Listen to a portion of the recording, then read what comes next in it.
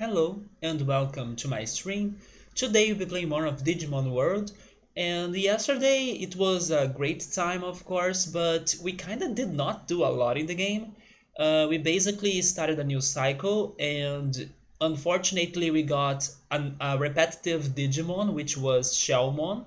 So it was not a new Digimon for us to be registering on our chart.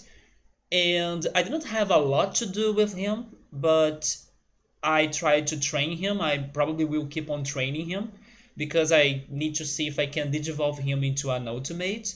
I have very low hopes for that to happen, to be honest, but it's what I can do. And I can still try putting him to fight in the tournament, but yesterday we put him to fight in the rank B tournament, which is for the champions. But the one that we need to beat next is the rank A, and rank A is for ultimate. So I don't really think that Shelmon has a chance in there. But let's see if I can at least give it a shot, because that's pretty much all I can do with him. He has all of the attacks, and besides either Digivolving or going for the tournament, that's what he can do for now. So hopefully we can finish his cycle and start another one.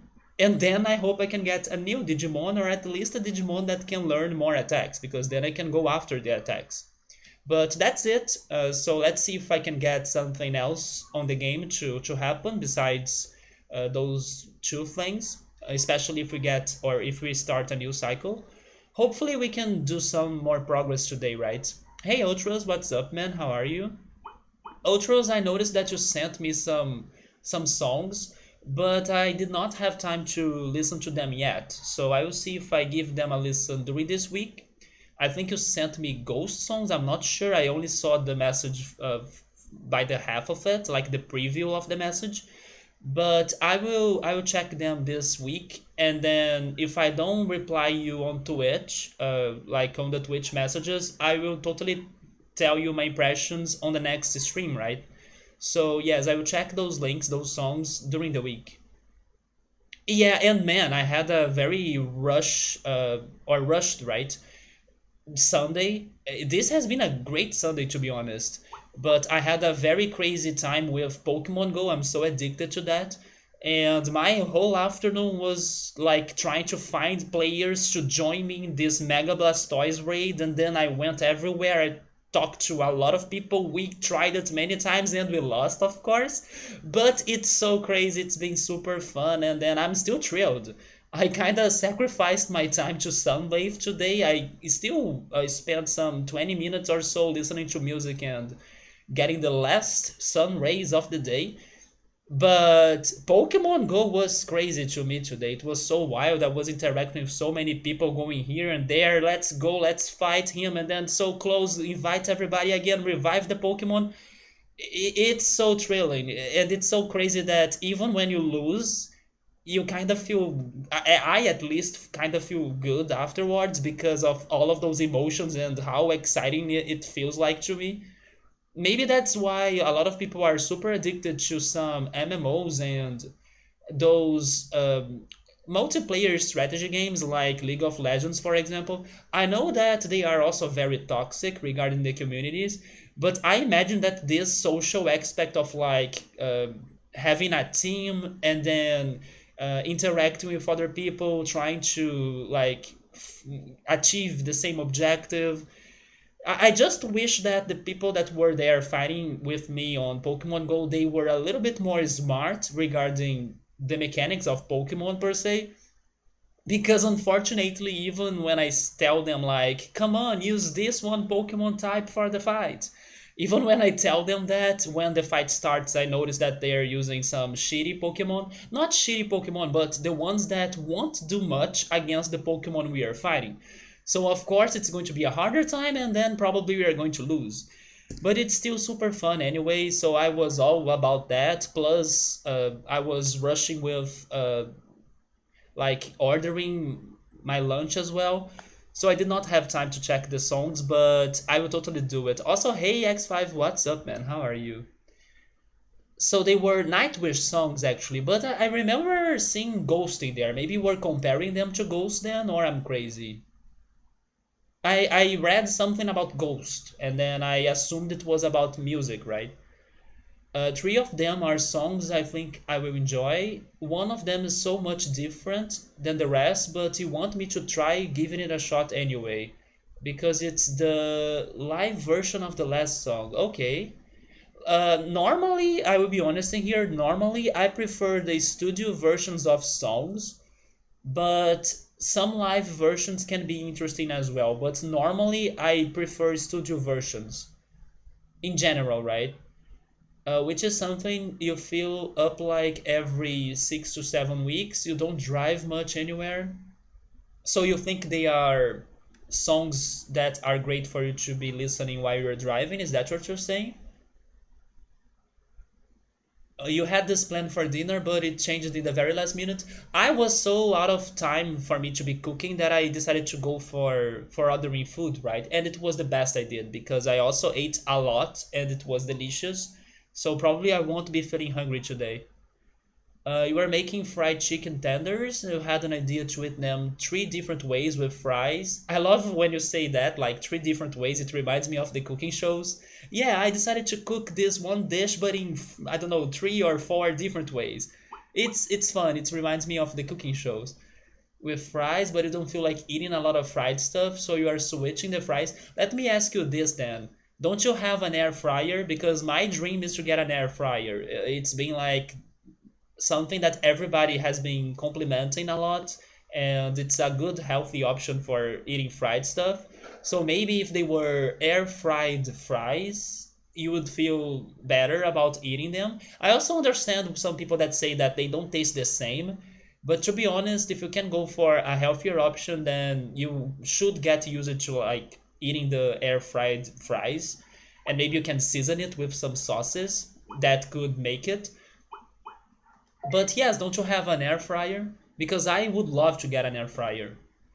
You don't feel like eating a lot of fried stuff, so you are switching the fries for rice. I also ate rice today: rice, beans, sausage, mashed potatoes, and vinaigrette sauce, and then lime juice. That was my lunch. And then you are eating the chicken fingers with a different sauce. Oh, it was a song called Ghost Love Score. I see. I only read like Ghost, and then I assumed you were talking about the band. X5 is doing good. Nice to hear it, man. You were playing some Stardew Valley. That sounds very chill. With your girlfriend and Raven Six, with some friends, and it was fun. Yeah, man. There we go. Those multiplayer games can be amazing, right? My multiplayer game of the time is Pokemon Go. I'm meeting a lot of people. We are interacting and trying to make progress in the game. And it's crazy how every week there is something new going on, right? So it's always active. Like, guys, there is this one Pokemon. Let's go and stuff. And then I wanna complete the room for the raid, and it's so wild and it's been so great. So it is a Nightwish song, which I think it's the best version performed by their newest singer live anywhere from 2013 or newer. Hey Subaru, how are you, man? Their live performances are better than the studio in this case, but you usually prefer the studio. Yeah, man, me too. No, you don't have an air fryer, but you totally appreciate an air fryer in its place in the home's kitchen. But you can do without. Okay, that's okay. But yeah, I wanna give it a shot. It's one of those things that everybody talks about, and I still haven't gave it a lot of chances. Besides my sister has one, and when I was visiting her, I remember she was offering me some air fried chicken nuggets, and I ate them. But besides that occasion, I didn't have a lot of experience with air fried things. People even make cakes. They even bake cakes by using an air fryer. It's been something that people can be also very creative. They have been baking bread or other things. It's not only for fried stuff. You have an oven and a deep fryer, so that's basically what it is. Actually, I'm still scared about frying food, right? So I now use oil, like I now buy oil, but for a long time of my life, I used to not buy oil. But today I keep buying soy oil. It's the one that's very popular here in Brazil, soy oil, because I use it to make the doughs for my pizza, right? And sometimes I can use it for some cake recipes too. And then you told me the word for that yesterday. What was the word? I need to get used to it so I can remember it. I forgot it again, but I know it's not a dough. It's man, it's. I wish I could remember it, but I will. With time, I will never forget that word again. But I forgot it again. Yeah, I use it for cake as well, but like I never use that oil to really fry stuff, like French fries, for example, because I'm still scared of getting burned. Because I know it's something very delicate when you are dealing with hot oil, and it can be dangerous. So I keep avoiding doing that, even if it's not that bad, But you have a deep fryer. It's something that I can't see myself having one. But it's a mix of things. It's a mix of myself being scared of it, like the process of dealing with hot oil, plus the unhealthy thing regarding it, right? Like if you deep fry something, it's probably going to be very unhealthy, so I try to avoid it. And then when I'm eating chicken nuggets, I also have been buying chicken nuggets. I eat them baked. Yes, I bake my chicken nuggets. It's a small convection oven that really circulates heat around and insulates better than a. Wait, the word is better, isn't it? I said, I said better, and then I remember that the cake dough quotation marks is better. There we go. It's the same pronunciation. Man, maybe now I won't forget it. Circulates heat around and insulates better than a big oven. Wait, than a big open oven, I guess. Or is it really a big open oven? I think there is a typo in there. With heat from one source. But I will get my air fryer, man. I will totally get it. It's on my plans. But right now, thanks to what's going on the stream, the priority is to get a new webcam. So let's go for the game. We have yesterday's Shelmon that I can only train or go to the tournament. But he's probably going to die soon. Oh yeah, he's totally dying soon. If not today, maybe tomorrow. So because of his age, I don't think he will be able to join another tournament like I was thinking. I will go train. I will go for a last push. I don't think it's going to do anything, but you should only give up when the time is up, right? So let's see how this goes. So I'm giving you more. I will complete your brains. Let's get to 400.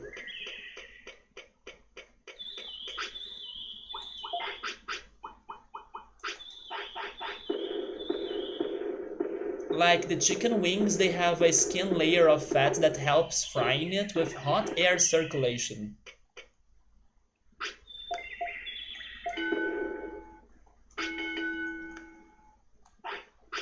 Yeah, of course, different dishes can have an alternative way for you to be frying them, right? That will work better for some than others. So chicken may be an easy one for you to find an alternative. And frozen fries are good in air fryer because they are partially fried in the factory or coated in flour. Yeah, raw potato will be very watery, I imagine. That can be a problem for it to fry. I don't know how is this word in English, but there is a chemical component in potatoes that it's basically what gives them the, at least I think so. Actually, I won't say it because I'm not certain, but they have a certain component that I don't know how it's called in English. As soon as you slice a potato, they will kind of, let's say, bleed that component, and then that's what I imagine the frozen potatoes or frozen French fries won't have that much in their potatoes, uh, because of the whole processes that they went before they were frozen, right? So if you get a fresh potato, once you slice it, it's going to start releasing that chemical component that I don't know how it's called in English. That's kind of like a liquid. And then that liquid, I imagine it can be a problem when you're trying to fry it by using an air fryer because it's going to be a little bit weird. But then I have no idea how is that chemical component called in English. Hopefully you guys are getting what I'm trying to say. It's something that exists in many vegetables, but it's very common in potatoes. And hey Nubble, how are you, man? Is it called moisture, which is just starchy water? When you make fresh fries, you rinse them well and then you dry them with a towel and then you fry them. Yeah, potato is a very. It's not like a dry thing, you know. When you slice it, it starts releasing liquids. It's a way to describe the presence of saturation or saturation of water or liquid. Oh yeah, right, it's moist. That's true. It's correct. It's moist. It's just a word that I'm not very used to, but you are right. It does have that moisture.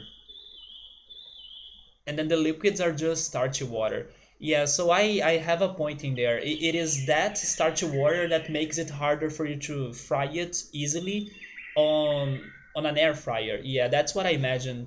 So the starters are sugars. Okay, so the name is a starch. That in Portuguese is amido. So I had no idea how amido would be in English. So it's a starch. And you are right, that's the one that I was trying to understand. It is the sugar of the plant. That's why I was saying it's like a chemical component because it is the sugar. That's true.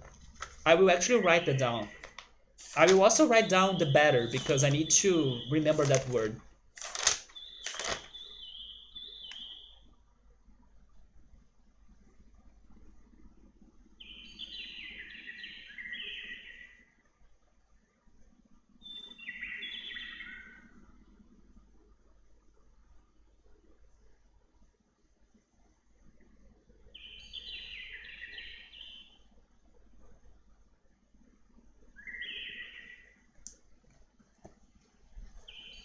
Yeah, that's the one, Ultras. You're right. Amido. Almost sounds like amigo, right? Which is friend, but it has the D. Many vegetables that grow underground will have lots of amido then. That's right. Yes, many. It's vegetable, the word in English, right? But in Portuguese, we have another word. We have the word legume. Yeah, there are vegetables that are legumes instead. A parsnip, a turnip, a beet, tapioca. Uh, there is one that's called yam as well, right? You also know this one, right? Yam. I think that's how it's spelled. I hate it actually. My mom likes it. It's almost like a tapioca. It's also a root. I'm not a fan of it, but my mother likes it. I'm doing great, Nubble. On the opposite of yesterday, today has been an amazing Sunday. So do you know that, Ultras? Do you know the yam? Hopefully I'm pronouncing it right as well. Have you ever had it? Maybe it's rare in other countries.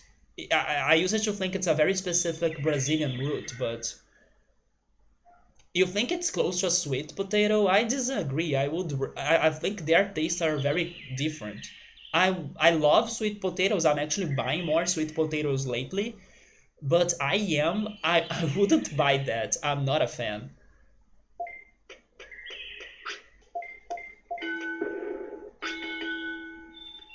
Just because I'm kind of translating some words in here, yam in Portuguese is yummy.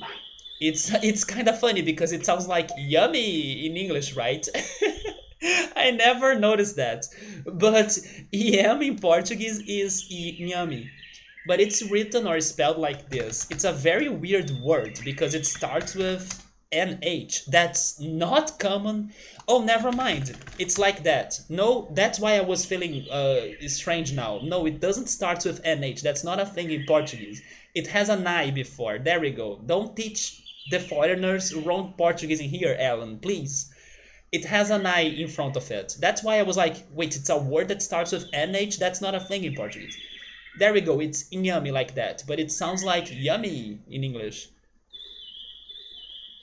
So yams are like white sweet potatoes, but people also eat the sweet potatoes and just call it yam. Wait, people call the sweet potatoes yam? Man, I think there is a big difference between both. And as far as I know, legumes are just a classification for beans. Wait, there is a word in English that's legume? It's a word in English like that? In Portuguese, it is more like let's say underground vegetables like the potatoes, like the yam, like the sweet potatoes. That's the word I would use for legumes, you know. Hey Squall, what's up, man? How are you? Happy 2021. So yam for you can be a different thing than there. Yes, it can. To me, I would not connect it to a sweet potato. I can understand what you're saying though, because I never made that comparison before. But in my mind, they are so different. Like, I wouldn't refer to a sweet potato as a yam, you know? Wait, you don't like sweet potatoes, Squall? Really? I used to not be a big fan. I mean, if I had to pick, I would pick the normal potatoes. But for some reason, some months ago, maybe because as I have been cooking and then I have been trying new vegetables, I have been trying new herbs, like spinach was the last one I bought to make some dishes with it. I have been more open minded about buying things that I normally don't buy.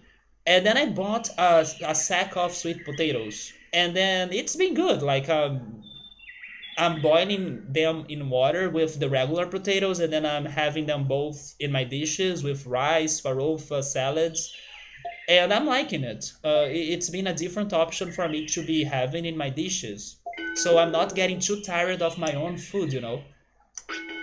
So I'll keep on buying more sweet potatoes, and I will also keep on buying spinach because, in my opinion, it tasted like nothing, but I know it's super healthy. So as I don't hate it, I can put that in my food habit, right? And then get healthier. I was really surprised that spinach, in my opinion, didn't have a taste because I have seen so many people, especially kids and babies, that when you offer them spinach, they will be like, "Oh, this is gross. I hate how it tastes." Man, I swear to God, it doesn't taste like anything. It only adds texture to, I don't know, my farofa, to my salad. I did not feel a taste on spinach, which is good because it means that I don't hate it.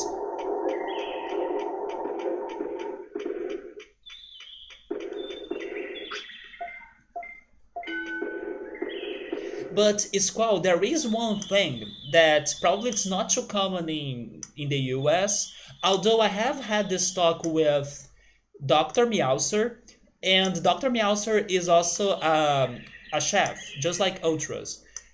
And Dr. Meowser has cooked this before. I don't know if Ultras has made it before. Probably Ultras also have. Wait, Ultras also has tried it, but I'm not sure. He has tried or he has made a sweet potato paste. So it's called, have you ever heard of a sweet potato paste?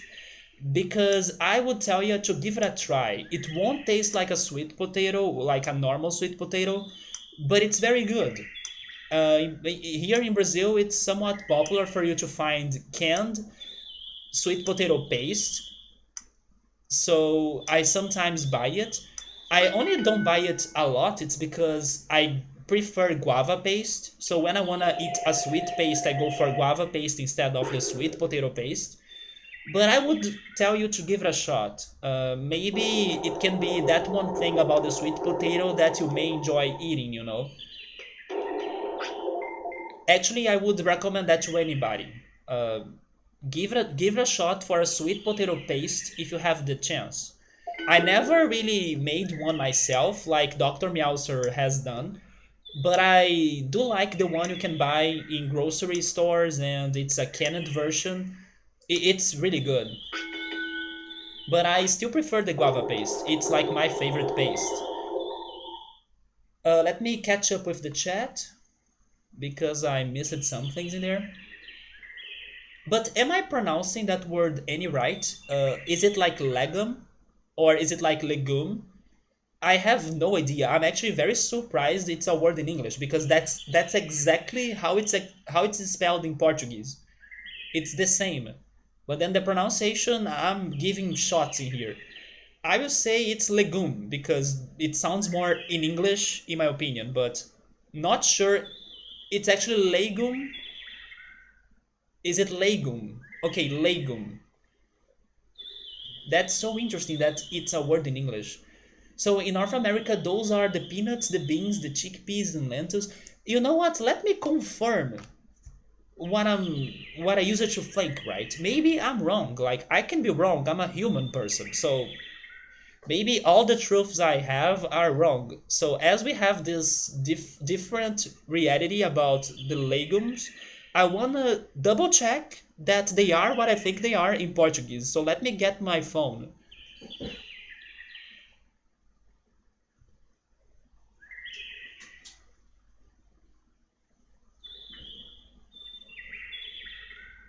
When we have a reality clash or like reality shock, you gotta also make a reality check, right?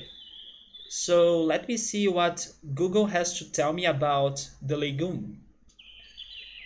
Are they what I think they are in Brazil?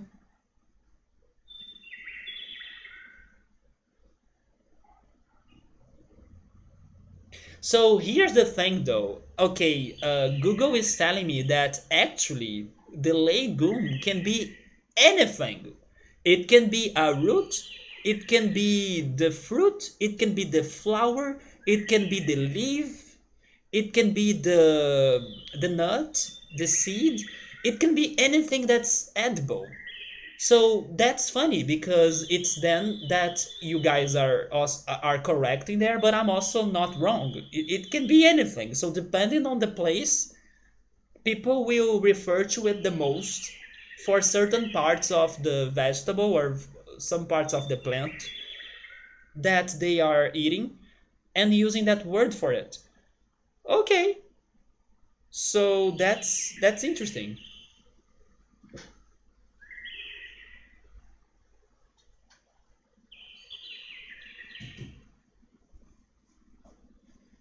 I'm also writing down legume on my notebook.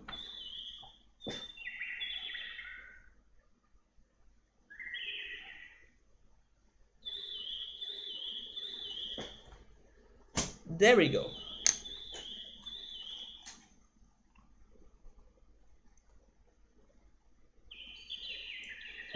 It's funny that's the opposite because most Canadians refer to the orange one as a sweet potato and the white one as a yam. Let me check the picture. That orange one, I don't know if I have seen it before. That's actually funny because in Brazil, the sweet potato is the third one of that picture. It's the one that has I don't know, the purplish peel. That's the one I have in my house. That's what I normally refer to as a sweet potato. It's the oriental sweet in English. But the orange one, I have never seen it. The middle one, it's the yam, in my opinion. That's also why I think they are so different. It's because to me, the sweet potato is the purplish one on that picture. All three in in that photo, I almost said in that potato. In that potato photo, right? Taste very close. You think so? I still don't think so. You know what? I will. Oh my god, I will regret doing this. I will give more attempts to the yam, even though I don't think they are yummy. But sure, I really don't like the yam, but sure. And then you love spinach? I don't get it. I could not feel any taste from it. I mean, Maybe there is a taste and then I suck at cooking, but I swear to you, I did not taste anything. Chopped mature spinach or baby spinach, lightly wilted with salted onion and garlic in butter, with a splash of heavy cream and nutmeg. Now I'm getting what Victor was saying yesterday. It doesn't matter what is the dish. When Ultras puts his magical cooking words in there, it sounds like whimsical, and then you kind of dream on having that food, even though I just said that spinach doesn't taste like anything. But if you read that text that Ultras is typing in there, it sounds like, oh my god, it's the best dish ever, 5 stars. It's a true. Uh, how is that called? There is that classification for dishes that I'm trying to remember. Michelin. It's like a true Michelin dish. Man, it's so crazy. It might be a texture thing, but due to their limited vocab, they just say it's the taste. Do you think so? I agree about the texture. I also don't think they have the same texture, but I kind of have the memory that they also taste differently. But maybe it's psychological, you know? It can be psychological. Maybe they taste the same and my mind is telling me they taste different because they have different names. It's just like 2020 and 2021. Like, they have different names, but so far it's the same. So the thing about the kids and spinach is that the cartoons gave the children a predisposition that there is a reason for them to not like spinach. And then they try to fix that by making the Popeye cartoon, right? That spinach will make you strong. If you have to convince kids first of something before they have even had any time to evaluate the situation, then they will see it as something they shouldn't like. So you have made some sweet potato purees, but then you gotta also make the sweet paste. Were those sweet potato purees kinda like a paste? You hear that sweet potato pies are delicious too. I still need to try a pumpkin pie. I have never had a pumpkin pie. Oh, it's actually more like legume? Okay, legume. Yeah, that sounds closer to what I would imagine. In French, the word for vegetable is legume. Oh, would you taste a sweet potato pie? I would, for sure. But then I need to try the pumpkin pie as well. It's not common here. Michelin is also a Subaru. It is also a tire brand. Yeah, it's a brand for tires. But the one that I'm talking about, it has an I on its name. It's a bit different. It's like this. The pronunciation is Michelin, but it's spelled differently. And I'm pretty sure when the restaurants and the chefs that are very famous and like the best ones in the world, when they are like judging them or their work or their dishes, they go for Michelin stars. So this restaurant has 4 Michelin stars, and then that other one has 5. So regarding that classification, you can assume which restaurants are the best ones around the world. Yeah, Michelin. I wonder, Ultras, have you ever been to a Michelin restaurant? Also, hey Bookmark, how are you? Fun facts, they are actually the same. Wait, do you mean the tire brand and the Michelin star thing for restaurants that I'm talking about? Am I wrong about how the tire brand is spelled? Maybe I am. Maybe it does have the I as well instead of the A.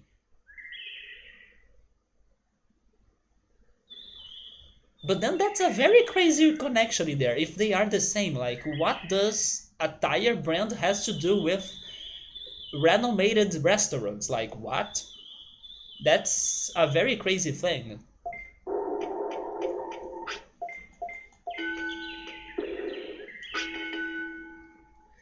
So yeah, maybe they do have the same way to spell, right? Ultras Subaru. Forget about it, man. It is with I then. It's not with A like you typed in there. Back in the days, Michelin used to be referred by maps for people to find good places to eat when traveling. Seriously? Oh my god! And then that's funny. they started using the brand's name for the restaurants. That's such a fun fact. So the thing about the Michelin star rated restaurants is that they don't really mean anything. You think so? It's like a band winning a Grammy. I mean, I don't really understand, for example, the Grammy, because I don't follow the news about the Grammy. It's a, let's say, famous award, but then if it's really good or if it's really fair or if it is really worth, I'm not certain because I don't follow those news. But Michelin stars, in my opinion, they are at least something famous. So if a restaurant gets one, even if it's like not one of the best restaurants then or something, some people may be driven to visit that restaurant to have a dish in there. But interesting that Ultras is saying and telling me that they may not be that great. Like maybe there are restaurants in there with Michelin stars that can be very bad. It's an honor of a reward that actually has no meaning. You really think so, man?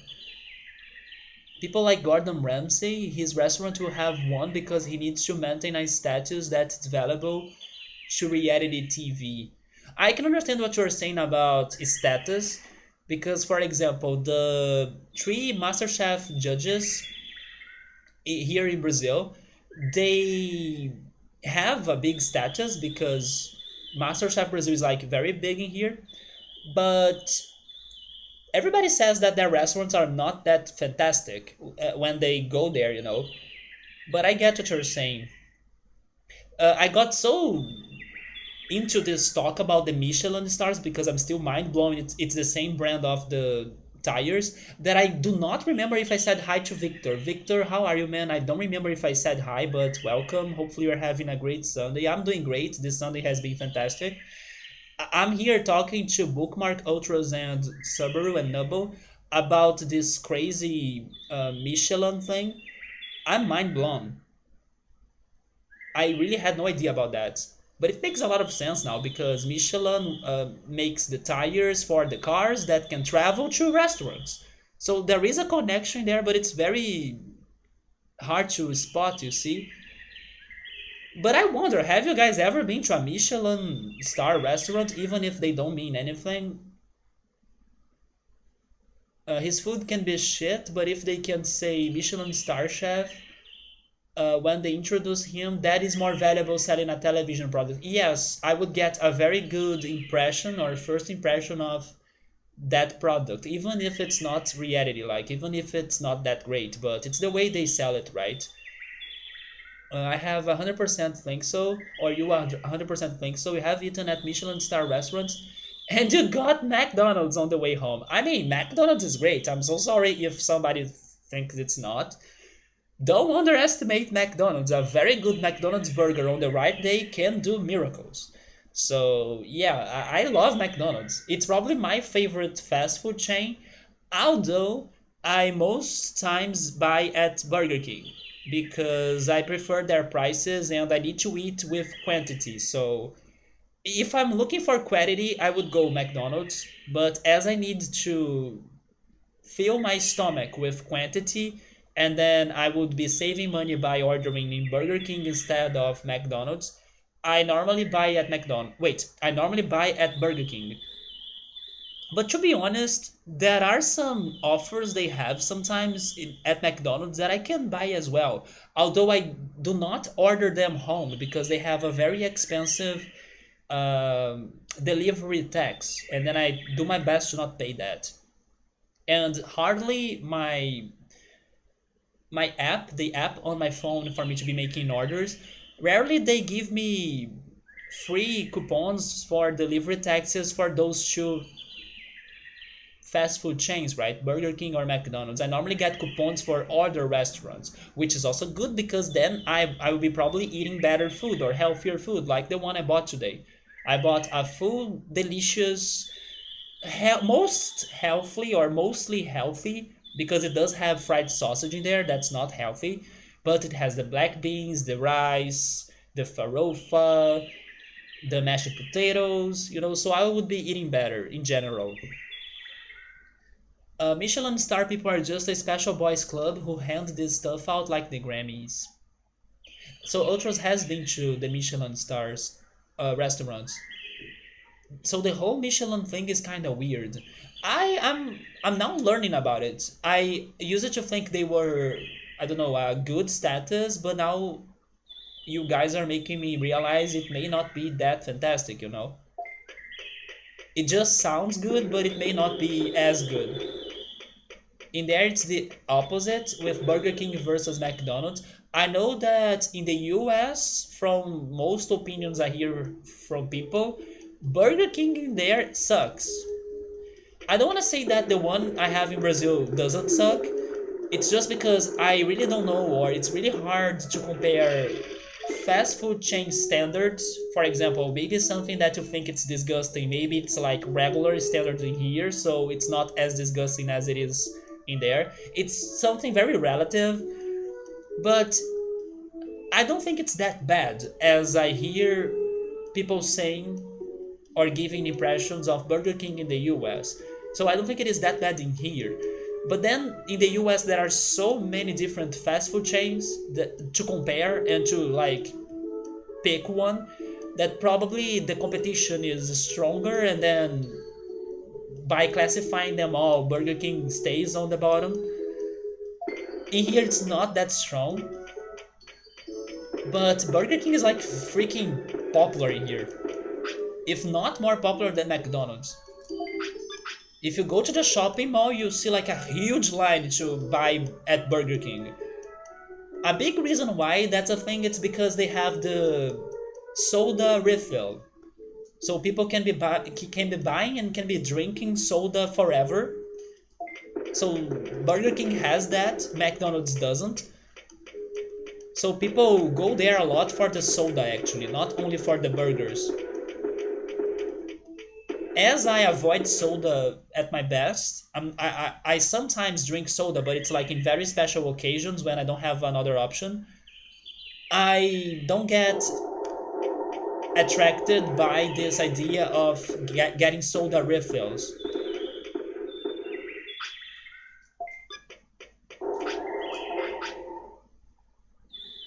Man, I was so distracted with the Michelin talk that I trained Shalmon's brains 100% more than what I wanted. That's how shocking news those things were to me. All because Bookmark started it like, but did you know they are the same? And then boom, my world has changed. I really gave extra brains to Shelmon. Maybe because he also learned something, right? Shelmon now know about the Michelin deal as well.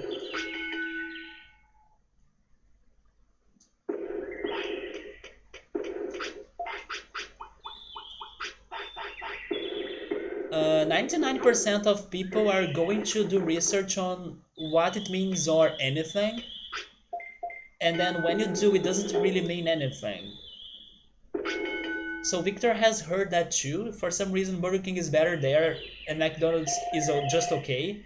Is there a Swedish popular fast food chain? I'm curious about that. Is there a fast food chain that's popular mostly in Sweden? I want to know how it's called. In Brazil, there are some.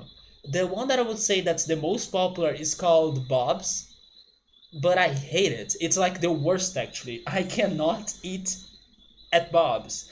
Not only because it sucks, but also because it's so freaking expensive, and I will never understand how somebody can pay 20 bucks on a freaking horrible burger.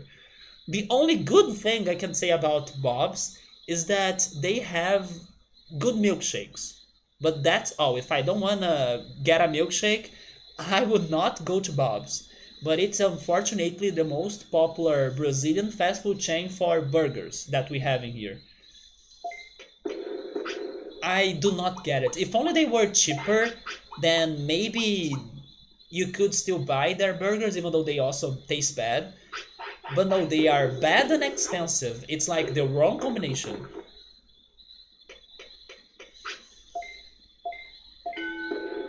Also, by the way, Victor, I know you are not like a crazy big fan of this person, but I was checking Twitter today and it seems that Greta has made, not has made, but has gotten, right? Has gotten to 18 years old. So everybody has been talking about her on Twitter. And then it seems she's going to reveal some crazy secrets about the weather changes and the climate changes because she couldn't as under 18, but now that she's 18 she's going to drop the spill the beans, right? She's going to spill the beans about the shitty universe behind that. Well, let's see how is that going to feel like, right?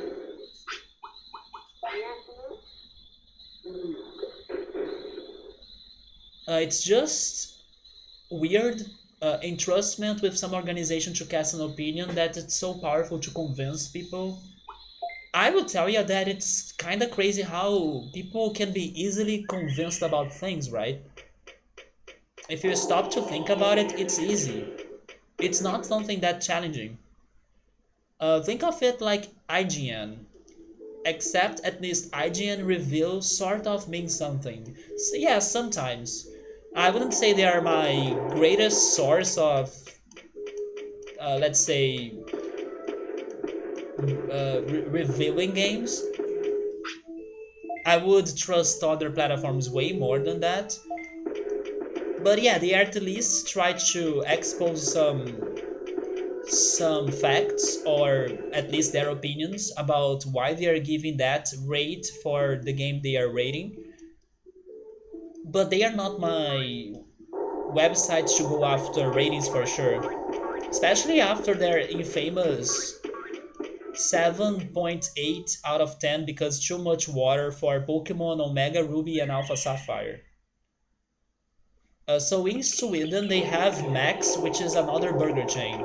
That's a good name, Max.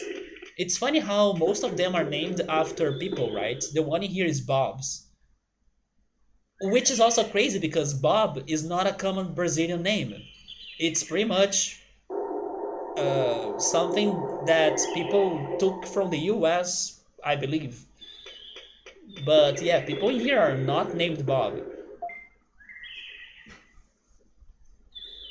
We have a few Canadian specific fast food chains, like Tim Hortons. I have heard of it, and for some reason it reminds me of a pig. Is a pig the mascot of Tim Hortons? Because when I hear that word or that name, I think on a pig.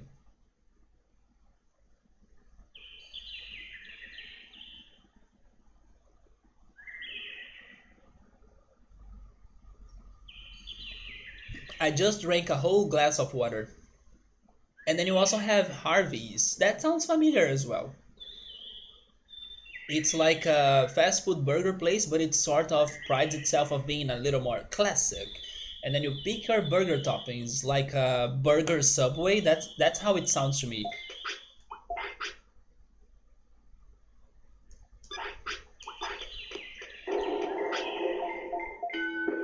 I look forward to the shit show that will come as a result of that. Let's see how is that going to be like. The more expensive restaurants, the less you are impressed.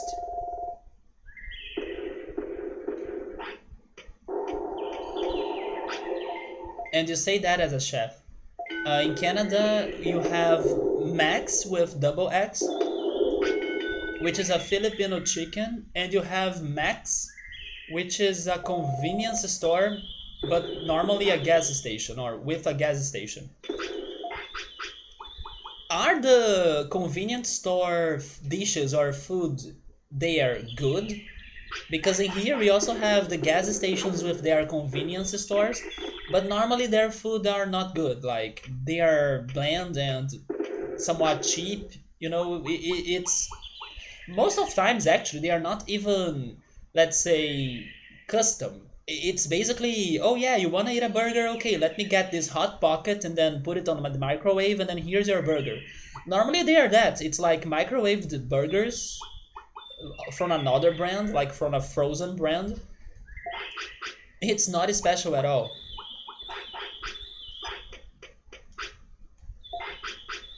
You know what? I'm not going to feed you another sirloin. You are probably dying soon.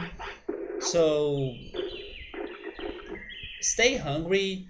I will save the sirloins for the next Digimon. So they don't have a mascot. Why does that name remind me of a pig then? What am I thinking about? It's just very awful, stupid Canadian stereotypes that Canadians even endorse, but but now it's completely made up for commercials. Are you talking about the pig?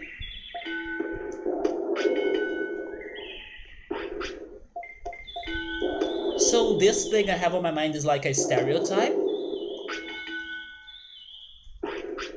I never thought on it as something bad though, something offensive.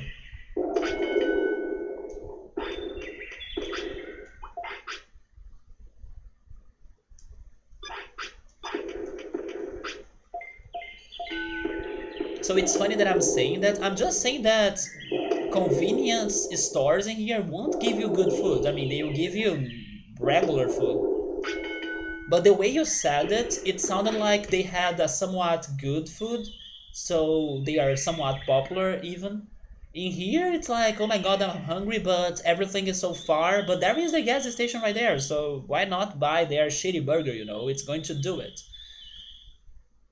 You have a gas station food where you live. It's just like that. It's very basic. Yeah, it's like microwaved hot pockets. Yeah, that's how it is. But some of them are a little more fancy. Yeah, but I haven't seen a more fancy one in here that would be any close to a Burger King or to a McDonald's. There are some that are a bit more fancy, but they would still be classified as like under under the average of the other ones, like the other chains.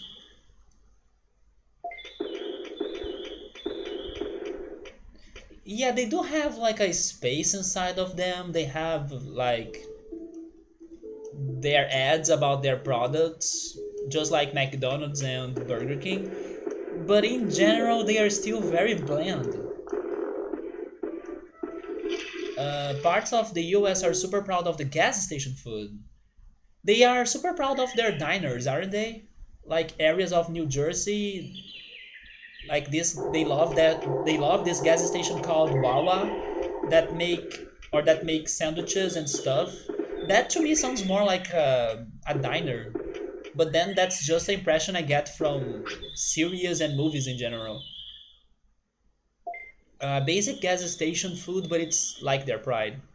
Oh, you're saying that Tim Hortons does not have a mascot? They just use Canadian stereotypes in their commercials. Oh, I see, I see. That's how they advertise. And the stuff they say and portray isn't even true at all in any way, but the Canadians like it regardless, huh?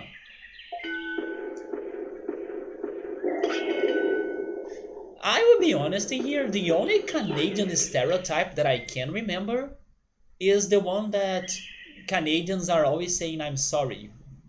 Honestly, that's my only Canadian stereotype. Is there more that I'm not aware of?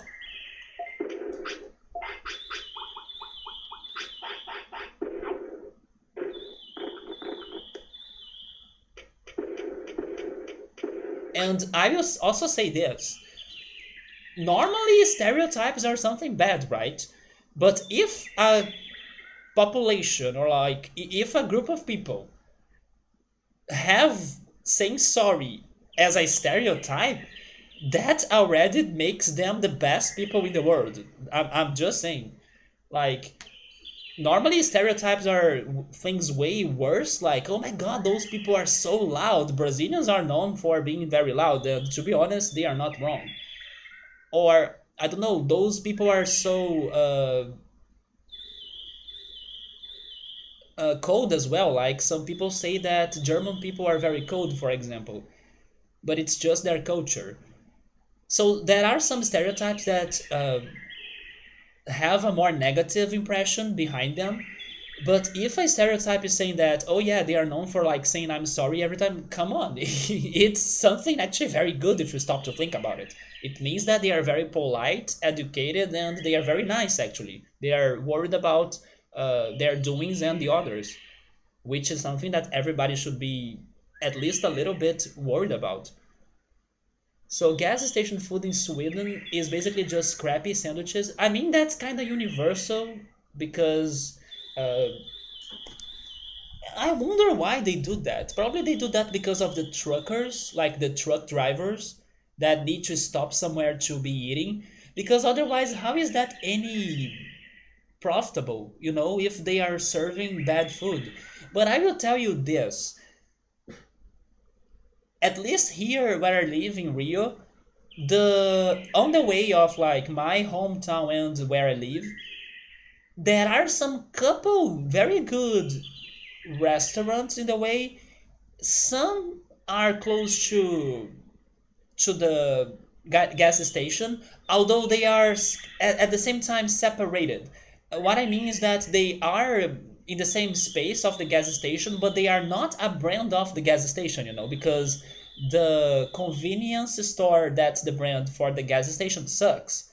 But maybe it's like a partnership between that restaurant and the gas station, so they allow them to be next to them, which is a good combo because then you stop to fill up your car with gas and then you get a snack at that restaurant or something.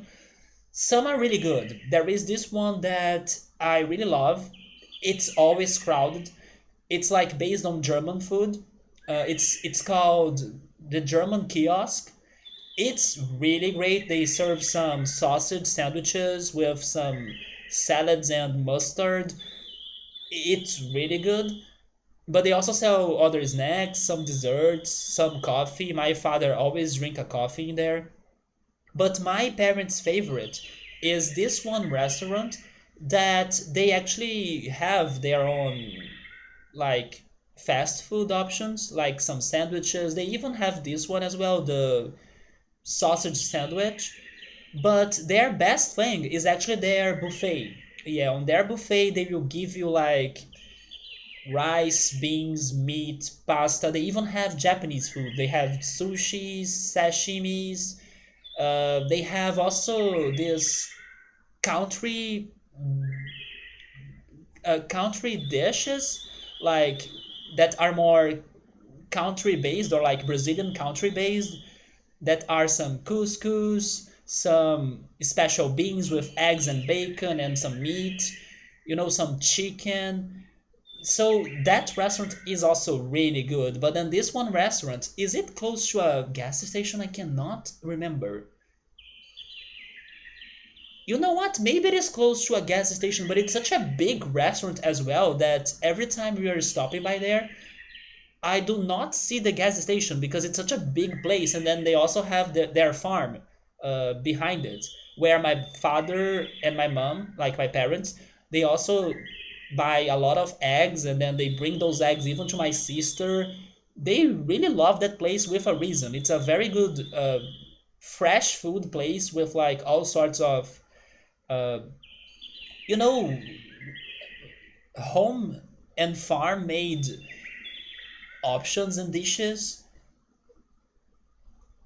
They have some sweets as well. They make in there some special cakes from all of the fruits and vegetables and eggs and milk they get from their own farm. It's a very cool place. So my parents always stop there when they are traveling to visit me or something.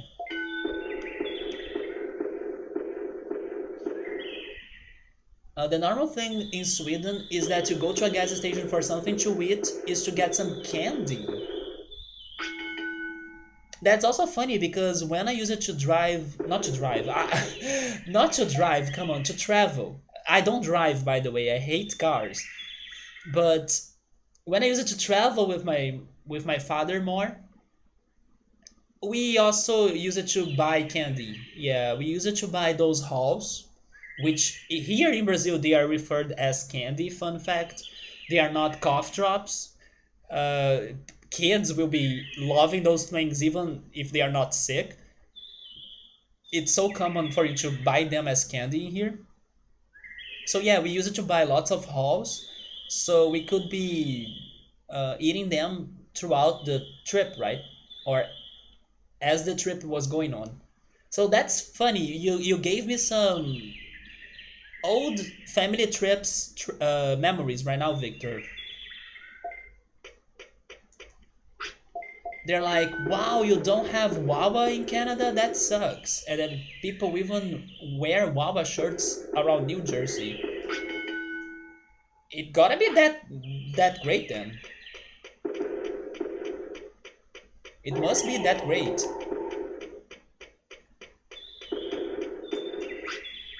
And it's just like a big gas station convenience store with a sandwich stand. Okay, so maybe it's not that great then. Tim Hortons commercials are like kids playing hockey and people being nice, and white families in SUVs ordering double doubles, and famous hockey players doing things. I see. So the stereotype in there is the hockey players, people being nice, but then people being nice. I'm sorry that okay. That's a stereotype of Canadians, but I also understand that not everybody will be nice. But man, so far regarding Canadians I have met in my life, it's 100% of nice people. So I still need to find a bad Canadian, because I was not introduced to such a thing. I don't even know if such a thing really exists. But it's what I'm saying. Like the Canadian stereotypes are kind of good stereotypes, even if of course they are not like reality, but they are kind of good stereotypes.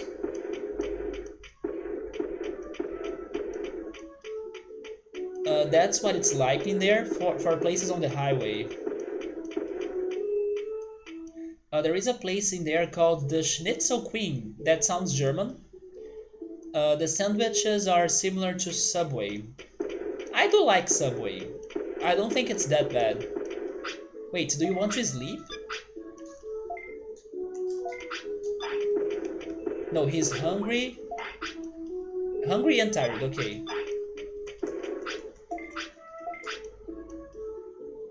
The Wawa sandwiches. I just got an image of the Nintendo World amusement park and their Kinopio Cafe, which is Toad's Cafe. Kinopio is his name in Japanese. And then now I'm thinking on Wario. And then like won't they have a Wario and Waluigi cafe as well that will be selling the Wawa sandwich? They should.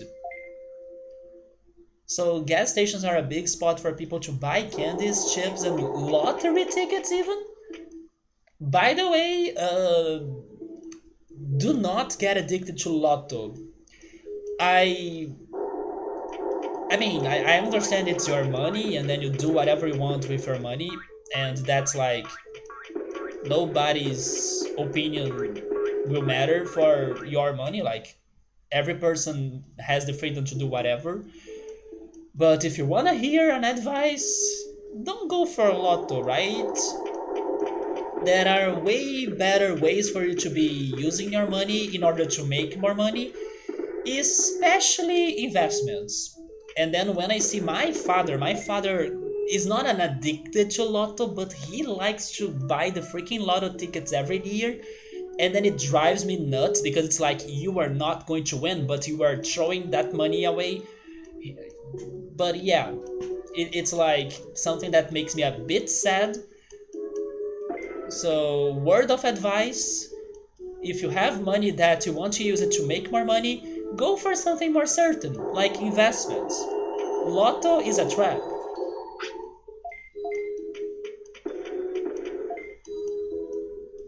And also, kids love the slushies. That's a huge seller in summer. What is a slushie again?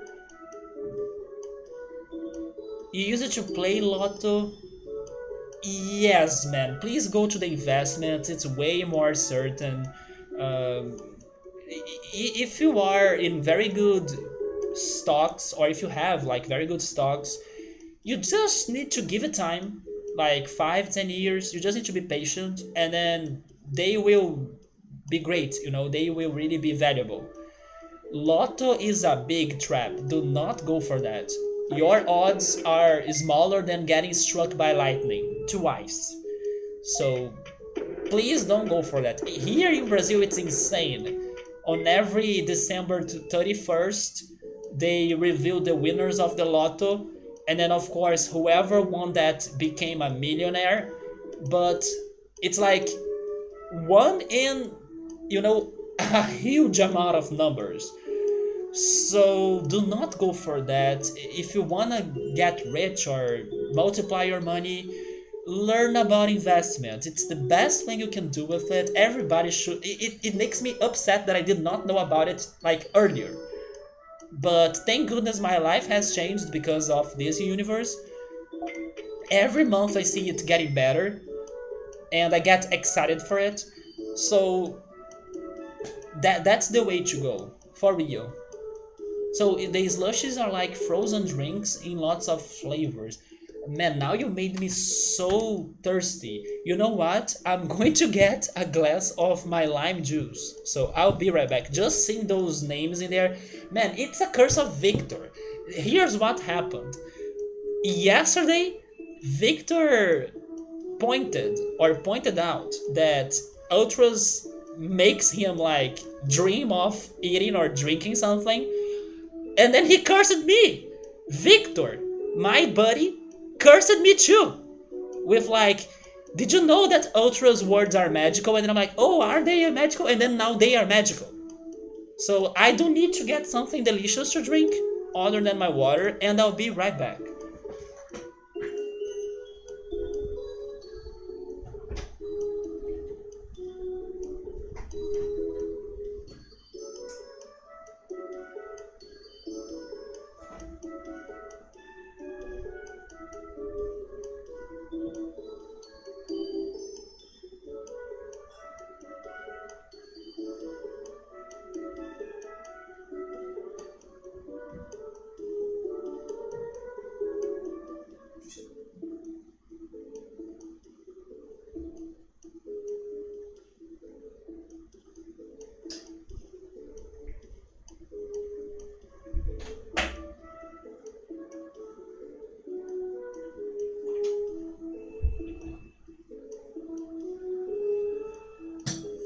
Okay, I'm back with lime juice.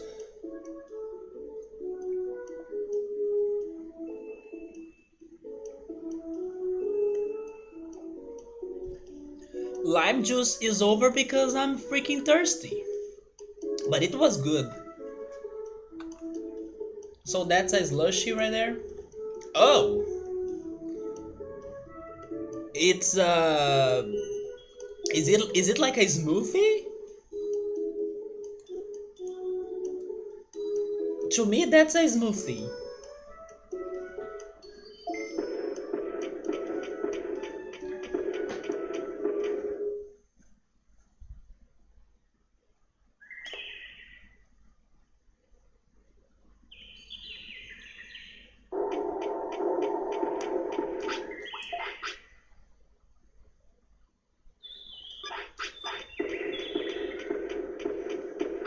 So who in here still have some hopes that this Shellmon will digivolve into something good? I'm actually surprised he's not dead. It's not made with any real flavors. It's only artificial then? I have heard the word Slurpee before, yeah.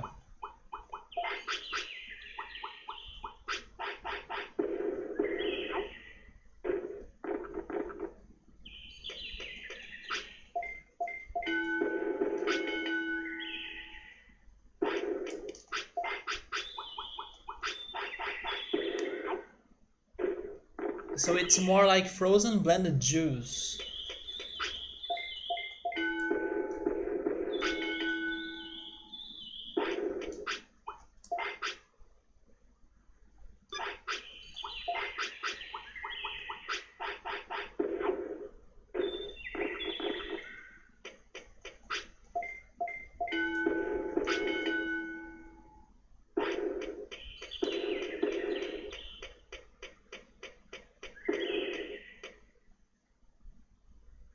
So it's a thing for the kids to ride their bikes to gas stations to get one. You don't know how is it like now. Um, is it not popular for kids to be playing outside today in there? Is it? By in there, I mean like where you live. It can be in Sweden, Canada, the US, whatever. Here in Brazil, it's not popular anymore. It's funny because it's not like when I was. Sorry, I kinda got my throat bad in here. It's not like when I was young or when I was a kid, my reality was not dangerous. It was dangerous still, like maybe it got worse today for sure, but now that's funny. I never uh, realized that before. Like when I was a kid, it was dangerous, but then why was it any common for kids to be playing outside? But yeah, today it's not common anymore. Man, I think I need to drink some water because my throat got bad.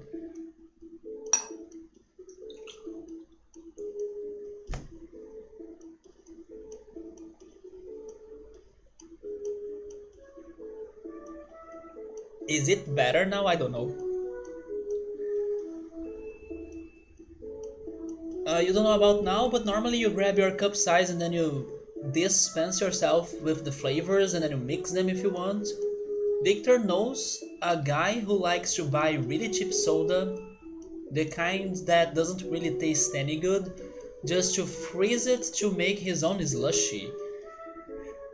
Regarding soda dishes, the one that I still need to do is the soda cake. I don't know if you guys have ever had a soda cake. So I'm not a. I don't want to say that I'm not a soda hater.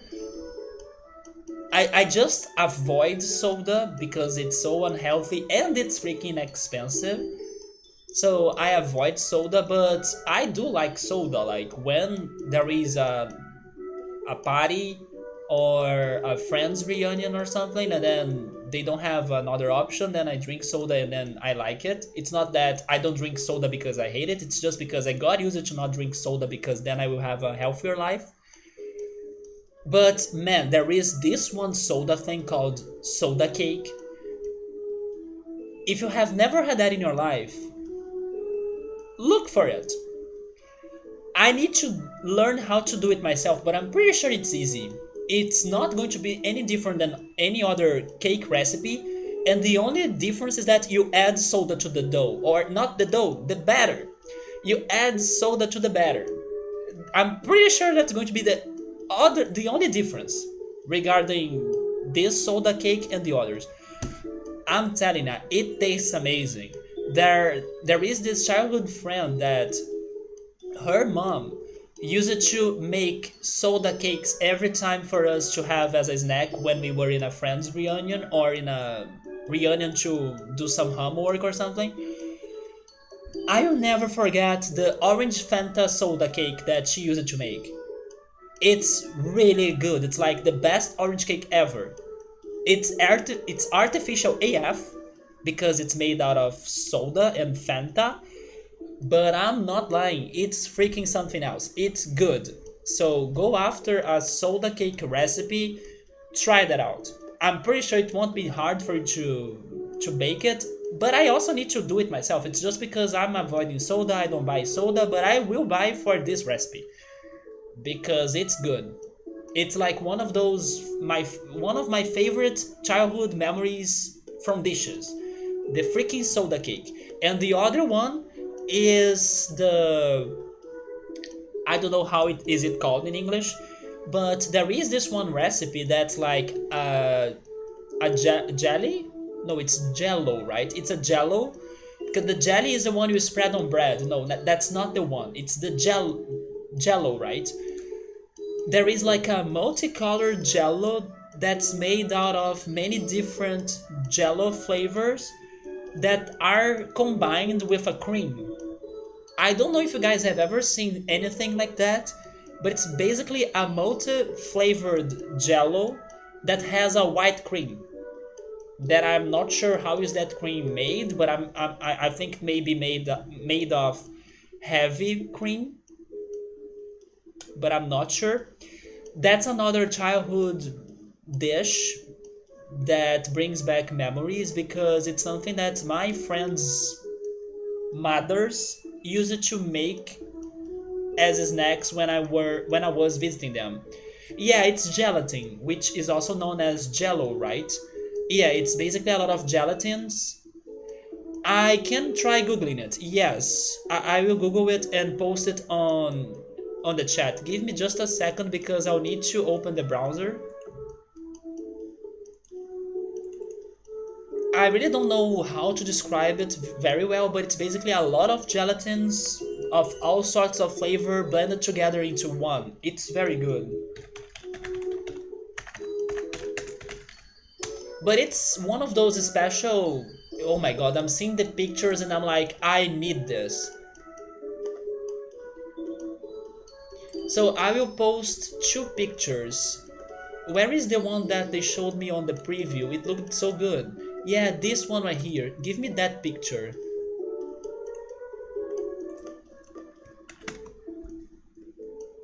Oh, but then it's so small. Never mind. But it's a very good picture. Okay, I will post this link because it shows you one picture and then there are related images under it. This is what I'm talking about. Let me go back. Open everything. Also, hello, hi Nestle, welcome. We are having a food chatting here, but I will be back to the game very soon. Ultras, that's the multicolored gelatin that I'm talking about. It's a big memory of my childhood. It's really good. But sadly, my family used to not do it, so I could only eat it when I was visiting my friends, pretty much. Check that picture and tell me if you have ever seen anything close to that in your life. Okay, so let me catch up with the chatting here. So generally, kids outdoors doing things has been on a steady decline over time. So it's not only in Brazil then, especially in the city. Yeah, kids have been staying inside. Oh, that's true. Not only because of like violence, because I also don't think many countries or like the US, Canada, or even Sweden, I don't think they will be that dangerous as Brazil is. Although I gotta also say that one of the shows I was binging by the end of 2020, which was Unsolved Mysteries, great show by the way, on their last episode, they were talking about missing kids and how it's an unsolved mystery because nobody knows what really happened to those kids. They were showing some examples of kids that were missing in the US when they were actually playing outside in the park with even some family relatives that they got distracted and then somebody kidnapped the kids. So yeah, I do know it's also not that safe, but here in Brazil it's definitely way worse. But that's true. There is also technology. Maybe technology have been or has been keeping kids inside more often. I forgot about that.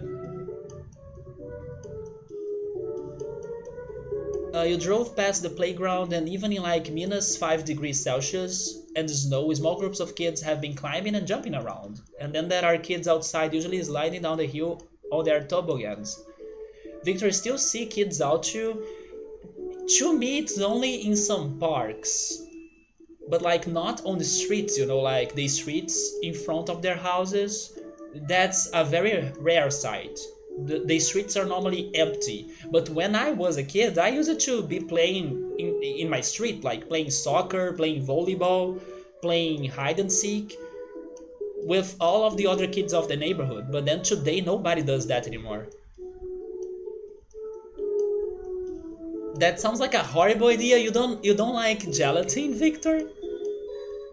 Ultros spends a lot of time at the beaches, so over the summer there was a steady amount of families but then you happen to live in a more family-oriented city.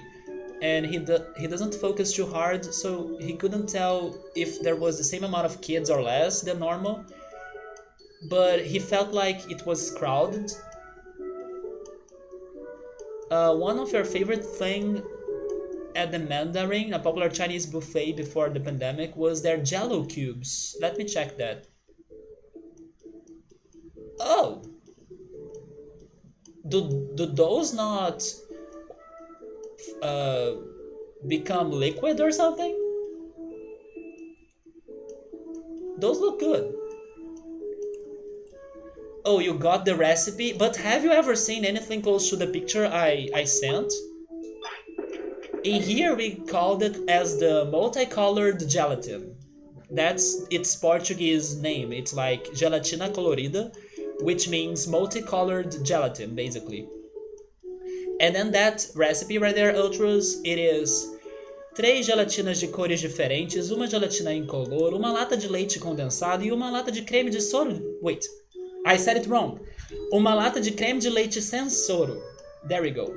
So that means three different colored gelatins, one uncolored gelatin. Hopefully that's the word in English, like a non-colored gelatin, a condensed milk can, and then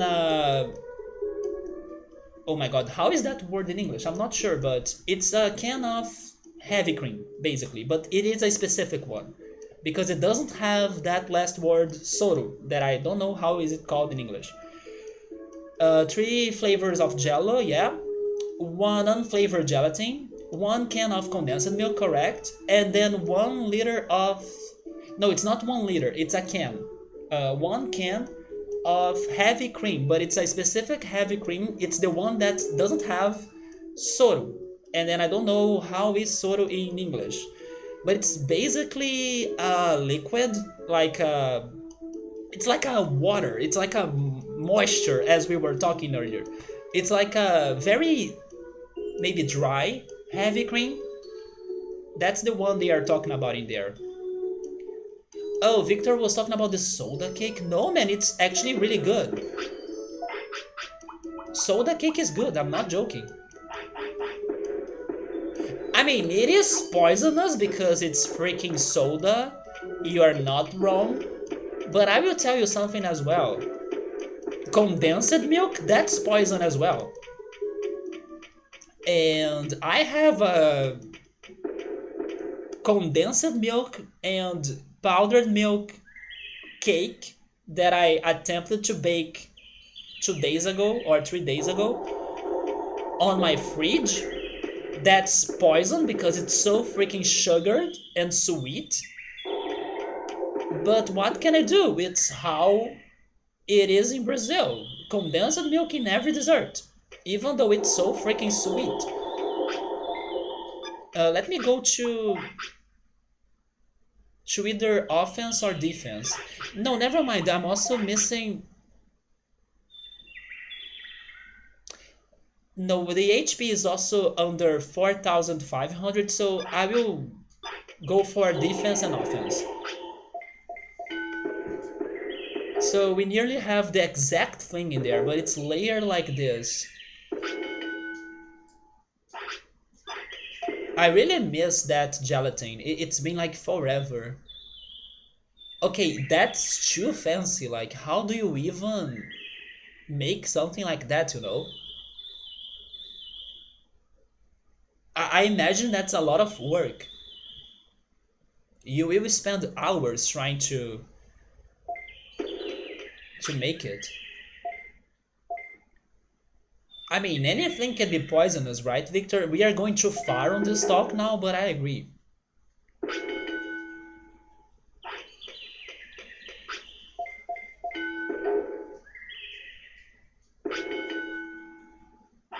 Oh, it's happening. And we are dying. I'm not surprised. No surprises.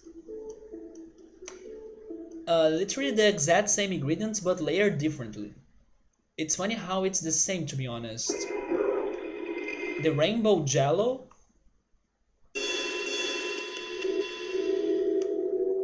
Yeah, I wonder how can you shape it like that? It sounds like a lot of work. And to be honest, in the end it's just jello, so I don't think the work is worth it. I mean, it's beautiful AF, you can take fantastic pictures, but it's still, in the end, it's just jello. I don't think it's worth the work, you know? Oh, we have this again. As we have this feature on Twitch now, I will use it. I will let you guys pick the egg. I may have my preference of which egg I should pick, but I will give that decision to you. Even if you don't understand this game, pick a choice or make a choice, right? Maybe that's going to be the luck I need to get a new Digimon. Okay, so I'm going to drop the poll in the chat. Feel free to vote on it. Which egg should I pick?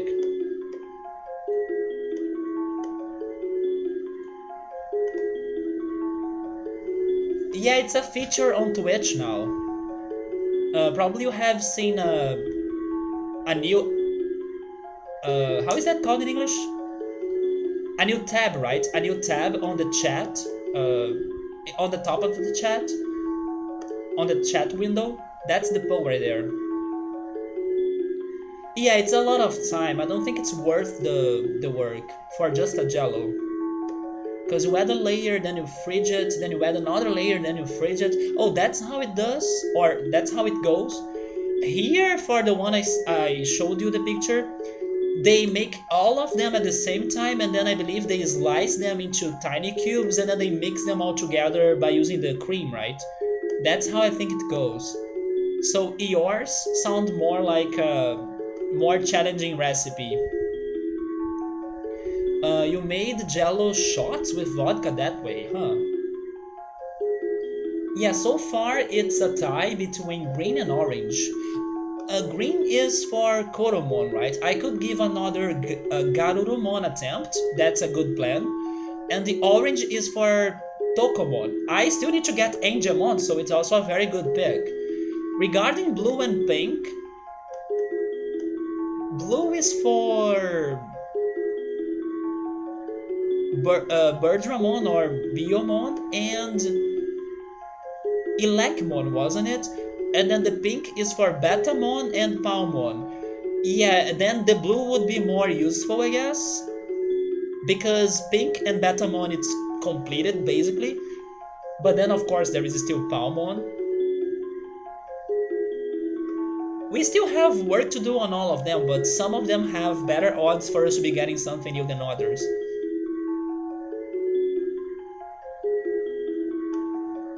You make the three flavored jellos, then you cube it up, and then you mix condensed milk and cream and water and unflavored gelatin.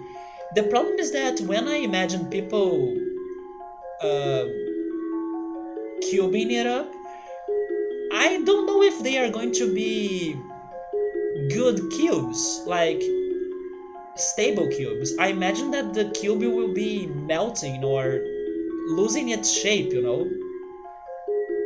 I can't say that the gelatin that I make is that sturdy for it to keep a shape. Basically, what I'm saying is that maybe when I'm making gelatin, it sucks. That it does not get a very good shape. So it was a tie between the green and orange. You know what? Because we have been going for the green egg more often, I will go for the orange. Maybe we can try Angemon. So let's see how this goes.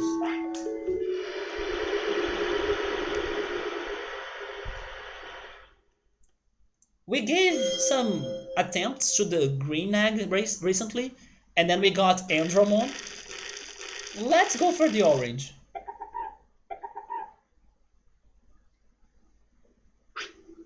You are always impressed by nice looking desserts. There was a very nice looking one that I have seen once. but I do not remember what it was. It's been some time, but it was like a certain how can I say this? There is this one cooking channel that I used to follow. I think I don't follow them anymore, but I used to.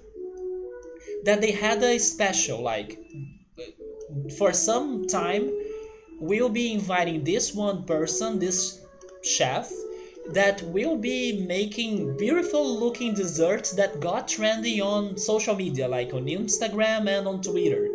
And then basically she was investigating the recipe for those desserts that were beautiful looking, and she was going to judge if those desserts were only beautiful or if they were actually tasting fantastic as well. So basically, if those desserts were worth going for, even though they were a lot of work, because then they also would have a fantastic taste, you know.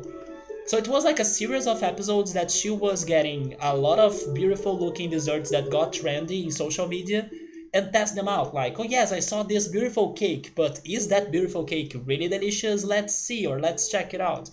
But then I do not remember the desserts anymore. I just remember the series.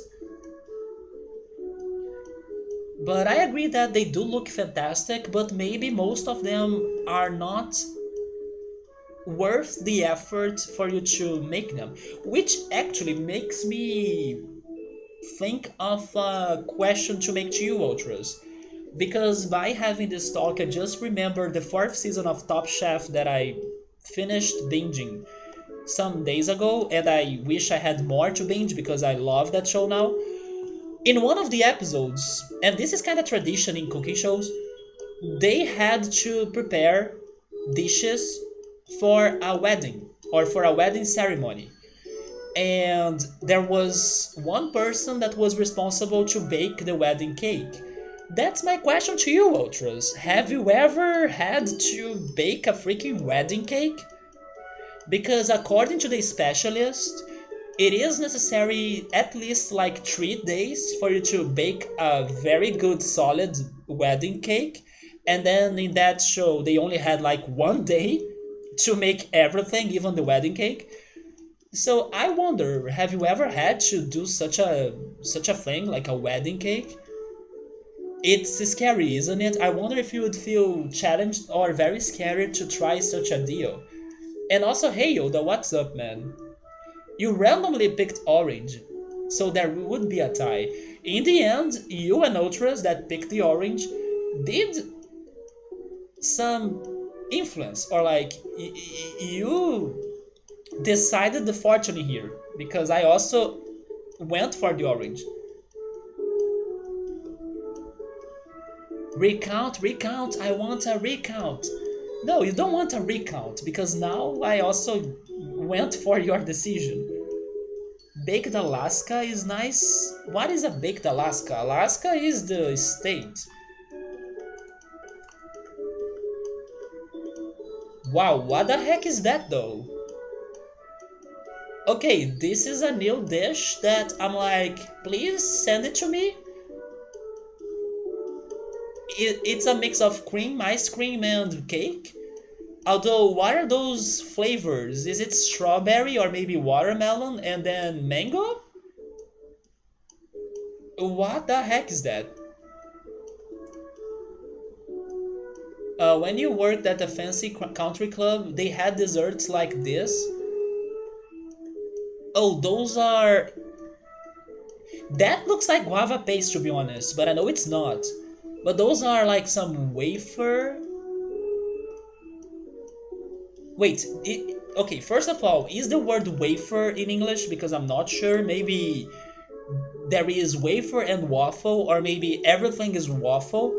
But that to me reminds me of the Portuguese word wafer, which is like a crunchy cookie like thing with, of course, other fillings in there. Maybe some white chocolate, I'm guessing, and then the red thing, it's probably a berry paste because you can see the berries in there. But it also reminds me of the guava paste. Oh, wafer exists. Thank goodness, because sometimes people uh, get confused in here if it is a wafer or a waffle. Okay, wafer is the cookie. There we go. And then waffle is a waffle, right? Yeah. It's just that the words are close, kind of. A mango one we had was so delicious. I'm not a big fan of mango, but after seeing that picture, I would not deny having a slice of that. When we had weddings, the cakes were always bought in from elsewhere, and then your job was like, do not freaking drop it. Of course, right? But then from Top Chef, it seems that you need like 3 days of preparation for a very good wedding cake. Those other those other things also look great. I don't know what are those. The ones on a spoon. Are those all of the? Wait, what is the name for this dish, Ultras? How do you call it?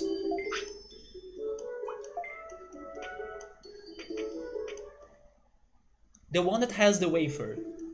What is the name of that?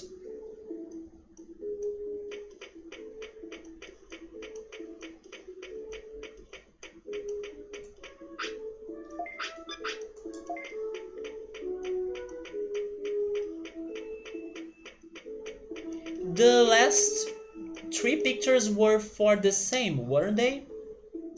Maybe different shaped ones, but it's the same. There is one in there that says mini cheesecake. Is it a cheesecake actually? It could be a cheesecake.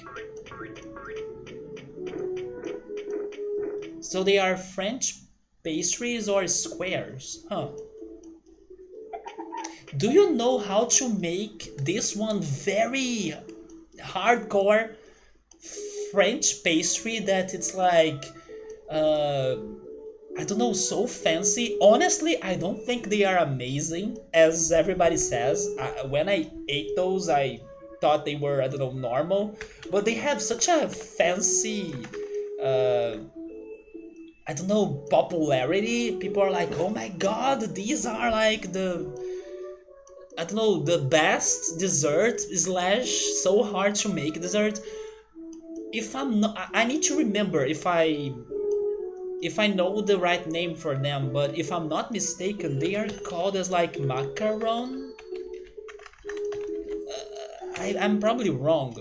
Let me get my phone and then Google it.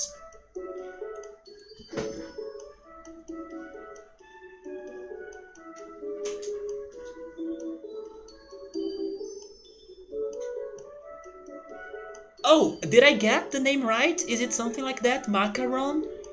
They are a French pastry that, man, people go so overhyped for those, and then I never understood why. Do you know how to make those? Because I also heard they are freaking specific. Like, oh yeah, they are macarons. Okay, there we go. Yeah, those are the ones. People say it's like a freaking boss fight for you to make those things. I wonder why, because they also look kind of simple when you see them. But they are infamous for that making one is like a nightmare.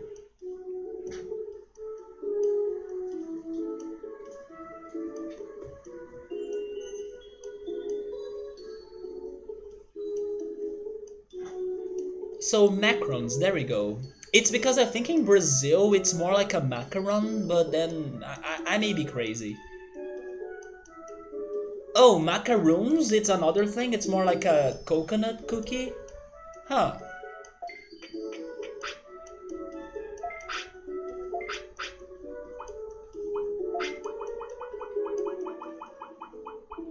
But have you ever baked those?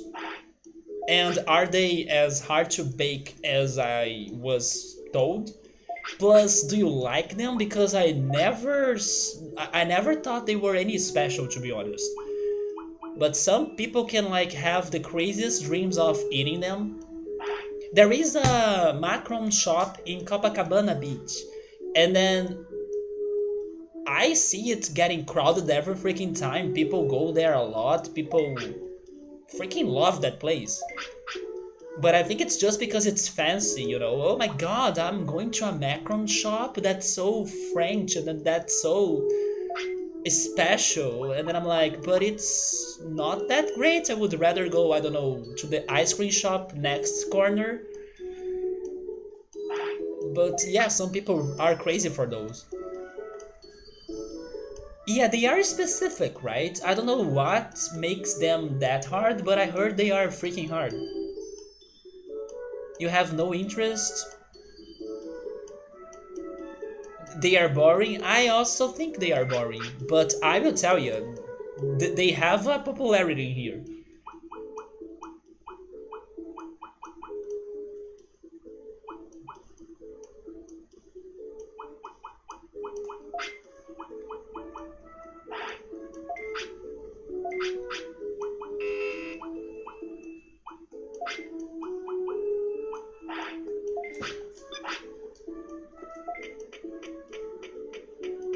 So it's also in there too. In here, people are crazy for that thing, even though I don't think they are that special.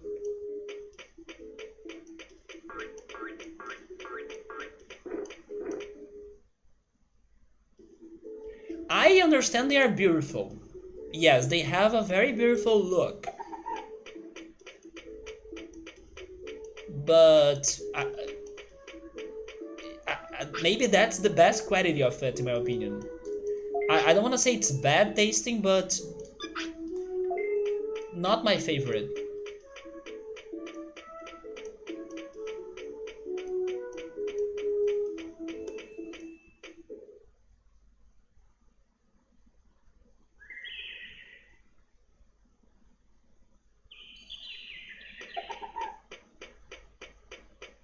So this is the Angemon Dream hype, right? So Angemon, probably Angemon has a lot of magic points, maybe some brains, I would guess. I think I will try those two. Also, let me check what are my options, like how many different results can I get from this. Actually, first you need to become Patamon, right? Because maybe if you become Biomon, I don't know if I can get Angemon from you. I need to see that. But if you do become Patamon, I have four options still. Okay, so those are good odds. I will go for brains and magic points, and then I will see what results out of that.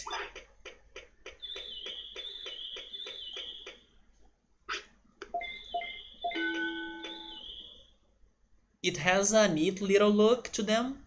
How they look the same, but it has a different color for the flavor. What is the green one flavored? Is it mint? Is it pistachio maybe?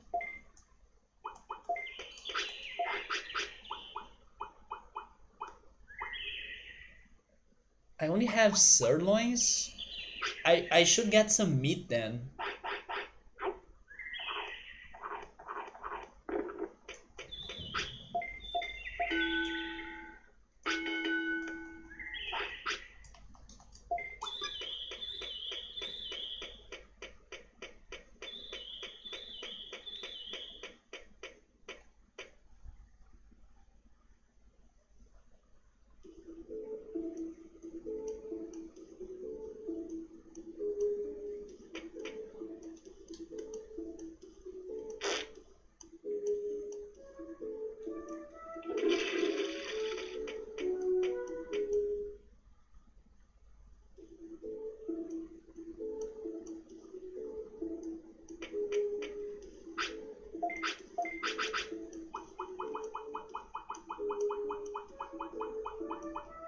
Your favorite French dessert is a canal.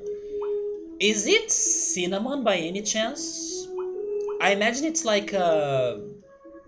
Uh, it sounds like a.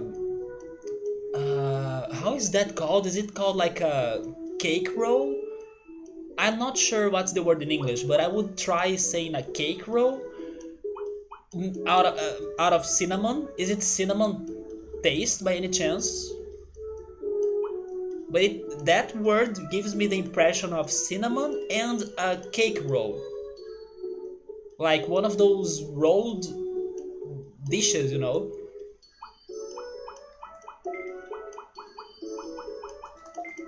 That's how I imagine canal looks like. I can be wrong, but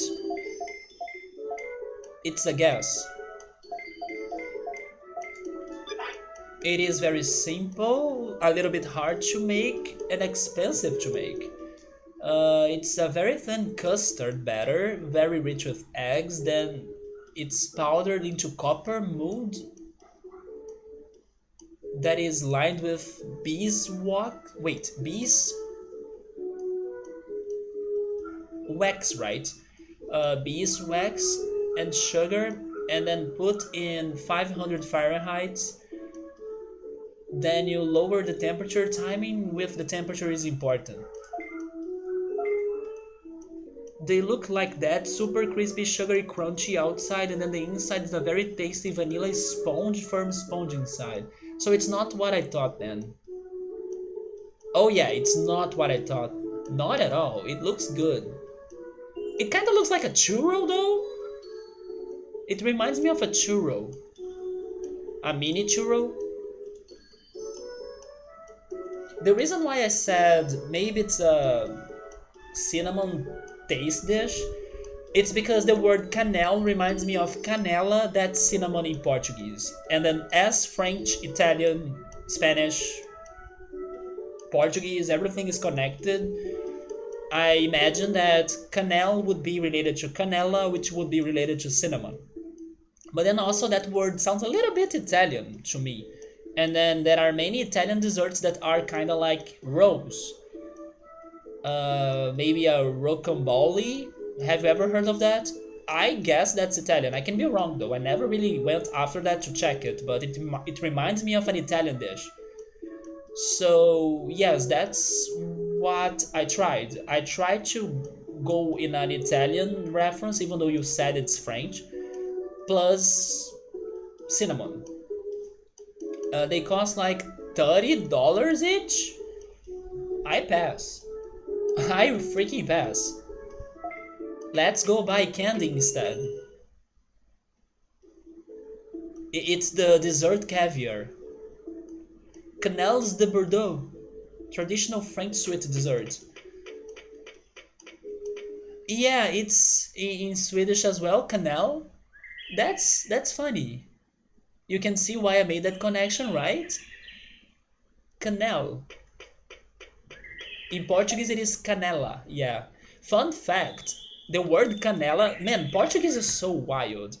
Only when you stop, think about the language you know, and then you kind of try to explain it to others, that you realize how weird your language is. But the word canela, which is for cinnamon, is also about a body part.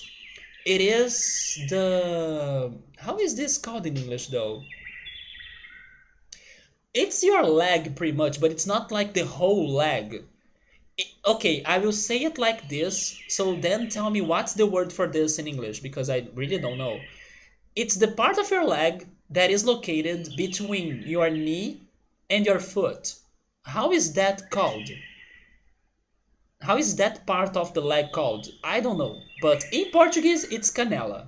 Yeah, it's the same word as cinnamon in Portuguese. It makes no sense. But then in English, I'm not sure. How is that called? Do you guys know it? Can you tell me or teach me? It's the leg between the knee and your foot. And it's the front part, because the back part has another name that I know it, but I forgot it. But it's the front part of it. Let me check the last picture. Oh my god, it does look great. Did you say it's coconut? Because it looks like a coconut dessert. Or is it only egg? You did not say it was coconut, it's actually bee wax. It's called shin? Really, that's the word? Shin. No wonder why I did not know it.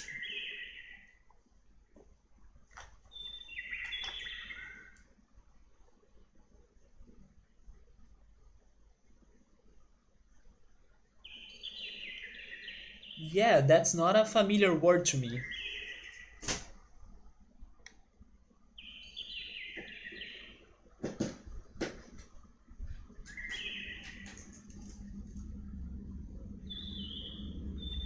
So when you visit your friend in Halifax, that's where Pilot lives. He went to a farmer's market, and then many stands had the baked goods, and we saw these, and you thought they were kind of weird looking and asked what they were, and then you guys tried one each, and then you guys went back and bought six of them. Rip the money, and they were super good because of the texture. They look very fluffy. The dessert doesn't cost that much, but the malt you cook it in costs a lot because it's made of copper. Huh. Okay, at least then it's not a very expensive dessert then. Wait, why can't you sleep?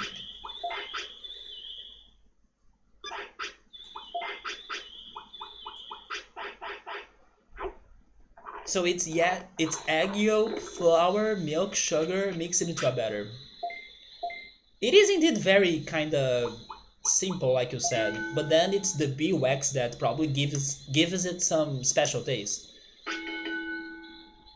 The very hot plus copper mold is part of what makes the texture special.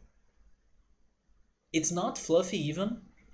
It's firm and bouncy, but it's soft to eat. It's sort of chewy. That's what I was thinking. With a crunchy sugar. And then there is vanilla. Oh,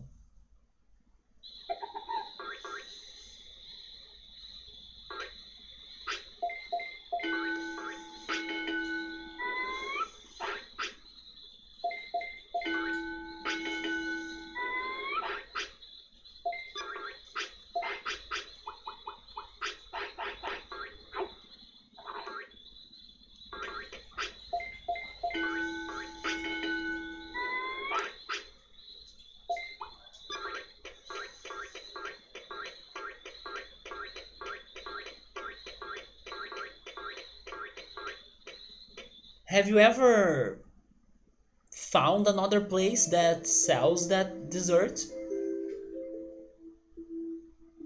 Have you been lucky to find another place? This one is kind of burnt, but probably delicious as well because of the deep caramel flavor.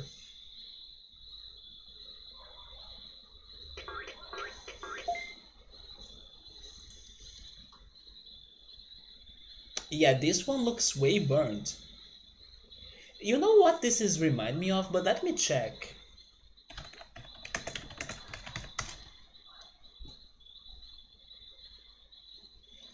Yeah, it is remind me of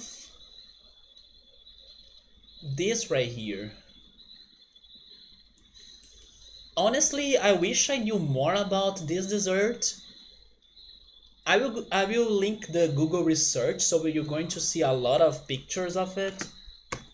But that's what it's remind me of. But then I also can't say much about it because I haven't had it many times in my life, so I don't really remember its taste. But that right there is what it's remind me of a little bit. But I'm sure it's very different. Like the batter is different, the texture is different, but I got flashbacks of it. It's called Pastel de Belém. Let me type it. That's its name. Do you know those ultras? What are their names in English? Yeah, they are Portuguese, indeed. Yes, it's mostly famous as a Portuguese dessert, but you can also find those here in Brazil. You guys call those as the Portuguese custard tarts. You were thinking of an egg tart? If you say Portuguese custard tart to anyone, they will know exactly what they are. Maybe you guys actually have that uh, in a more common way than us in here then. because I ate it before, but it's like I haven't had a lot of chances to eat it, you know. But it's indeed more popular in Portugal. Portuguese custard tart. Yeah, those are the ones. They are a bit fancy, but not much. But interesting that you know it. I was expecting you to not know it. I got the brains. Let's go for magic points.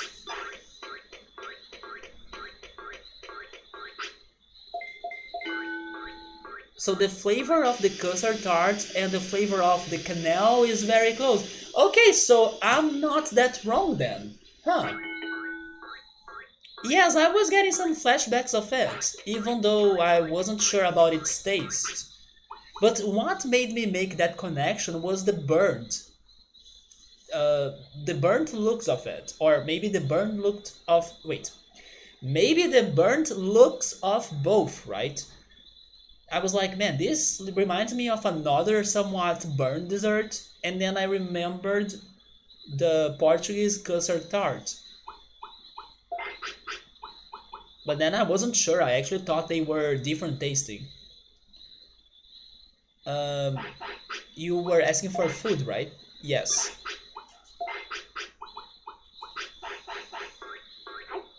It sounds now that it's more popular in there than in Brazil, and I'm surprised for that, or I'm surprised by that.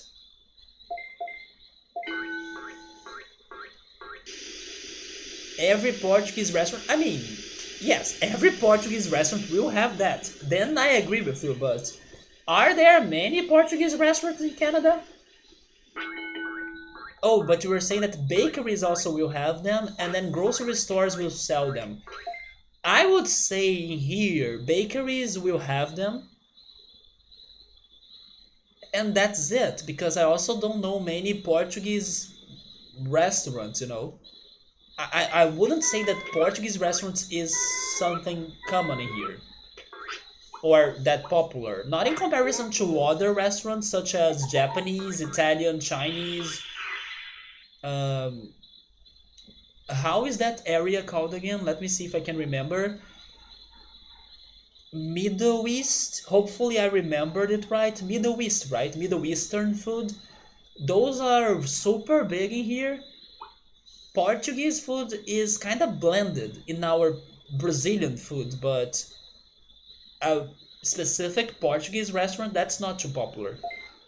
Oh, Mexican is getting a bit popular as well, but not as like it is in the US at all. Many here, Japanese, Chinese, those are like up there, and then Italian, Middle Eastern.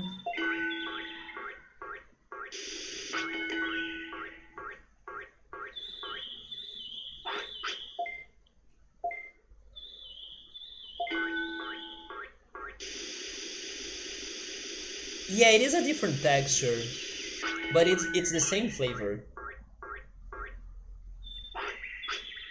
Last time you had them was when you were dating a Portuguese girl, huh?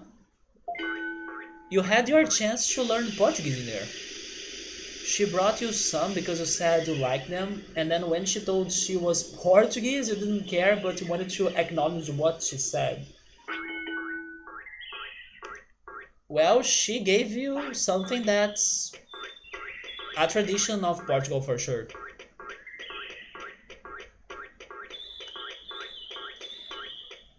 To be honest, the only two traditional Portuguese dishes that I can remember are that and that fish that I don't know how it's called in English, but they have a very famous savory fish dish.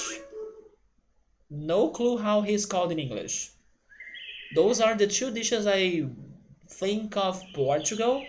But here in Brazil we have pizza topping flavor that it's known as the Portuguese pizza, but I don't think it is from Portugal per se. It's just the way we refer to it. but it's actually one of my favorite pizza toppings, and it's pretty much a mix of everything. It's boiled eggs with green peppers, tomatoes, sausage, ham, olives, onions, but basically it's boiled eggs, tomatoes, and green peppers. I would say that's the core of it, and then it can get either ham or sausage or both, and then onions, olives. Normally those are the ingredients. You weren't really interested. She wasn't really a bad girl, but you don't think you guys had much in common. She was, well, it was polite and nice to talk to, but you didn't wait, you don't think carried in drama or anything with her, but like she wanted to move along quick, and then you met her parents fast. You were put on the spot real fast. So you guys had different rhythms, right? Actually, rhythms. Rhythms? Wait, how is it pronounced? It's like that, right? Rhythm? It's a specific word. You went to her brother's, wait, to her birthday with her family and just got annoying vibes from her big family, huh? I think that's the worst when you have like a, I don't know, a friend or a person you like, and then because of the people around that person, it kind of ruins it for you, right?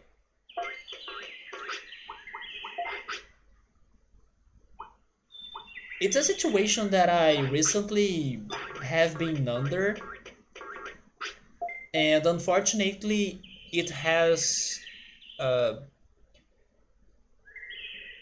made me distant from this friend. Not because of the friend per se, but because I couldn't stand the people around my friend anymore. Yeah, but it's because it says like rhythm. It has a different pronunciation. It's not like rhythm, it's rhythm. There is a DAM in there for some reason. I just didn't really want to be meeting any girl's parents that fast, and you can tell they were really scanning you. But ultras, I think any parents will be scanning you, man. Any parents. Maybe it was just not the right moment for you.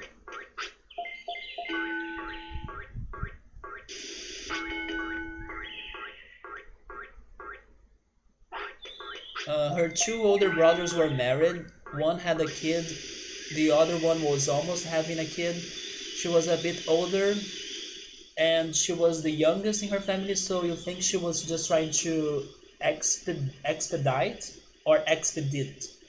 Expedite sounds more right. Expedite out of pressure.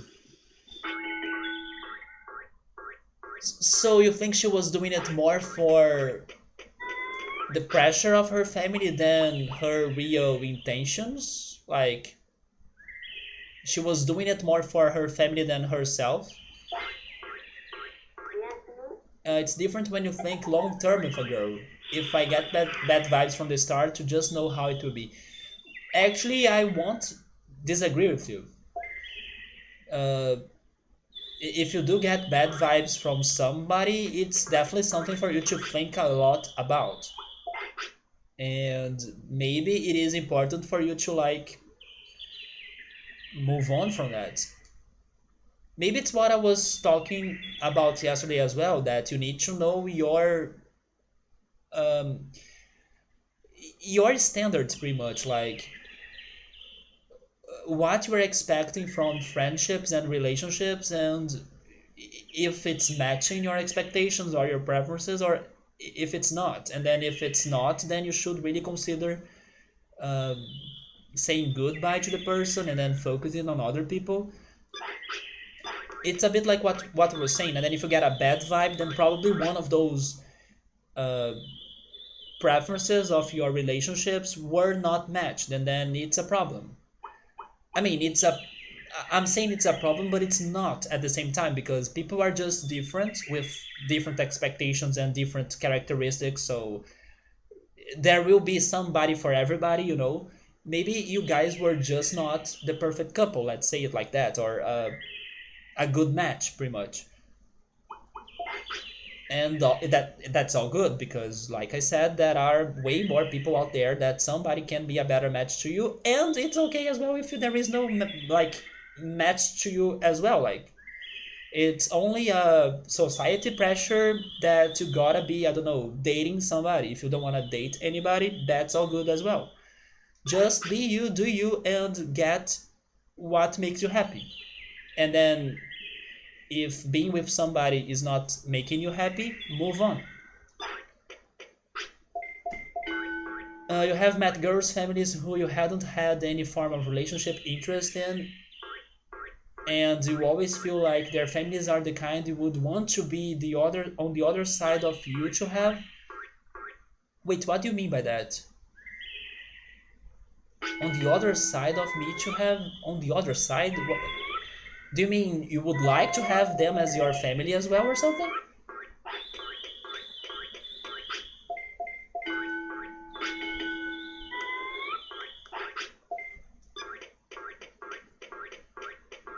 It was just weird, so you went to her family birthday party fling? You didn't want to? I hate formalities. That's a formality right there. But you thought to be positive to go and you would enjoy it, but you did not enjoy it. Yep, that's why you should avoid formalities. They are not fun. And then after that, we were sort of silent. Then you just told her, like, this is not going to work, but thanks for everything. Yeah.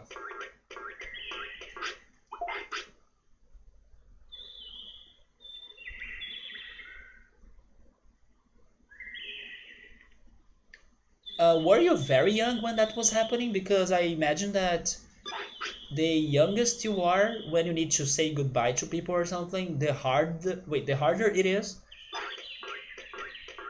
When you have experience in life, you kind of take those situations in a much better way, you know. Meaning, wait, it's been only 2 years ago. Okay, so you probably took it very well, I guess, because then you already have a lot of experience with relationships in general.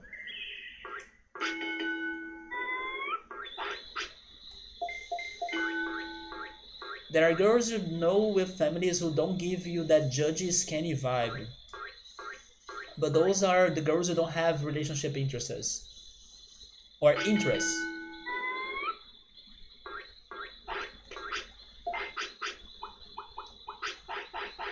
Sometimes when you know 100% you will not enjoy something, you try not to have that mentality, and then you force yourself. Wait, you force yourself to go still?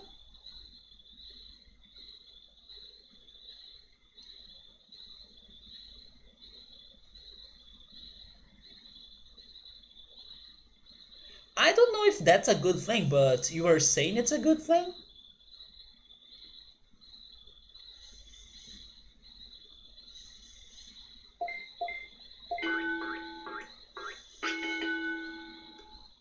When I know something is not going to be that fun to me, I'm like, nope, thanks, bye.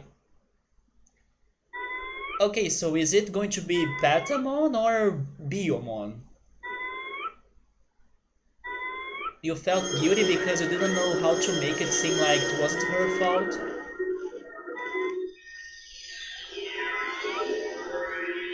It's Biomon. Maybe I'm not getting my Angemon. She got you Rocket tickets for Christmas. She wanted to take and keep even to go without her, and you just told her that you really couldn't take them. Huh. Sometimes you challenge your own thoughts and feelings.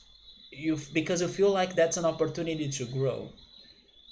I mean, definitely if you give yourself experiences and different activities, you will be also giving yourself new lessons in life and opportunities to grow. But at the same time, it's a risk you are taking, and maybe you will not learn anything, and then you get depressed afterward because you were doing something you didn't like. But sure, it's definitely a way for you to take it.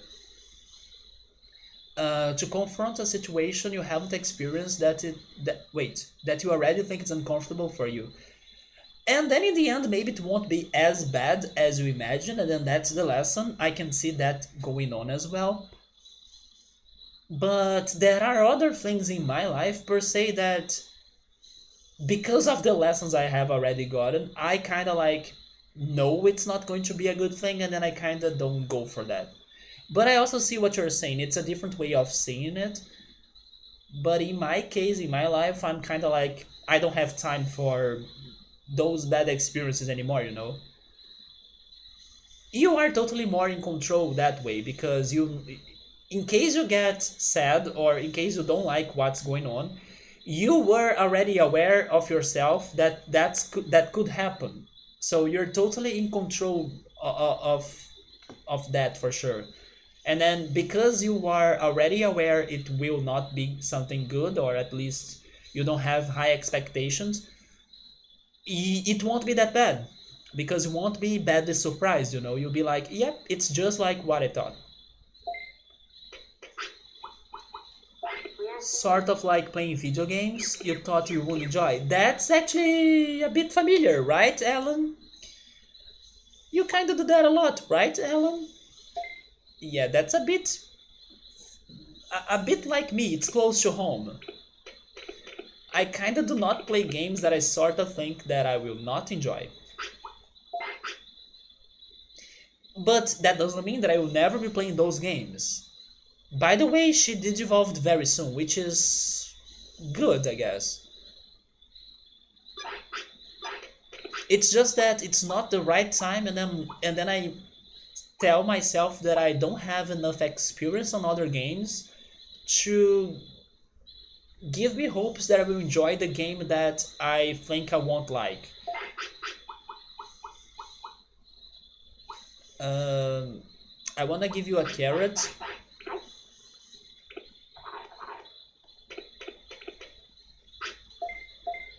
It is a hit or miss, really, but you know, either way, most times you just get reassured it was a bad idea, like you said.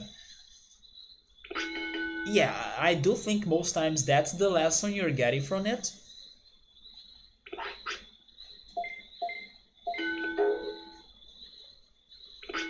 But in my case, I'm like done with it. Like, if it's something I know I won't like, I have no time, I have no patience, so I don't go for it.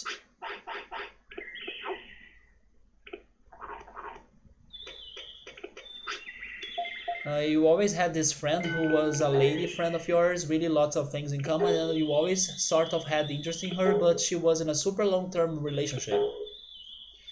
Sounds like bad news. Change your focus. Like, find somebody else.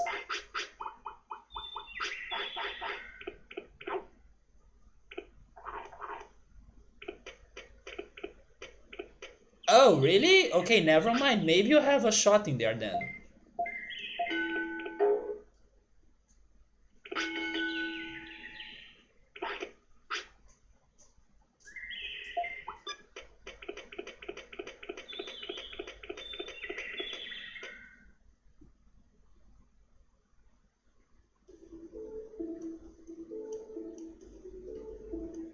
One thing that I think it's the craziest are the couples that they have a long-term history or story, right? A long-term story, and there is some sort of marriage curse that not that long after they get married, they divorce, right? They get divorced. One of my best friends was under that. 1 year after they got married, and it was like one of the few marriages that I went to because I kind of avoid going to marriages, and plus I do not get invited to many of them, thank goodness, actually, because I think it's such a formality. But yeah, 1 year after they were getting divorced. I think it's crazy, like everybody was like, but we thought we were going to be together forever and then everything. Nope. It's funny how it's like a curse after people get married.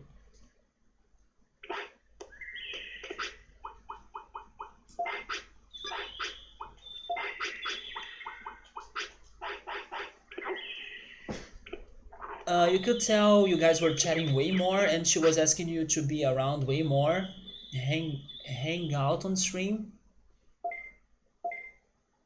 Wait, hang out on stream? Do you mean she's a streamer? All that, and I was really like enjoying that, but you were finding out like I don't know if I'm interested in her that way anymore. I mean, you can't also be sure if she's interested in that way to you as well. Maybe she does really want to have somebody close by, but it's not necessarily a romantic thing. Maybe she just wants to step up on your friendship, but it's still a friendship, you know? From what you are saying, Outros, I don't think you should be the one to like place the romantic card on the table. I think you should let it happen and enjoy the friendship.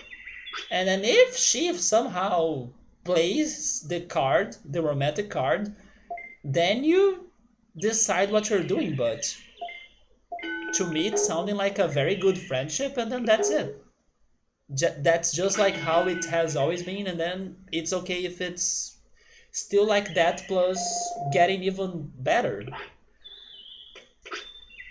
But as long as she's not placing the romantic card, then you don't worry about that.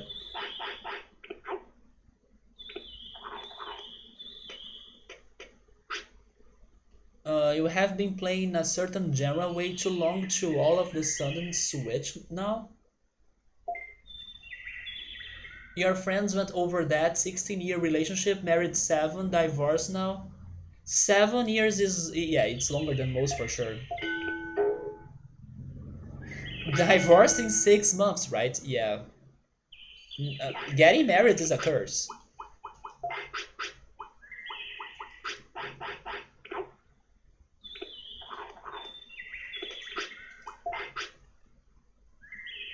She's still hungry and then she's tired. Okay.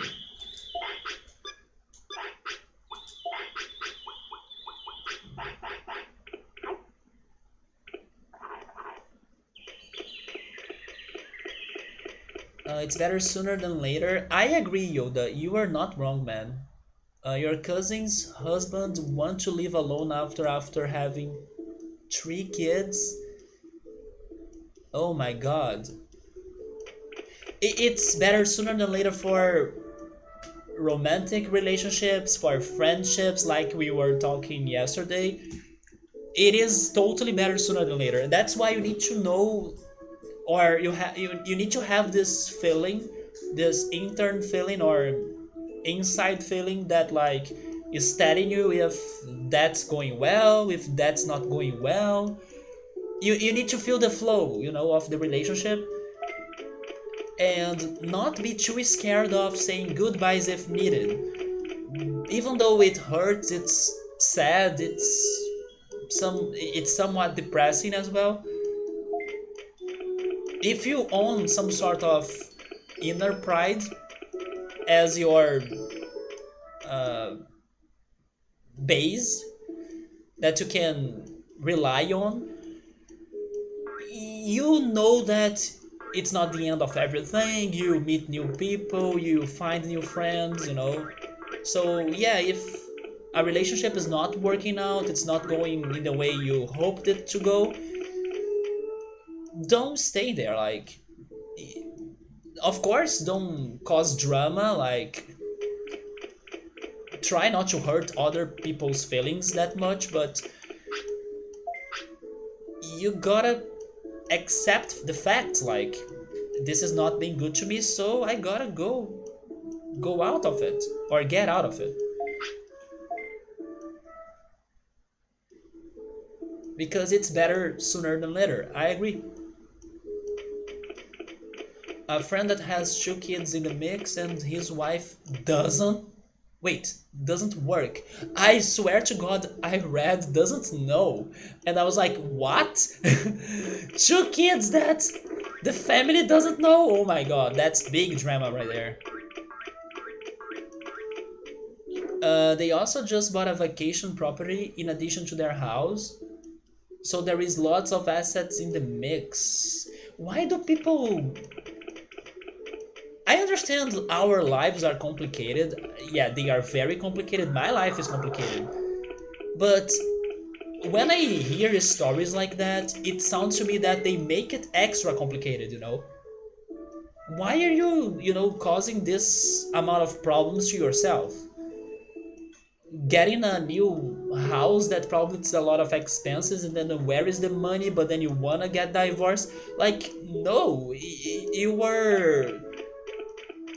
It's like you are trying to stop an avalanche. You are stopping, you are there holding a snowball that's growing and growing and growing. It's going to get you. You cannot stop the snowball or the avalanche for that much. That's actually very depressing. People need to sort their lives out. Like, I have a bunch of problems, so work on solving them one by one, step by step, not like causing more trouble to yourself, you know?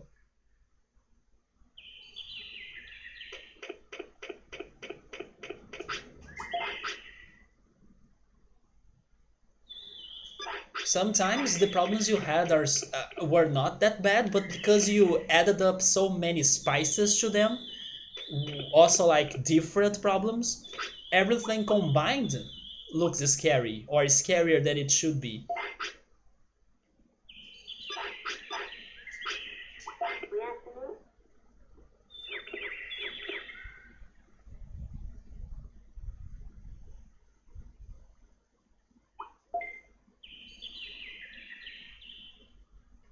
But at the same time, sometimes it is unpredictable.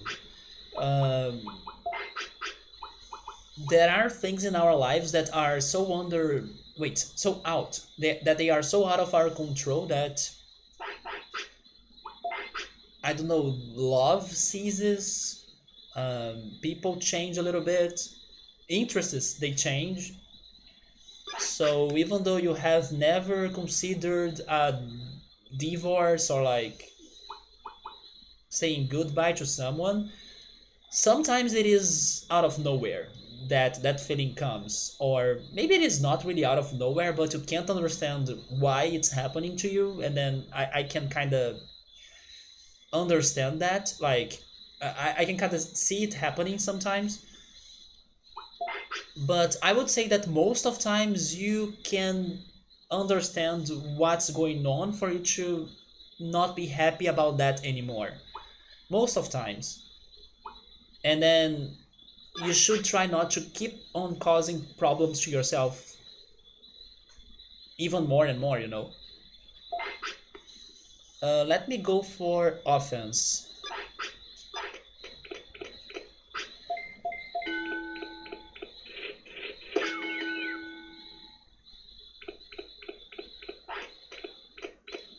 But no matter what, those people you guys are saying in the chat that have many complicated lives, there is always a way to solve things. Like, maybe there isn't a best ending, but there are still good endings that are possible. It's hard or like it's complicated, but they gotta work for them.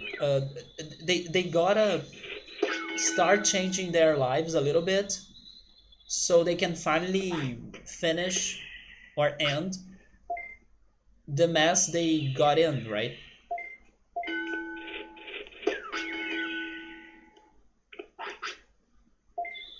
What's funny is that we always told the both of them that their wives were not good people, and then they couldn't listen.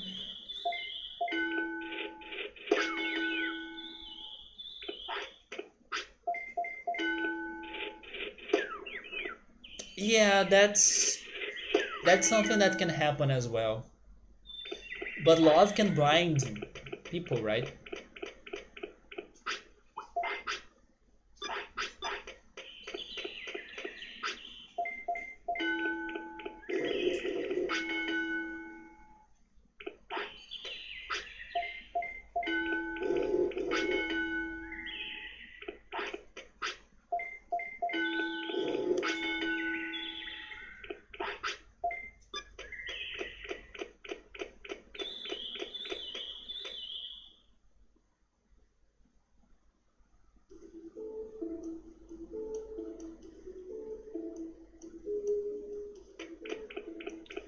You know what? Maybe I will commit some mistakes because I got Birdramon. And then I'm not sure if you can become Angemon, maybe not. So maybe I should commit mistakes because I'm imagining that the Digimon that I don't have on this Biomon's line of Digivolution are the ones with mistakes. So next time she wants to poop, I will allow her to poop.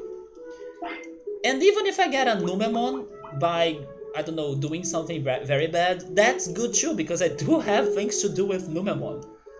So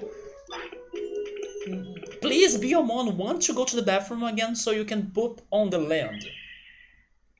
Because hopefully that's going to give me a different result because otherwise I may be getting Birdramon again. And then I don't need the Birdramon. So, okay, let's see. I will go for HP now.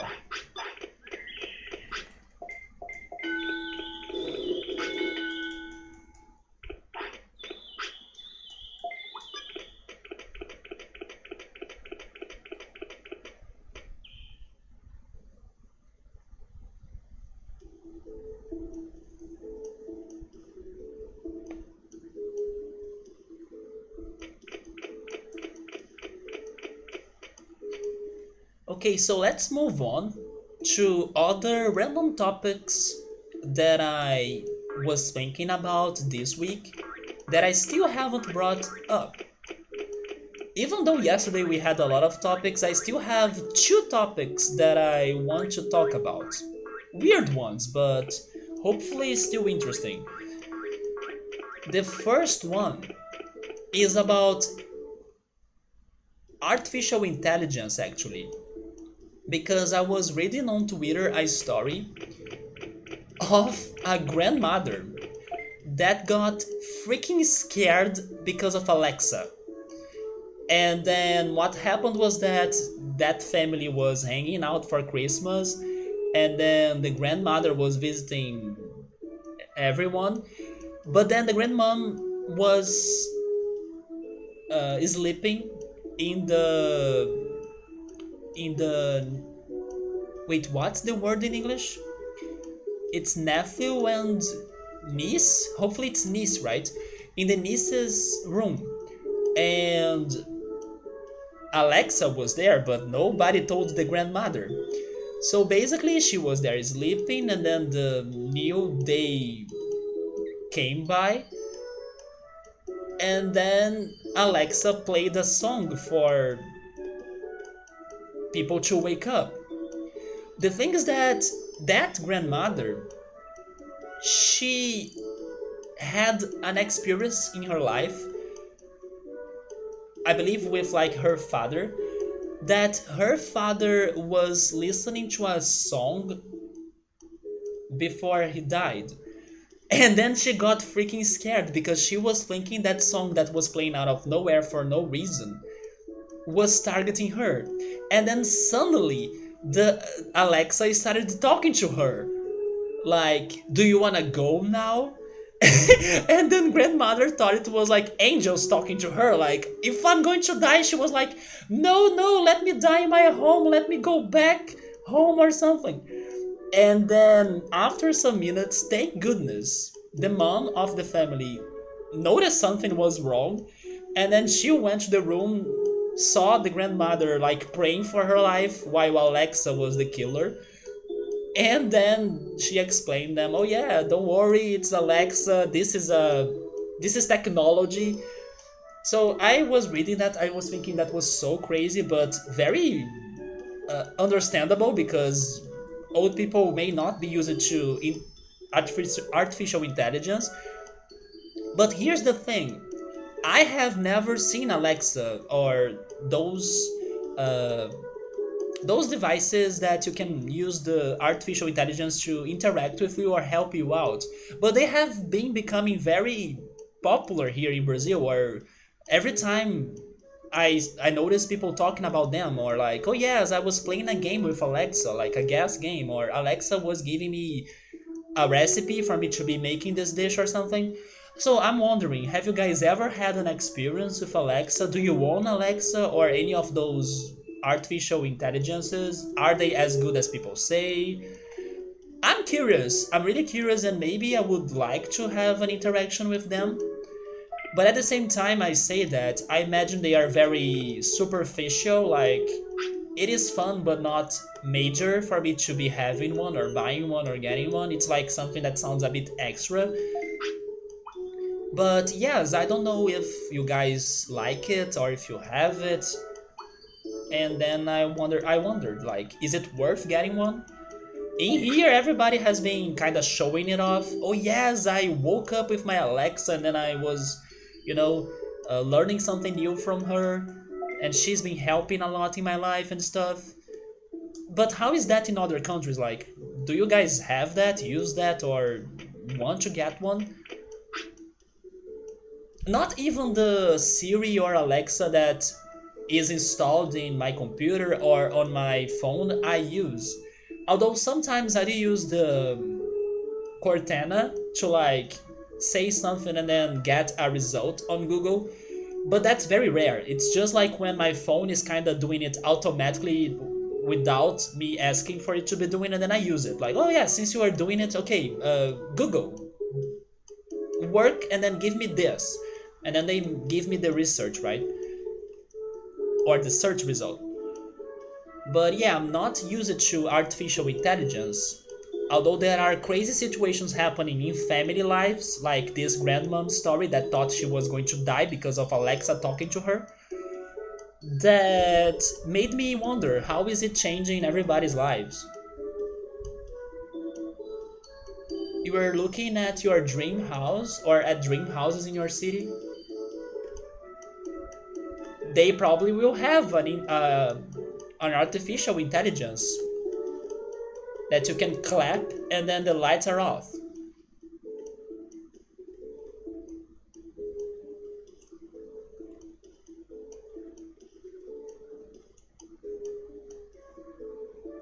Honestly, it doesn't look like a very big house, but it's kind of well located, but it's not looking very big.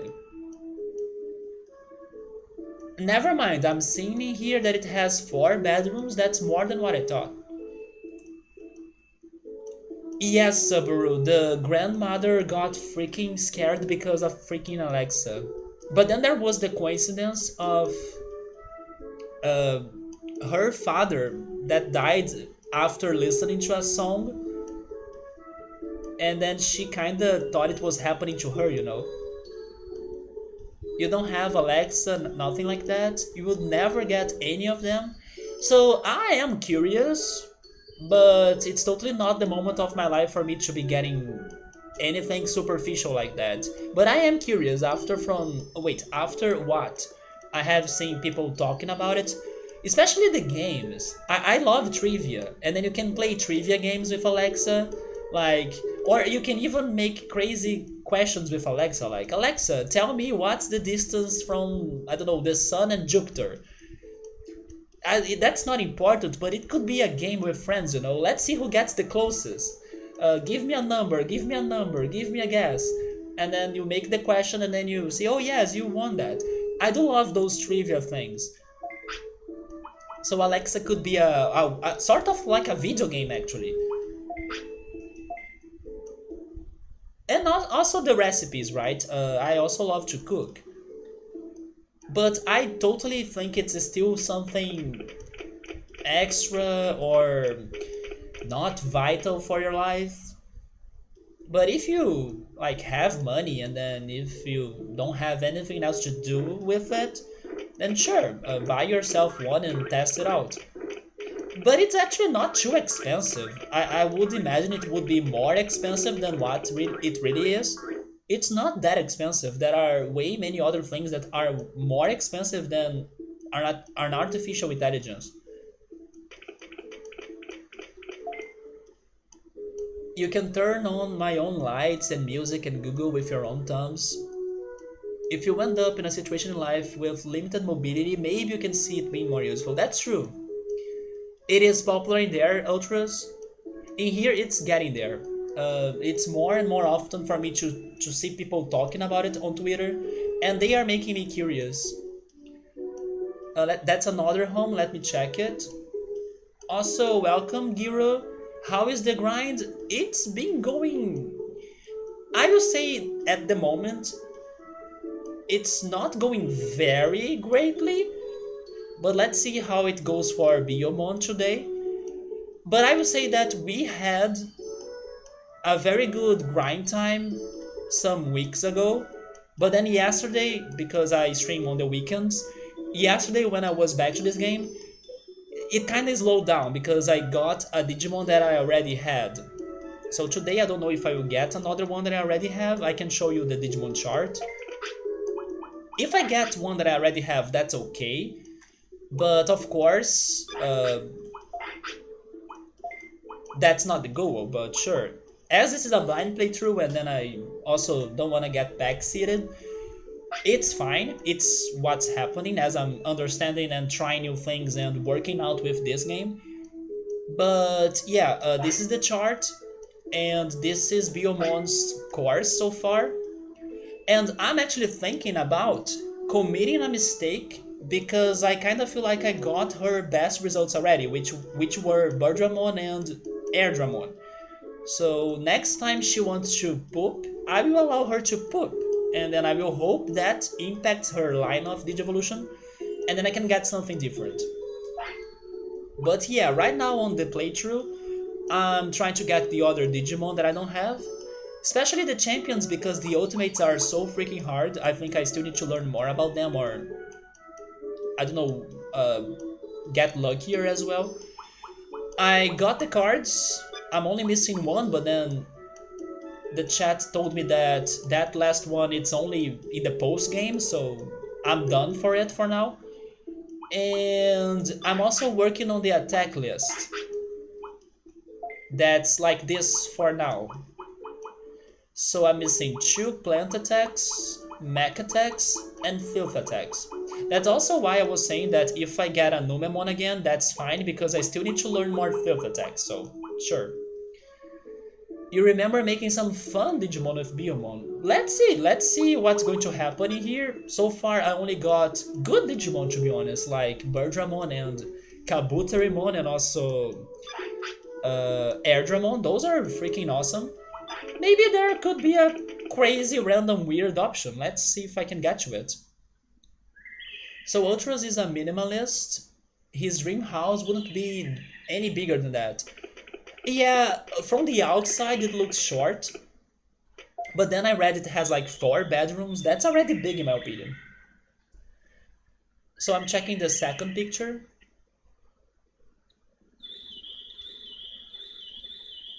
Okay, that one is... Yeah, it's kinda huge. Even though it only has 4 bedrooms again, the outside of it's huge, you know. So yeah.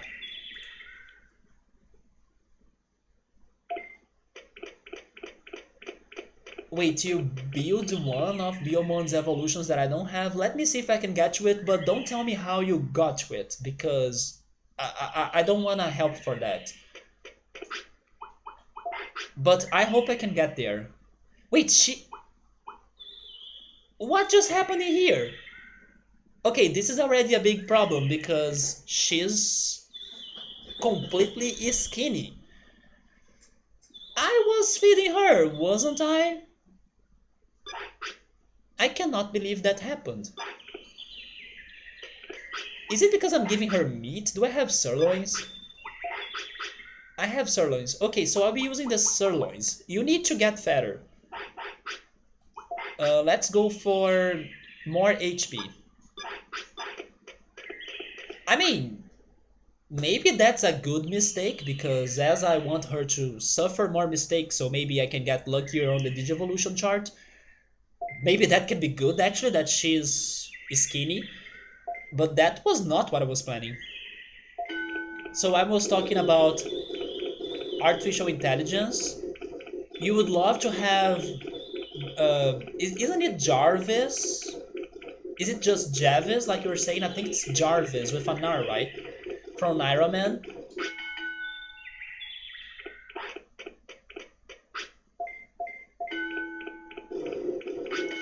I would say that the closest thing to Jarvis from the Iron Man that we have seen before, although it was not successful, was the Google Glass. I even watched the video once talking about how and why it disappeared out of nowhere. It was because it's of its batteries that they couldn't last very long, so it would make people frustrated. But also because that video was telling me that the population was not ready for that technology yet, you know. Maybe today, if they were releasing it today, more people would uh, feel more curious, or they would give it a better shot, just like they are doing for the Alexa and other artificial intelligences out there. But yeah, back in the day when they were talking about the Google Glass, it did not get to people that much, and then it was a failure, and it was also expensive.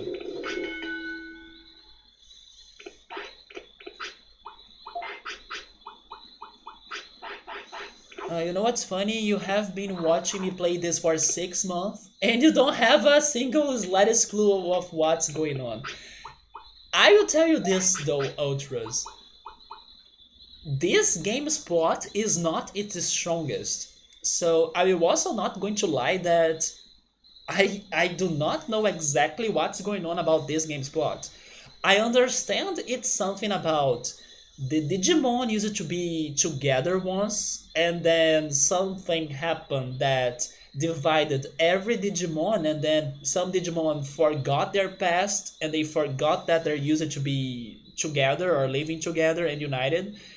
And then I'm working my ass off to like reunite everybody and then recover those lost memories. But that's the plot of the game, basically.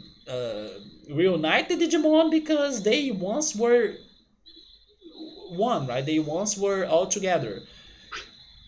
So yeah, I'm also like, is it really all that this plot has to tell me or something? But why I'm playing, or the reason why I'm playing this for this long, is because of the side questing. And you know that if I'm addicted to something, it is to side quests. And I will admit that I could already totally like skip the rest of these little things that I'm still working on because they are very extra. But at the same time, I can still see myself going for them because I'm freaking patient. Even though, like, game wise, this may not be the best content ever because it's repetitive, it's depending on luck as well. I will commit mistakes and get what I don't want, and then no progress was made. But yes, I can still see myself going for that because I also know that my streams are not only the game, it's also the chatting and interaction. But yeah, Ultros, I can totally get you. This game is not very uh, strong on its plot, so it's not that clear what's going on it.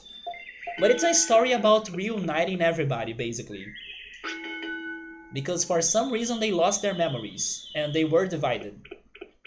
And then I imagine that the reason why it happened is because of the final boss that I still need to fight. And the other thing this game told me is that it is not the first time that happened. I also have that impression that what's going on today is not the first time it happened, but I can be wrong on that. Isn't it just a very intelligent system? I don't know. You may know more about Marvel than me. I'm just saying that I used to think it had an R, but I can be wrong. We would make a good podcast. Yeah, now that the cam is down, it's basically a podcast. Of course, it's not going to be a good podcast every day because not every day I will have something good to say or like we won't have amazing stories to be sharing. But thankfully, for most times, I would say we do have interesting topics to talk and all sorts of things to talk, right? And when nothing works out, we go for food, and food is always good. But yeah, I can see what you're saying about a podcast, especially now with no cam. You have a feeling if we spoke verbally, our conversations would be different? Do you mean person to person? Oh no, you mean like if I could hear you or something? I agree. I think I agree. Actually, that's something that concerns me a little bit. That the way I talk and communicate to people, uh, like in here, I'm reading text and then answering to text. I think it would be different. Yeah, I don't know if I would be able to have the same attention span I have now in a face-to-face conversation. But that's also why I was taking those conversation or communication classes uh, last year and actually for 2 years, because then I was interacting face to face to other people and speaking in English, and it went well actually. But I was not talking to fluent English speakers, although some people in there they could communicate fantastically.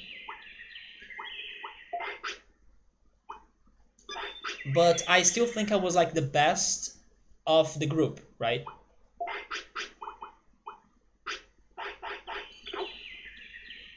But yeah, I still have some sort of concerns of how that would be like.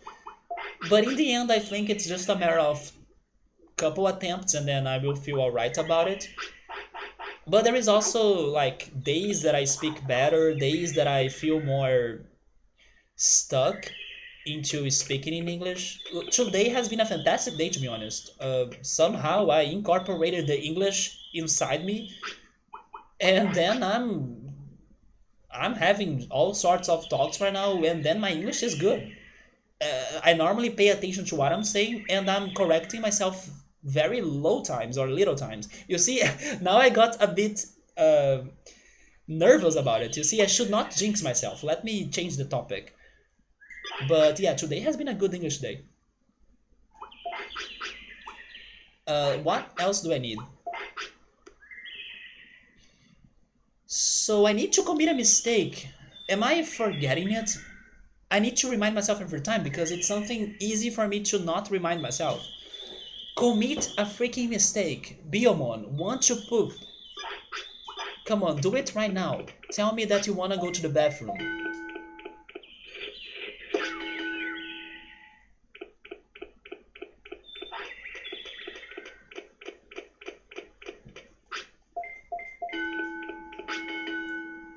So I brought the first topic that I still wanted to talk about, the artificial intelligence.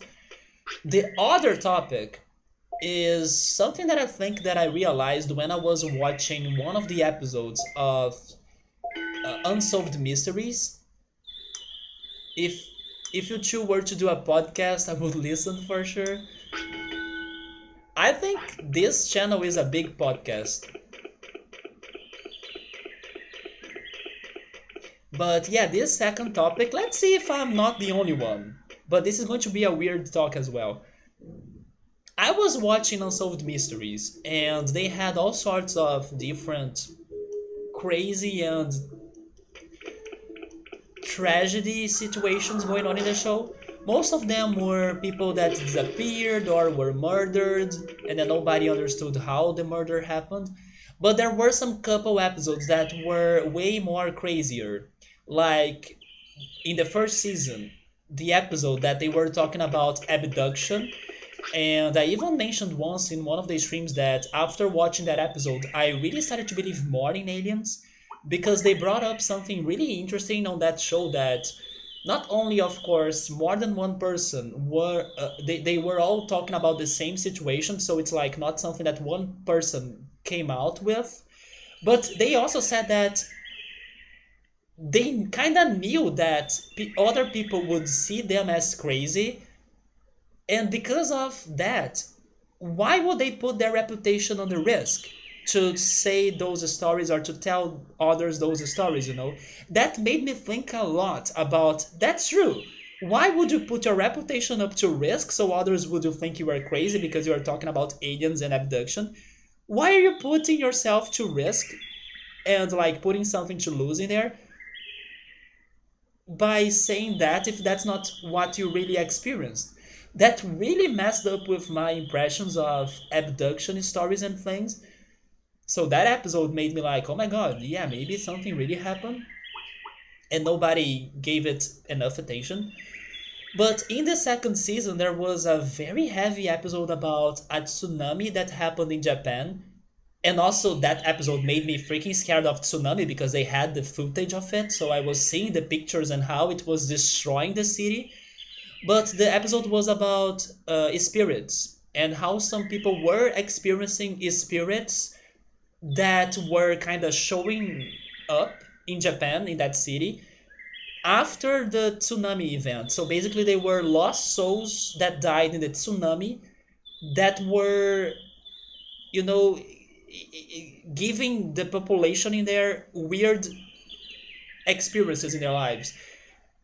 Some people were even getting kind of possessed by spirits, but others were even thinking they were like normal people. For example, they were talking about cab drivers that were picking passengers, but then when they were getting to their destinations, there were nobody inside the car.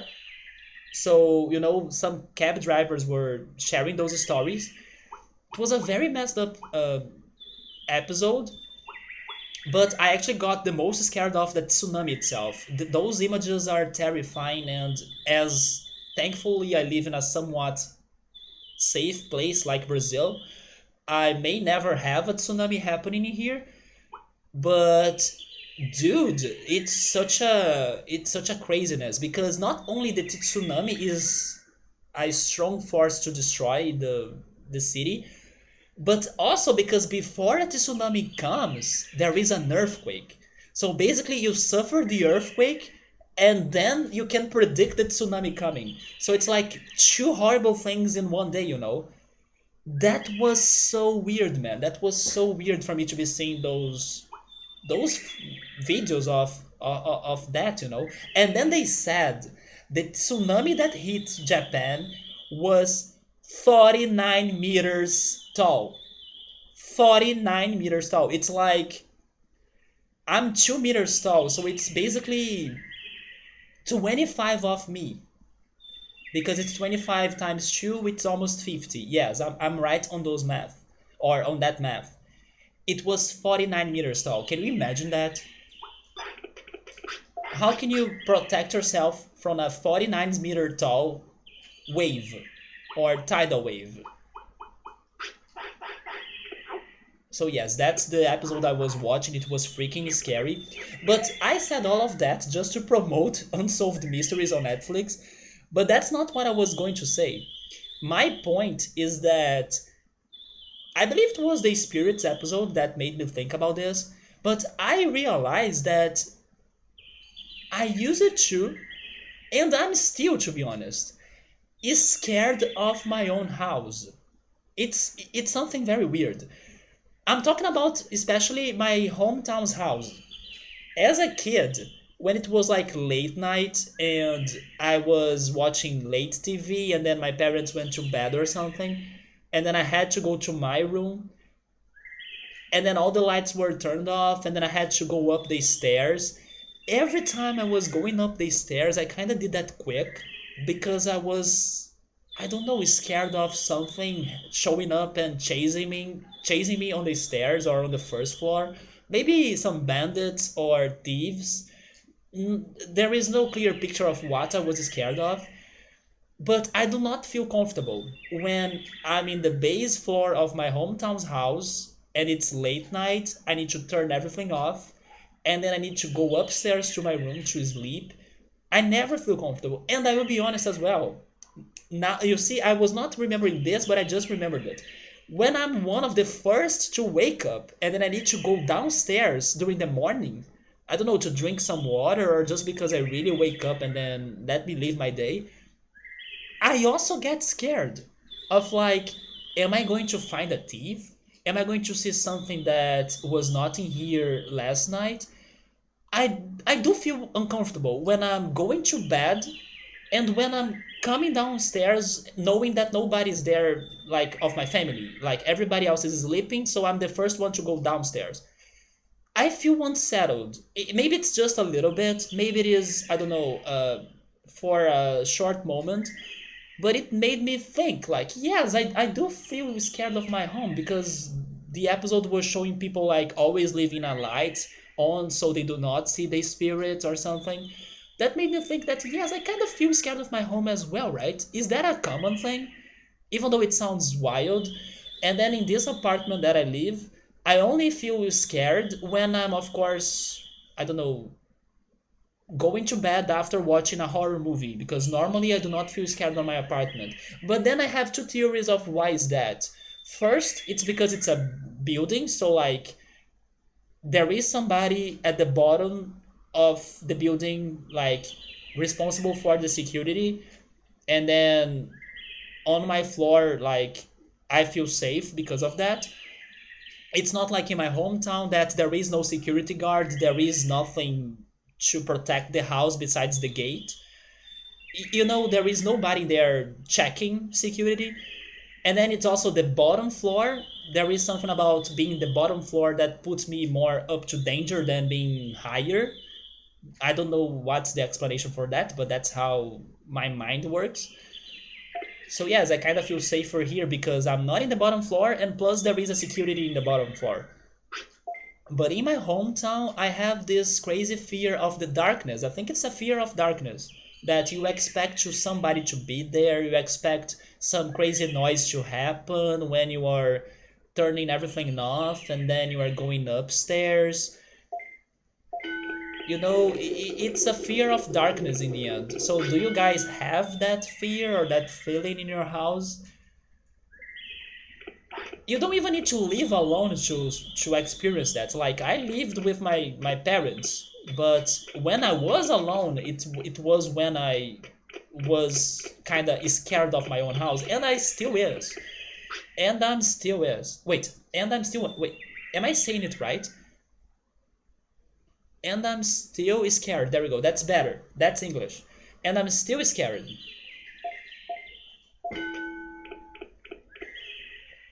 One of the haunting images you always have is waves crashing through buildings halfway up.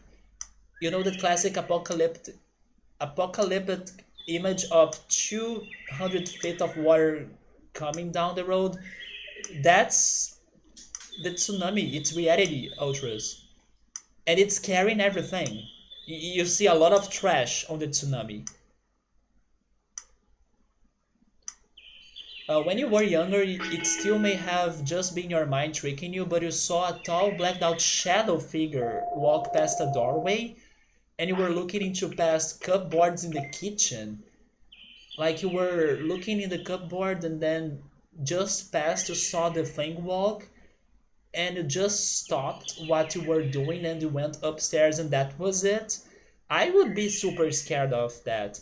Let me also mention something about this episode of Japan, because that episode also brought up some things about Japanese culture that's different in other countries where we all live, right? They were saying that Japanese people, they have a different way of,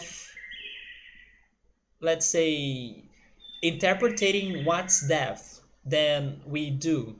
In other cultures, for most of times, we have like a clear separation of what's living and what's dead, right? And then we kind of have this feeling that they both are separated, or like it's either one or the other. In Japan or in their culture, it's not like that. It's like they both coexist together, and they are more, I don't know, they do have an interaction with one another. It's like they have, I don't know, a way to communicate to one another. You know, it's not that separated as in our culture. And then because of that, they say that they are more open to this belief of spirits and having supernatural experiences. And because they are more open, they also are more sensible. Hopefully that's the right word, sensible. Sensible, right? It's not sensitive. There, I know there is a very short difference between those two words, but I'm hoping I'm going for the right one. Sensible. They are more sensible for spirits, and then that's why they notice them more, or they have kind of more experiences about that. So that episode also taught me that in Japan the division of life and death, it's not as separated as it is in here. So maybe if we were more open-minded about it, or if we were like noticing things in a better way, or in a more uh, clearer way, like maybe the experience Ultros had, like there, that he saw a shadow, maybe that was really something that happened, but because you were, let's say, um, what is the word, you are, I use the word use it to, like use it to think that no, those things do not exist, or like that can't be it, then you kind of do not take it seriously. In Japan, they do have some sort of more open-minded for those things. And that also made me think, like, maybe the reason why, let's say, I do not believe in such a thing is because I really, I don't know, close the door to believe on it. That's not true. I'm somewhat open-minded to many things, but I'm just saying that in general we have this culture of like, yeah, you are either alive or dead, so that's it. But who knows in the end, right? Nobody knows. So they have different experiences in Japan because they do take it differently. So of course they will have a different experience. But yeah, I just remember that was very interesting to know or to think about that. To them, it's not that divided. It's like they both coexist together. One can change the other, or they can communicate, or there are ways that they can cross borders. But in the end, it's just culture slash religion, right? Okay, so let me catch up with the chat. But that episode made me remember that I do get scared of my house, even though it should be the safest place ever, right?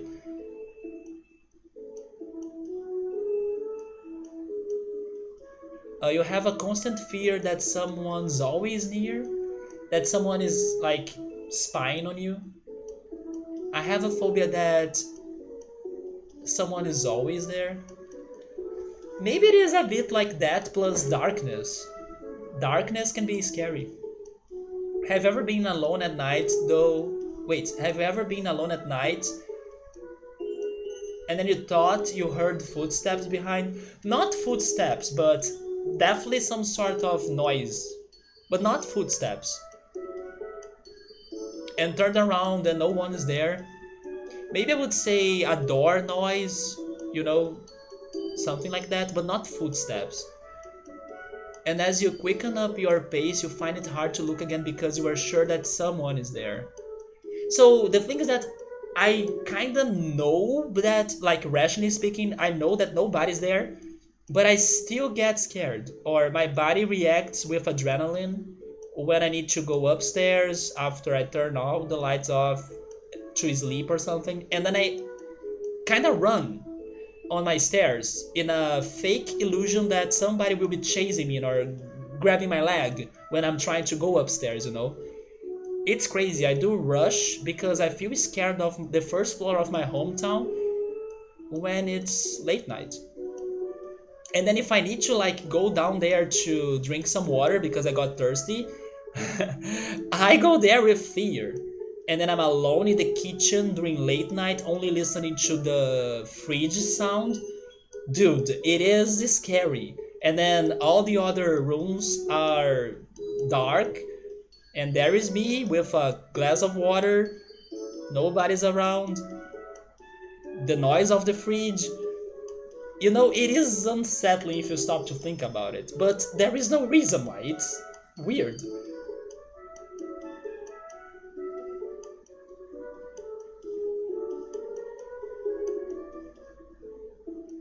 You guys do think you are not alone? Yoda has heard noises from the attic. You assume it's probably an animal? It could be an animal. Yeah, it could be an animal too, right? I'm also scared of going downstairs because I always see cockroaches and I don't like cockroaches. So there is also a good call. I'm scared of cockroaches in my hometown house. For me, in my old apartment where I lived, I had a few bad cases of sleep paralysis. That's enough to make you not want to fall asleep, to be honest. I'm not gonna lie. You are right. I don't think I have had uh, sleep paralysis, but I had the worst nightmare ever, which was a nightmare that I know, or I knew, right? That I knew that I was sleeping, but I could not wake up. I could not get rid of my dreams, right? I was trapped inside an Inception movie. So that was the most terrifying nightmare I have ever had. And the only reason why I was able to wake up was because my mom had to enter the room to use the telephone, and then her noises woke me up. And then I woke up with like a freaking fast heartbeat because I was in panic that I knew that I could not wake up, and then I thought I died. I really thought I died because that's also one of my beliefs, like internal beliefs.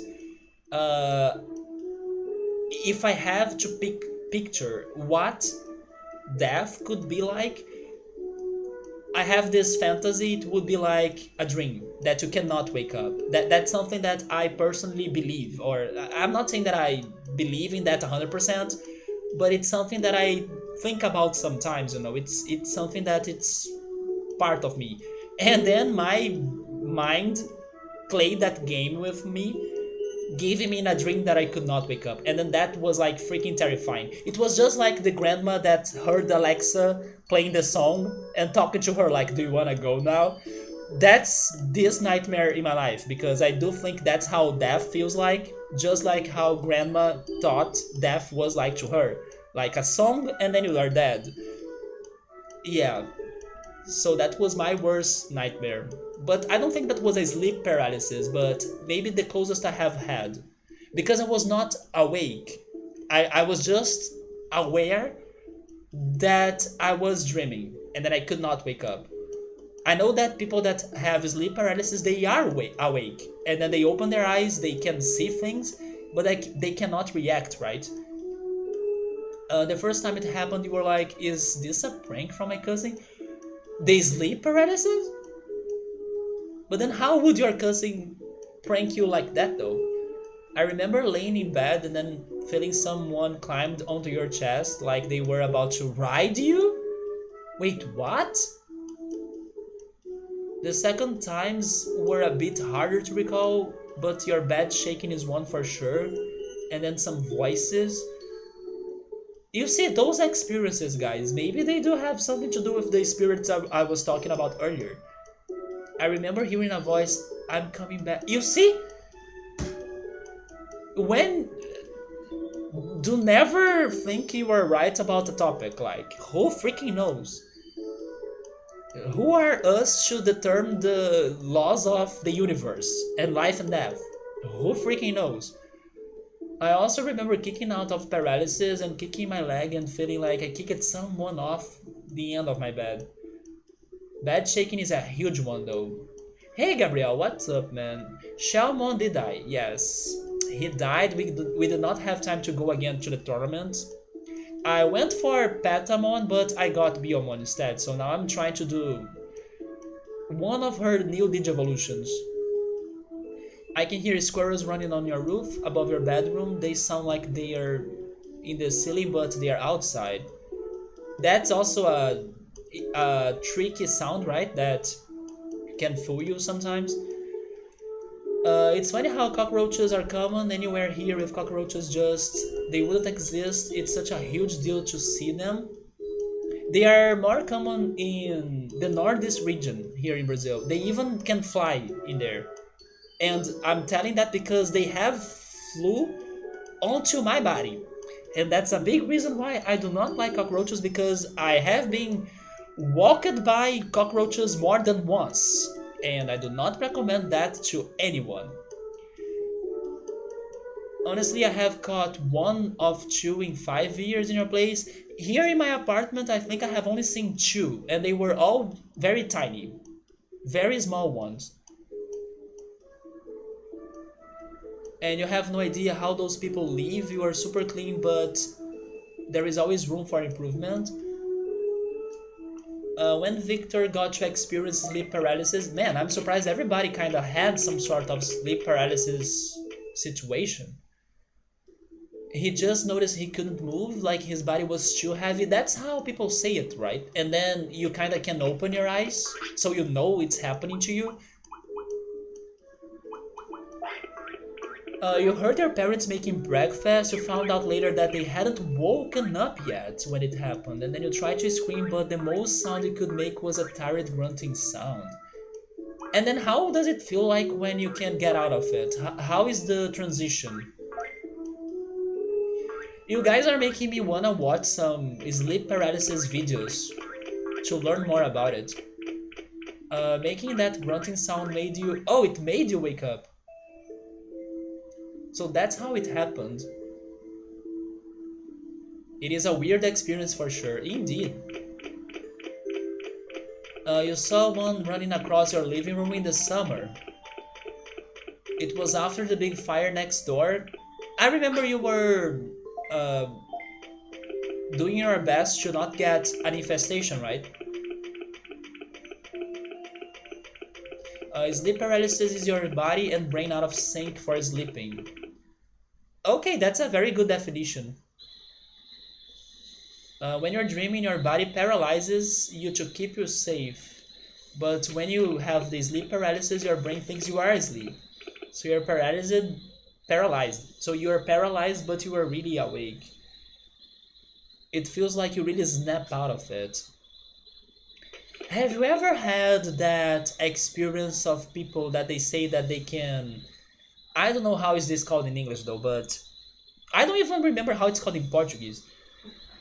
But it's like you can have a... It's sort of like a dream, but not really. You can have an experience that your soul kind of gets out of your body, and then you can check the surroundings of your place while you're asleep.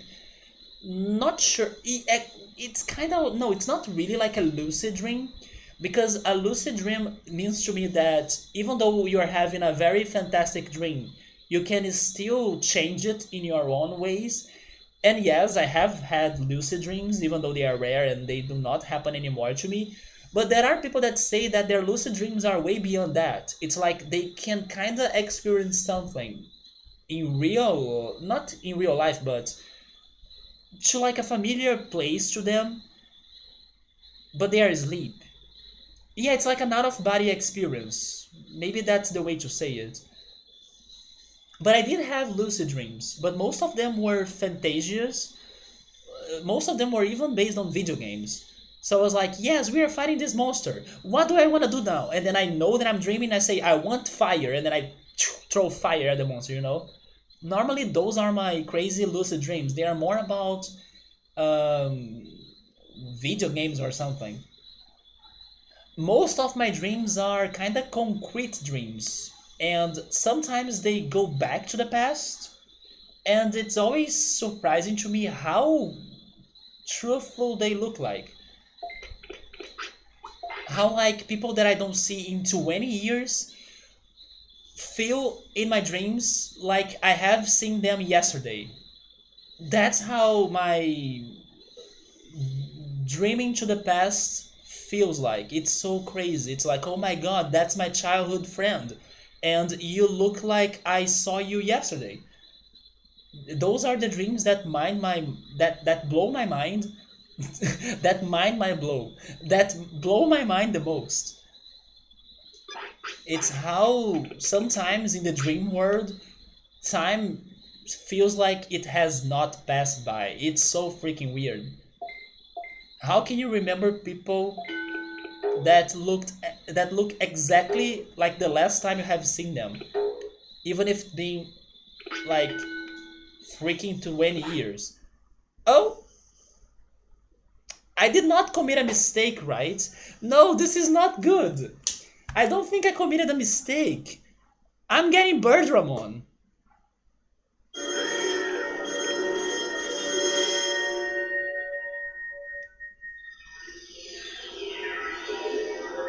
I'm I'm not.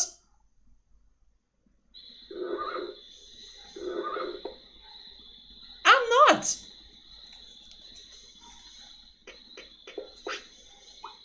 But did I have you? No, I have Centauramon. I don't have you.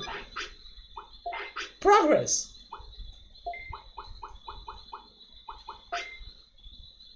Patamon can become him too, huh? I have no idea what I did in here for me to get him though, but sure.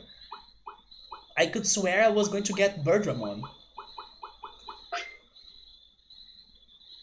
Okay, so now we are only missing one more for Biomon and three more to Patamon, right? Yes. So we got Unimon.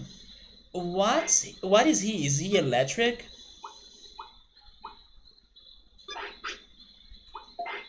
Can you learn something new? He's electric. He's actually electric and a fighter with battle attacks. That's Unimon. Pegasusmon exists, Victor.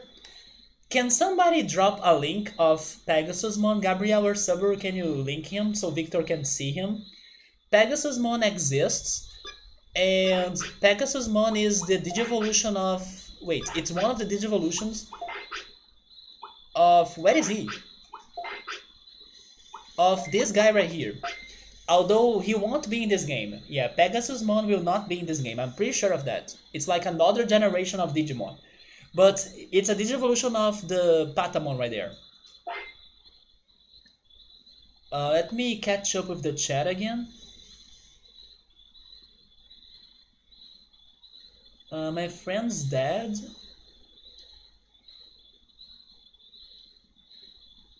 Who was an alcoholic went into some program. After that program, he started talking about how he can do things like that, the lucid dream. It is something you can teach yourself. That's not wrong. But you think they just gave him drugs? No, it is something you can work on. There are some, let's say, techniques you can practice for you to realize you were dreaming. And then once you realize you're dreaming, you can start having a lucid dream. It is a thing. And from what you understand, you still dream even though you are kind of awake, which is why you see and hear crazy stuff during the sleep paralysis. But he would come outside at like 2 a.m. to talk to you on the porch and be like, I can leave my body and go anywhere. Yeah, a lot of people have that experience, right? Honestly, I don't think it is something too crazy to think about. Our world, our reality is something weird. Maybe we do not understand it completely and then we say that those things do not exist, but it's not something that sounds too crazy to me. It's like something that I can't understand happening, even though it may not be logical. That's why I'm saying that I'm very open minded. I mean, most out of body experiences use your memory to fill every gap, so you feel like you are there or walking somewhere. I also think so, yeah. Even though you're not really there, of course, because of, let's say, physics, it is still something or a powerful experience, that maybe requires a very strong memory or a very strong concentration. I don't know, but it's something that still amazes me that you can have a somewhat real experience even though you're sleeping and dreaming. A good comparison would be that some people can walk around their house while blindfolded. If I do that, I'm going to have a lot of uh, what is the word? I forgot the word, but I would hurt myself. I would be hitting the doors. I would be destroying my toes, and yeah, I would be kicking like furniture. I do not trust my navigation at all. The dreams I have do not make any form of sense at all. Sometimes they don't make, but I don't have many abstract dreams. Most of my dreams are based on reality. They feel like either a future event, like a near future event, or a mix of things of the past. Because sometimes you can dream of like the people you have met in your childhood, but you are meeting them in a different location, that they have never been to. So sometimes that happens to me too. Like I could have a dream of the people I know today, but we are in my old high school.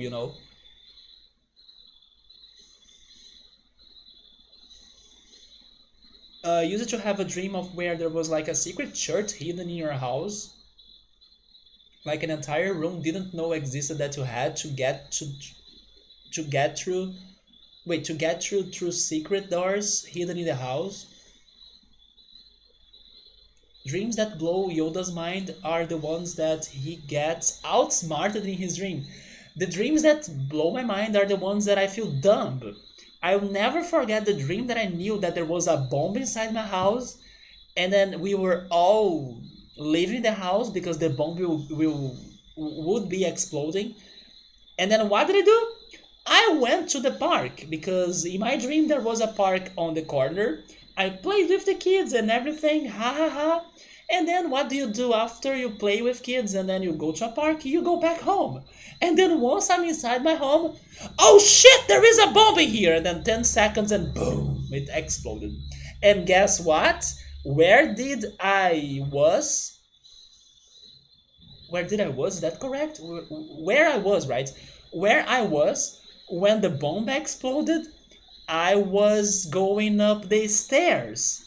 Exactly the place that I was just saying that I'm scared the most in my house, especially during the late night. The bomb exploded when I was going up the stairs. Maybe there is a meaning in there. But those dumb dreams are like, man, I cannot believe I went back to the house and knew there was a bomb inside. So yeah, those are the ones that I feel stupid after I wake up. There is a Pegasusmon, hopefully. Oh, there we go. Saburu posted a link. But this right here is Unimon. It's an unicorn. I still don't understand how we managed to get him, but thank you so much because I was really thinking I would be getting a Birdramon. So you do not need to learn new attacks. So I also don't have a lot to do with you. But I can train you more and try to get again back to the tournament and maybe your Digivolution? He has two Digivolutions that I still don't have, okay? The training continues. But at least some progress was already made because we got a new Digimon. There we go.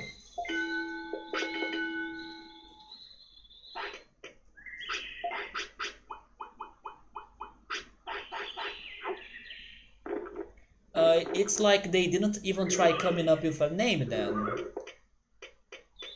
Yeah, it's basically real word plus Mon, right? Pegasusmon is alright, I agree with you. He is one of the main Digimon of Season 2 of Digimon.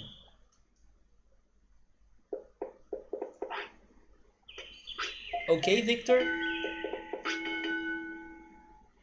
But there we go, those were the two topics that I thought about these days. The artificial intelligence and feeling scared of your own house. Thank goodness those talks were more interesting than maybe what I was expecting. We did have a long talk about them. Now I'm out of topics, so feel free to bring more topics if you wish, because this is going to be a long training. By the way, Gabriel, have you seen if there was a Dragon Quest episode this week? Because I was checking it yesterday and I did not find anything. So I'm not sure if they did not release a new Dragon Quest episode or if the app that I used to watch those episodes, if they were delayed. So basically, what I'm asking is, do you know if there is a weekly Dragon Quest episode this time, or they have postponed it? Maybe the season ended. That could be true, but I hope it's not. But yeah, the app did not show me any Dragon Quest episodes. What I'm excited for is that next Friday, Pokemon will be back. And I gotta admit it, I'm loving the Pokemon season right now. I'm loving Pokemon a lot. Pokemon Go, like I was saying in the beginning of the stream, it's been thrilling me so much. Even though many times I do what I can to get a victory over a raid battle, and then we suffer, we struggle, we take a whole hour trying it, and then we die, we lose, and it's frustrating. But it's so great at the same time because of all of the adrenaline and emotions and plot twists and efforts taken. It's been very fun.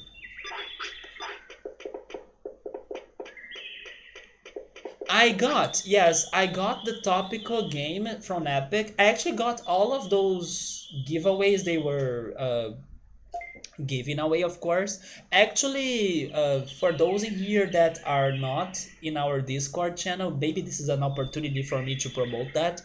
In our Discord channel, we have a giveaway freebies channel in there.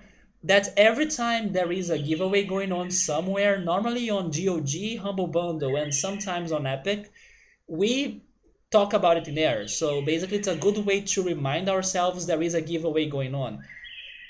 And yeah, feel free to join the Discord channel and maybe check that sometimes because that's helpful. Actually, there were some GOG giveaways that I was not aware of, and then Sarteki was there like, oh yeah, there is this game. And then sometimes there is one in Humble Bundle, and then I throw it in there for everybody. But yeah, we have been talking about the giveaways in there, and then it's been helpful to keep track of them. But on this crazy 12 days of giveaways of Epic Games, there was only one day that I almost forgot to get the game, but thank goodness I got it. And it was for a game that I would like to play. I think it was for My Time at Portia, which is like a Harvest Moon game. I'm very thankful I reminded myself of it like by the end of the day. It was actually during late night before I went to bed. And I still could get it, but I did get the Tropical game. Wasn't it Tropical 5? I think it was Tropical 5. I actually have more than that game, right? Because I bought a Tropical bundle that, if I'm not mistaken, it was Tropicals 1, 3, and 1, 2, and 3. So I also have the three first Tropicals because I bought it last year, if I'm not mistaken. Now I'm missing 4. I skipped 4. No matter what, you can't get into Pokemon. That's okay, like, it's not for everybody. And you're not the only one. For example, Scapluni has never played a Pokemon game, although he wants to. Yeah, Scapluni wants to try it. So it's being postponed, and there is going to be one more episode out January 9th. It's going to be the Freezard. So thank goodness I binged the original Dragon Quest because I got so curious to know what's going to happen. Because it seems that they are going to pause it, right? The recent Dragon Quest remake.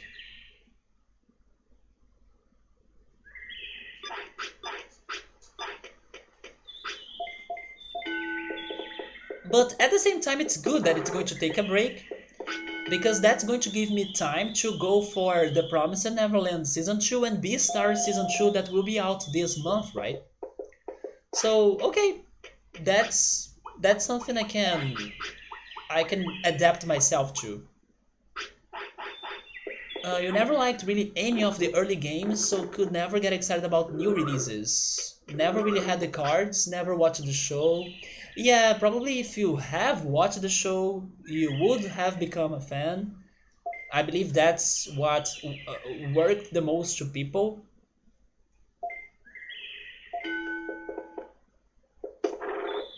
But you know, like five Pokemon names: Pikachu, Charmander, Bulbasaur. That those are all correct. Mew, Mewtwo, Onix. No, it's not Starfree. It's Butterfree. You do know a lot. That's not a bad effort for somebody that hasn't played the games and everything. Just in case you are curious, Ultras, but of course you don't need to check it. My favorite Pokemon is Absol. It's this one. If you want to see how he looks like, just for curiosity.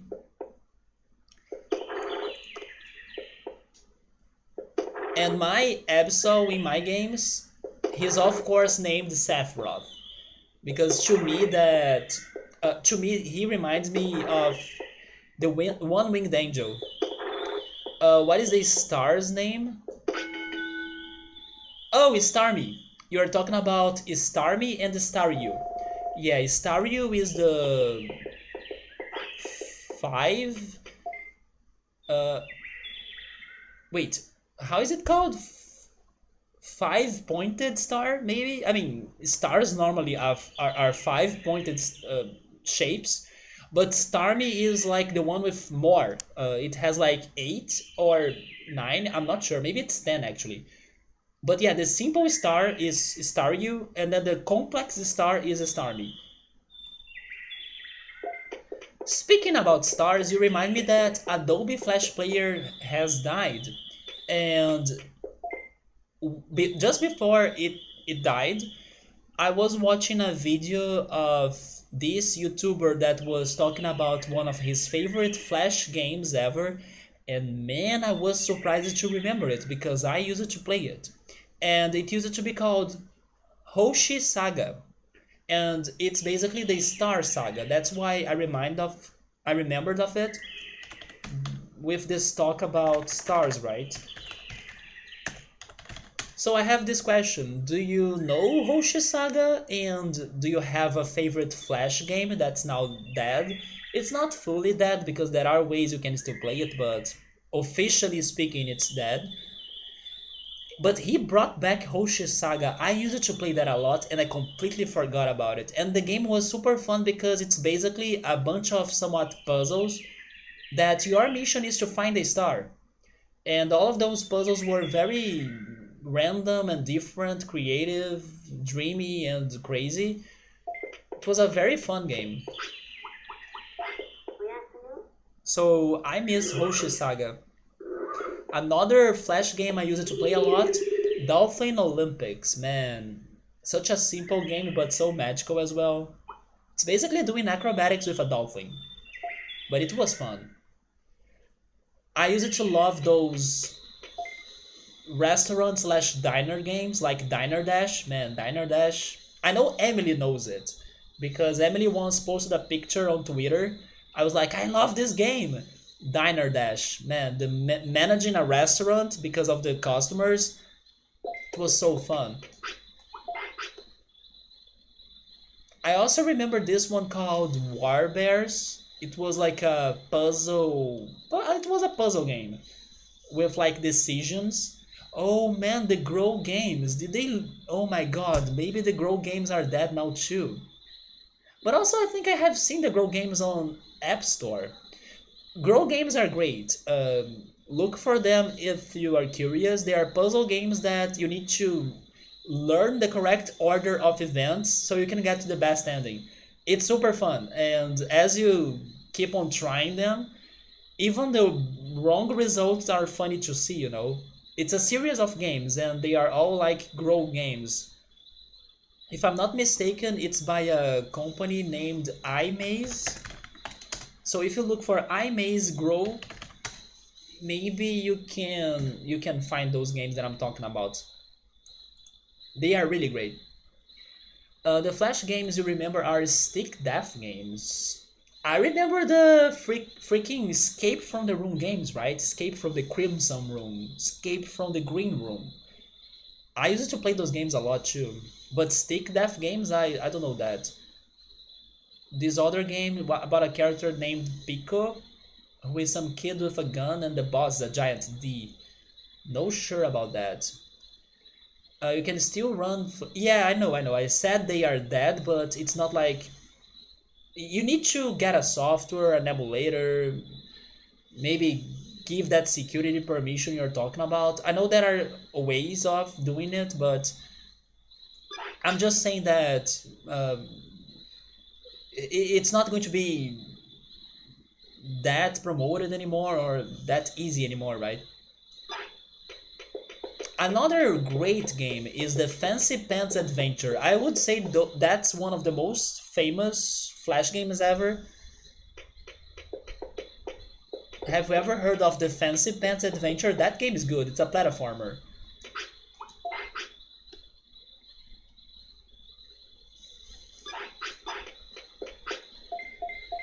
And there was a tower defense game called Ant Buster. I played that one a lot too, but I don't think it's popular.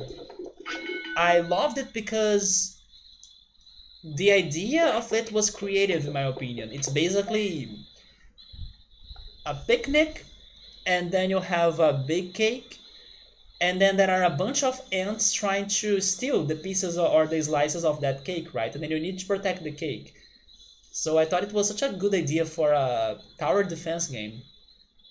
Oh yeah, not to mention the freaking blooms. Blooms is like super great. I'll be playing blooms at some point in here because I did buy some bloom games on Steam.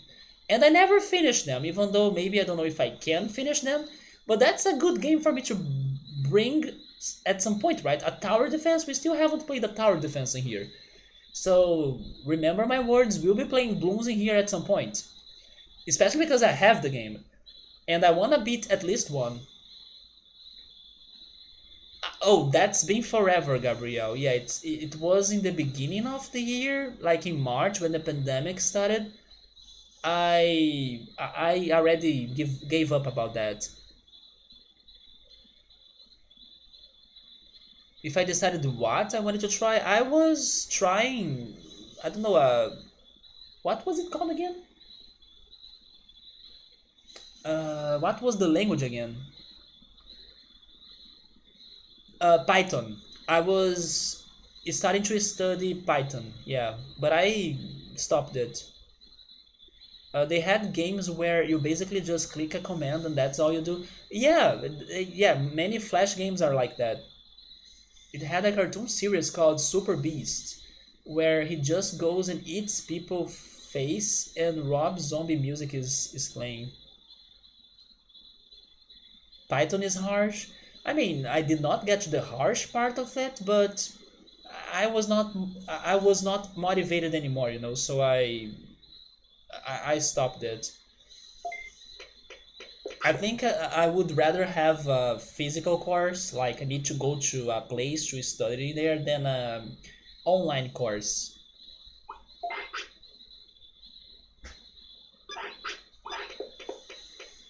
Yeah, there is also Java and HTML, right?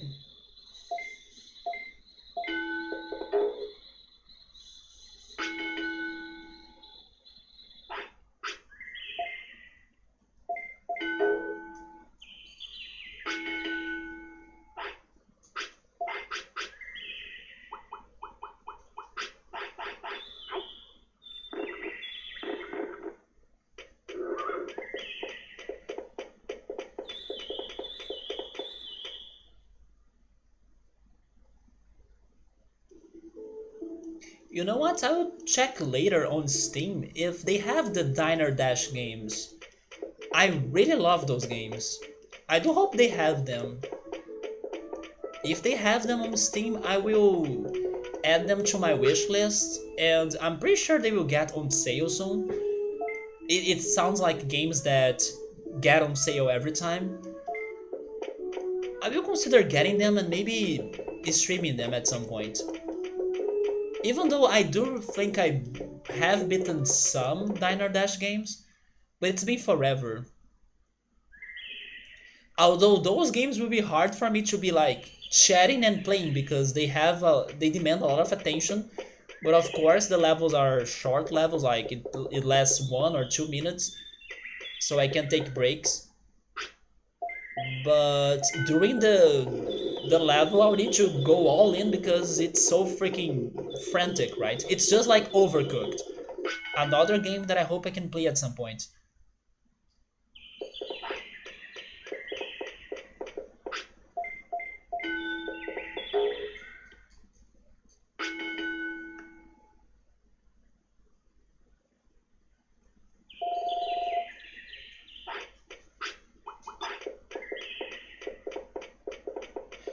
Speaking of games, still, Gabriel, have you seen Evoland? Man, that was the game I learned about this week. If you haven't seen about Evoland, although I doubt it, Gabriel is the guy that, if it is a PC game, he knows it. I really liked what I saw of Evoland. I was talking about it yesterday with Mitska. Man, Evoland sounds so fun. So everybody go after that game because it's a game about video game generations, and then as you are playing the game, you keep on changing the video game generation of the game you're playing. So basically, you will start with a very retro 16 bits RPG game, and then little by little you find things that will upgrade your game, and then you go from that retro game to 32 bits, hopefully 64 bits, and then eventually 3D even. I thought it was such an interesting concept.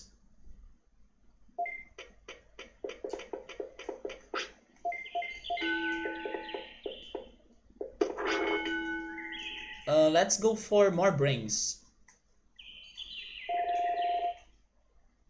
It is an old game? Yeah, it's not recent. You're right about that. I just learned about it recently. That's a game that I will play for sure. It did get my curiosity high enough.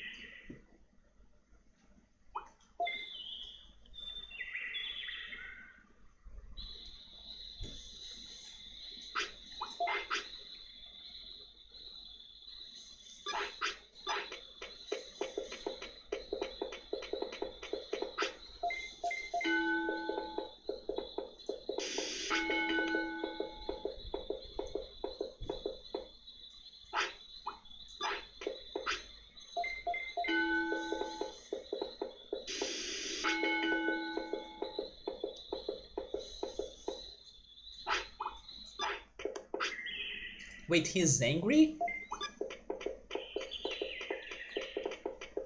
Why is he hangry? Wait, hangry?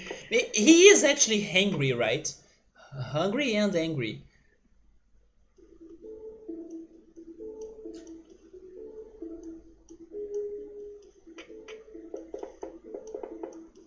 It is, yeah, it is for sale. I saw that. It is a very good sale actually, but I will still save it for later. Yep, it is a very good sale.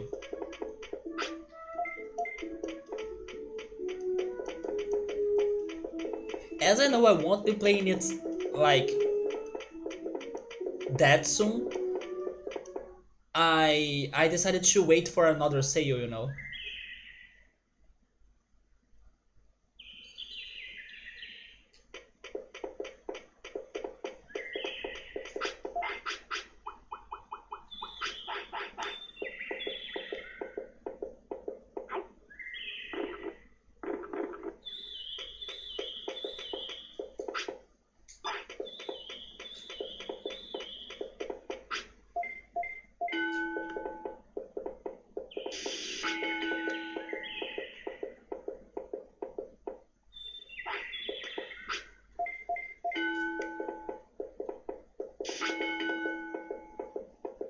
It's interesting they have a second game. Like, I wonder how different it to be from the first one.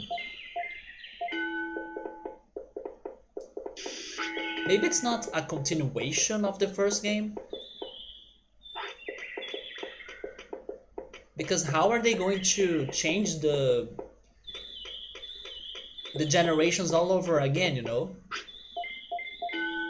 Not sure how that's going to be like, but we'll see someday.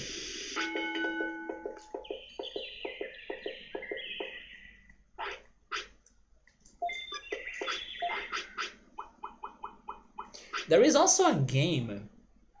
I wish I could remember how it was called. You know what? Maybe I have a note on my phone about it. Give me a second.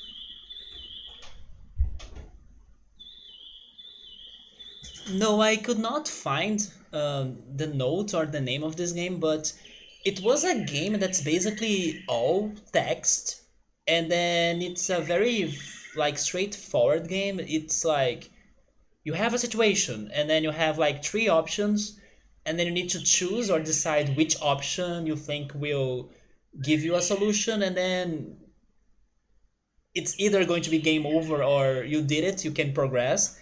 And it keeps on throwing three options. I don't know if the game is called Three Cards or Three something, but it sounds fun. It sounds fun to play it and then use the poll feature of the chat in here. And then, like, we can pick on the options together or something. It sounded very fun. And then to see like all of the different results you can get from that game just by picking the text options and imagining the situations, you know. Hand or Fate? No, that's not the name of it. I think the name of it had something to do with the with the number three, because it was all about three options. But I don't know. I don't remember the name of it. If you go to my like Steam wish list, it's probably there somewhere, because I probably added it in there, but I don't remember its name. But it's like a very simple game with text. It's like a black screen with white font. But even though it's that simple, it looked very fun because of all of the possible outcomes that you need to kind of choose wisely, you know. And then I know it has something to do with the number three, if I'm not mistaken.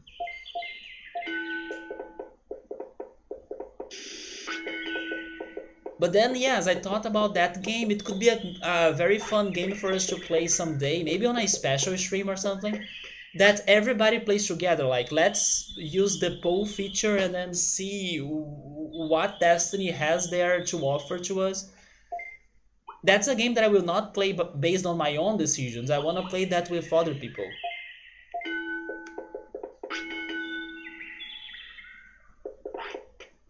And then we can blame those that pick the wrong possibility, right? The bad ending.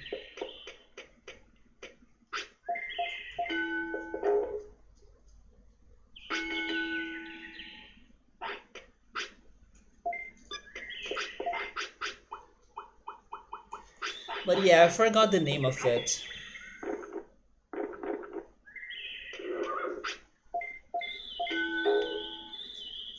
Let me give it a Google, but I don't know if I will find it.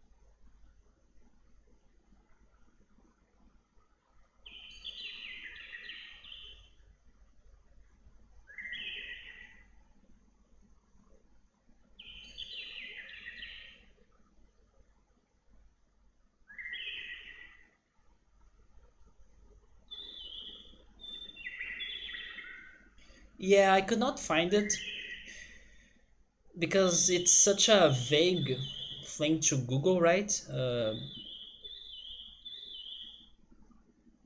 Like game with decisions, three options. It's such a vague thing to search. But hopefully someday we'll be playing it. It seems very fun.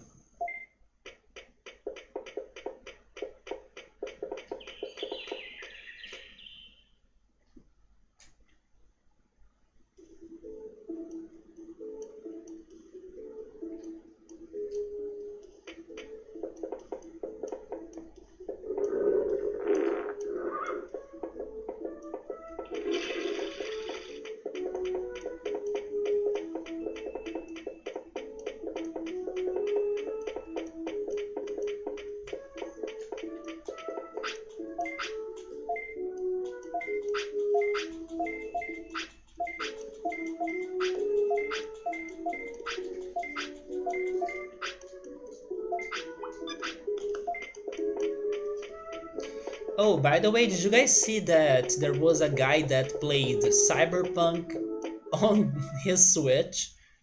Have you seen that? Yeah, so it's probably not that one. I could open my Steam in here to check it, but that's going to take a lot of time and my computer will not like it. But yes, I just remember this guy that was able to run Cyberpunk on his Switch, and the way he did that, he used Google Stadia. He was able to kind of hack the Switch to allow it to have an app store, and then in there he could get to the Google Stadia, and then by Google Stadia he could load or run Cyberpunk. Some people were even saying that it's working better than some other consoles, for everyone's surprise. But I did not check him actually doing it. I just heard the news. But there we go, Switch.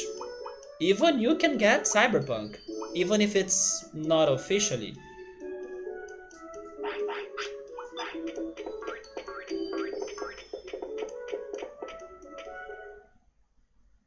Cards to solve? That doesn't sound the one that I'm thinking. Right? Isn't that surprising though that Switch can run Cyberpunk in a good way? No, no, no, no, no, no, no. About that, Yoda. No, no, no, no, no, no, no, no, no, no.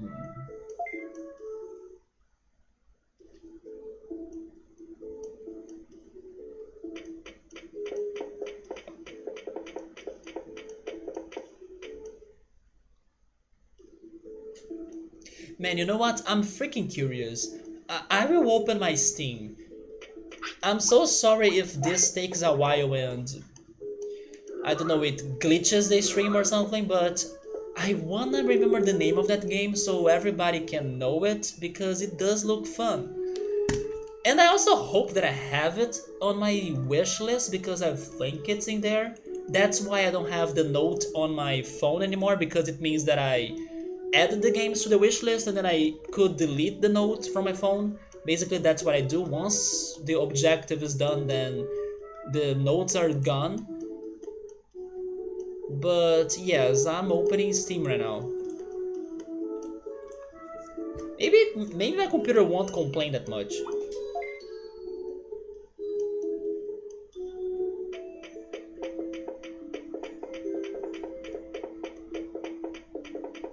What do you mean by remote gaming? Once somebody said that handheld consoles would be dying because of the future of cell phones, I have to agree with that. You know what I think will be more like the future of gaming? Projections. You won't have a TV per se, but you can project your game on a like white wall, and then everything happens in there thanks to projections, and then the projection can have some different and unique technology. The reason why I'm saying that is because of, let's say, the game you can see on the movie Her, which by the way is a fantastic movie. They have a game in there that I can totally see as a future of gaming, and it uses projection. Remote gaming, another PC that's not yours, that's running the game, just like let's say a streaming device like Netflix and stuff. I mean, Stadia is a bit like that, but it did not work really well, right?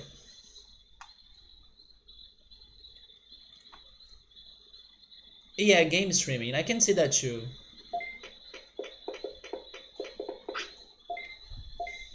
Actually, I do not need more brains.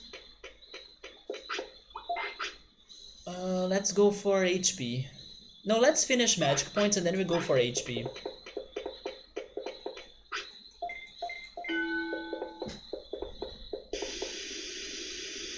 I would say that the problem of Stadia is also the, let's say,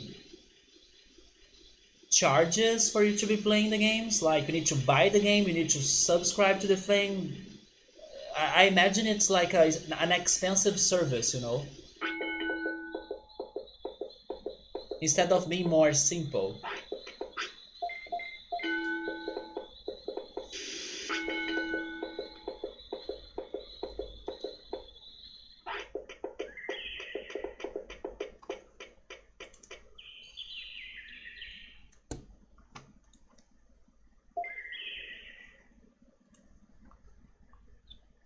Okay, I'm getting to my Steam in here.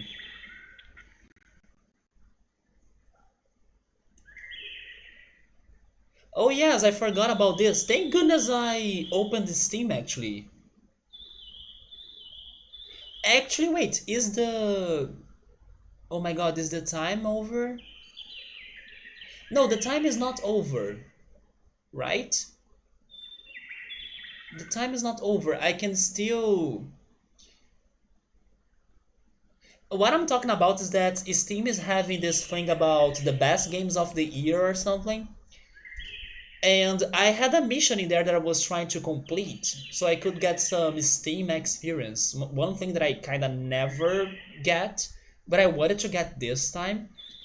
But for me to get the last card and then get the experience, I need to check my recommendation, like my list of recommendation today. So I was missing doing that. But before I do that, wish list, where is it? Okay, I found it. Now let me see if I have the game that I'm thinking in here. I do hope I have it.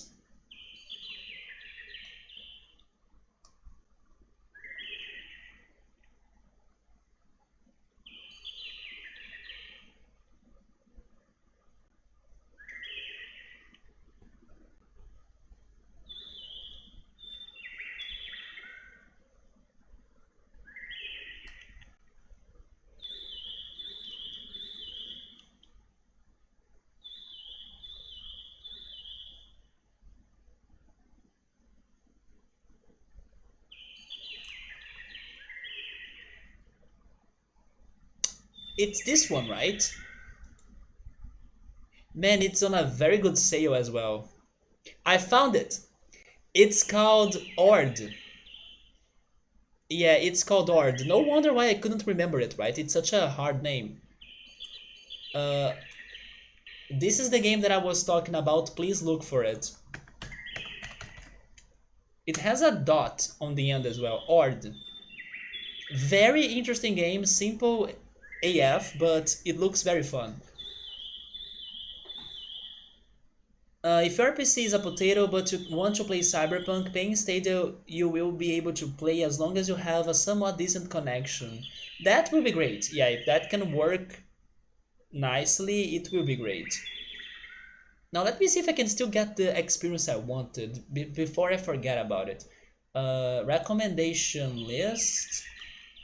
Go through that. I can skip everything because most games they recommend to me I don't want, like FIFA 21, that doesn't interest me. Yakuza. We were talking about Yakuza yesterday with Mitsuka, but unfortunately I do not see myself playing that game.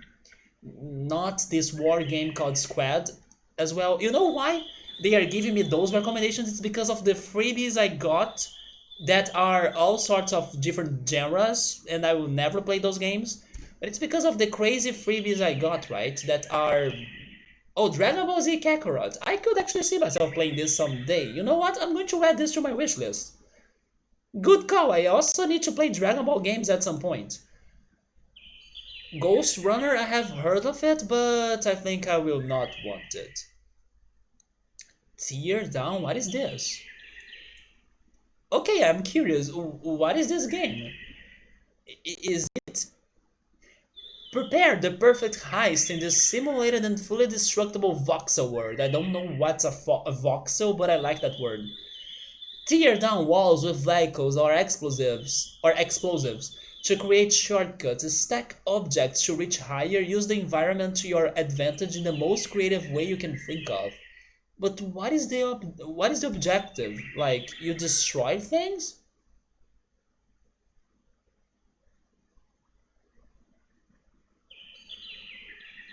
I don't know what I think about this, but it is about destroying things. So I will skip it, but it got my attention.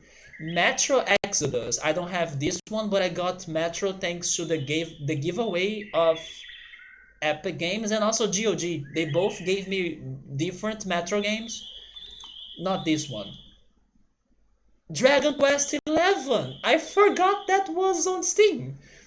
Okay, I do wanna play Dragon Quest, so sure. I completely forgot it was on Steam. Good call. Astroneer, explore different worlds. I'm good. Iron Harvest. No, it's a war game. Next. Green Hell. Nope. And the last one is Wasteland 3. No thanks. Completed. Okay, and then they gave me the cards I wanted. Let me go get my experience points. Where do I go for that though?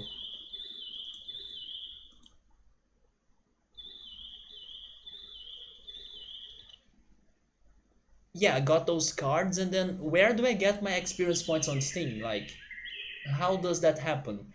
Go back to the initial. overlay, and then where do I go for that? You know what? I will try this later. But there we go. I got my cards. I got the name of the game. You guys go look for that. And hopefully I can get my experience points on Steam because otherwise I'll never level up in there even though it's just a detail, right? It's not like that important, but Yakuza is basically Central but in Japan. Were you here when Mitsuka was talking about those games? I think you were not, right? Mitsuka was excited for the next Yakuza. Yakuza 6, it seems. And then when he was talking about it, I was thinking of Shenmue. So Voxel is a Minecraft square, huh? Crazy name. But go look for Ord. That game sounds very fun.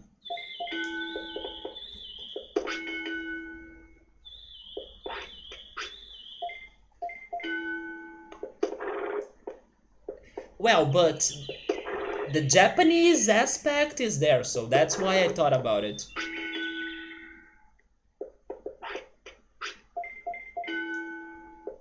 But actually, Mitsuka told me that Yakuza got some elements from Shenmue.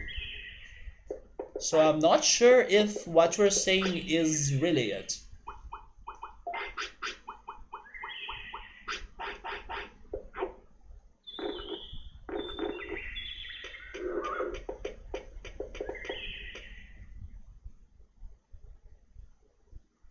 I cannot believe that list of recommended games actually worked this time. Normally I skip everything. But I completely forgot about Dragon Quest XI on Steam. And the Dragon Ball game as well.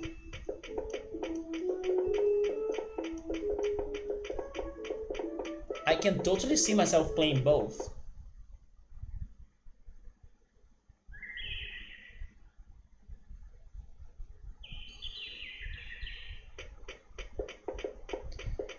So, what else?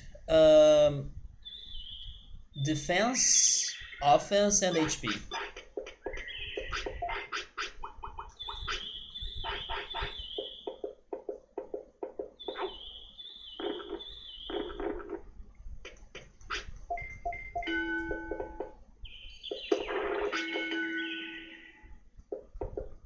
Why are you saying that? I think it looks good. I remember Squall playing it a little bit, and then I was watching him playing it. It looked really great. I mean, maybe it's not the best Dragon Ball game ever, but I thought it was somewhat okay. It was more complex than what I was expecting, at least, because I remember him showing me some missions and side quests and objectives they had in there. I was like, I cannot believe this game is that complex.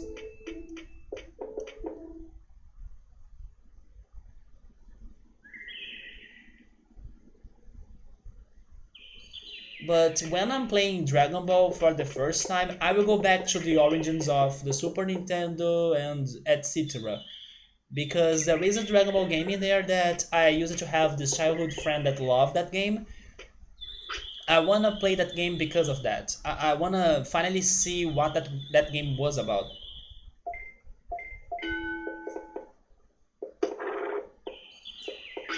You mean because of its price then? I always wait for sales, so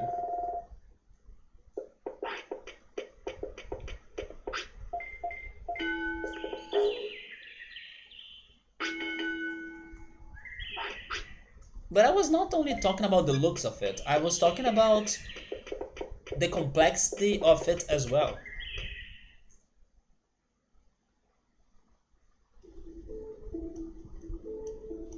Well, but I only saw a little bit of it, so I didn't see much.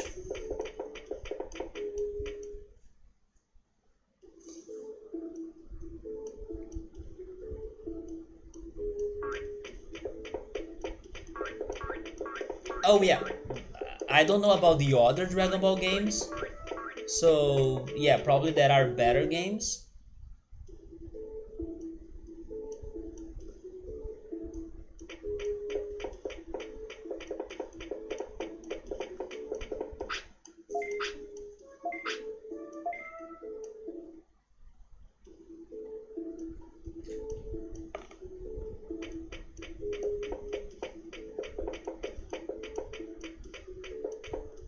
Is it like some of the Resident Evil remakes that they take the mechanics of the previous game, like they use the same engine?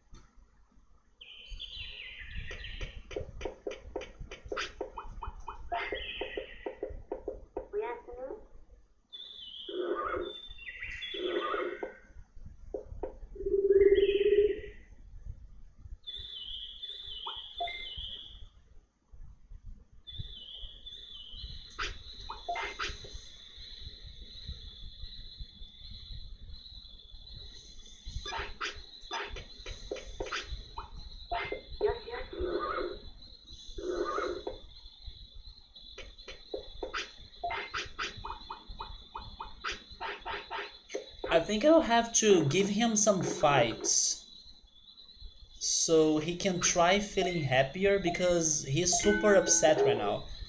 And I know that if I win some fights, he gets happier.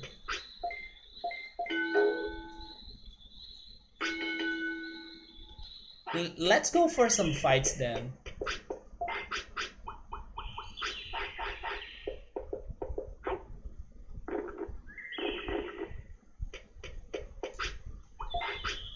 Um,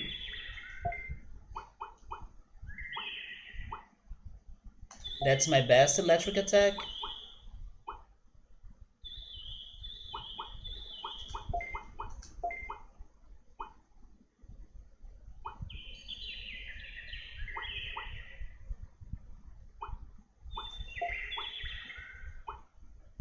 We still haven't seen counter, right? You know what? I will put counter in there just in case we can see it out of nowhere.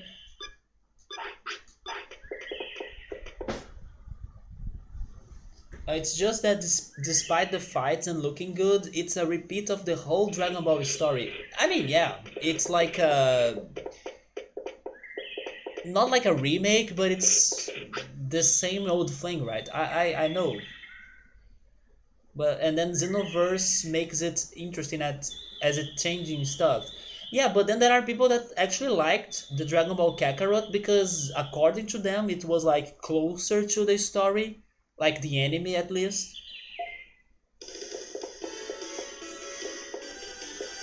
Maybe you like games that are more separated or different than other media like the anime, but some people don't mind playing something that's just like the anime, you know?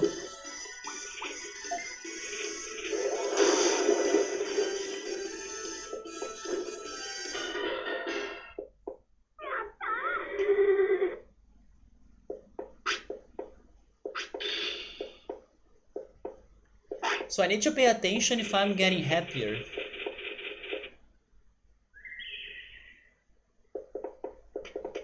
I wanna think I am, but let's keep on going.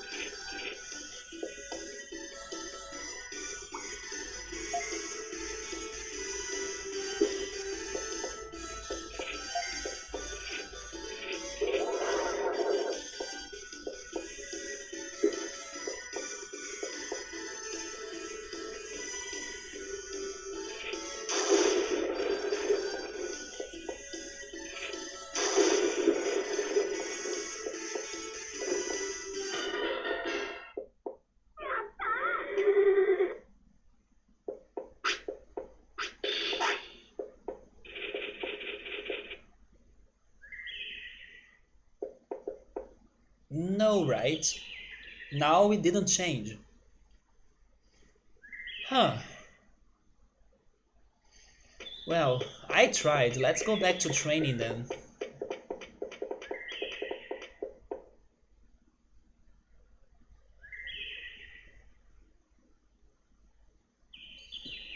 Yeah, I understand what you're saying, but some people will still prefer something that's just like the original story. It's a matter of preferences.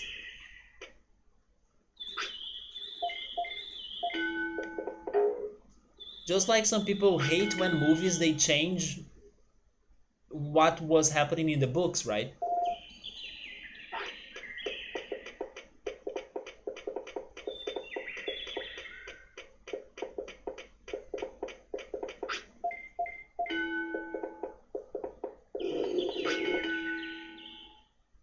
I think it depends.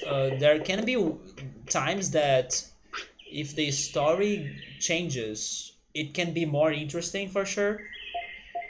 But there are times when the changes are actually worse than the original, so the original would have been better. It depends.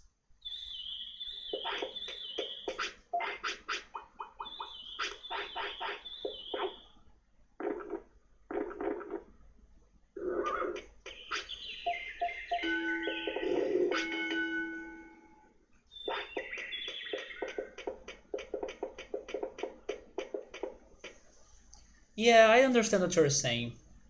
You want to be surprised. I believe that's your point.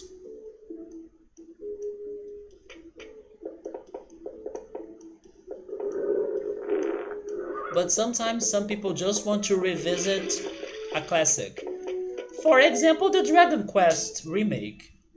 After I watched the original, I realized it's the same. It is really the same, just looking better, but it's still fun. Like, I'm loving it.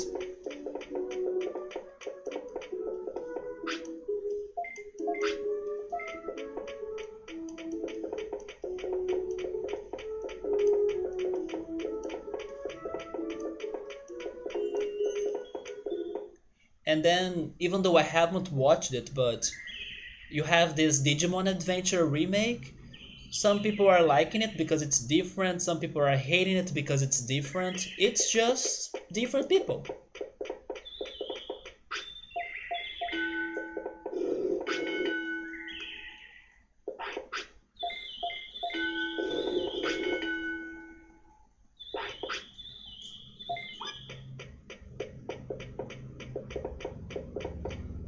Have you ever watched Mushishi, Gabriel?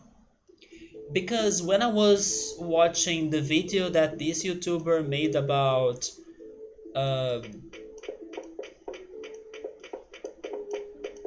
about Cardcaptor Sakura and how Cardcaptor Sakura was so chill and then helped him to get through 2020 and stuff, and then my anime that helped me to get through 2020 was Rema. And then yesterday, actually, I had so much fun watching the episode of Rema. It was so great.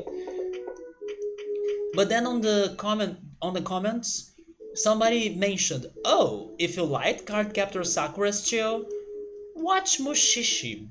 And I was like, "Yeah, I have heard of this, but I have no idea what it is about."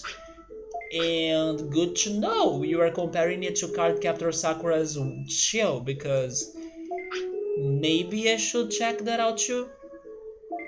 So yeah, I wanna know if somebody has ever watched the Mushishi. You know what? I will even ask my other anime friends because maybe they have watched it.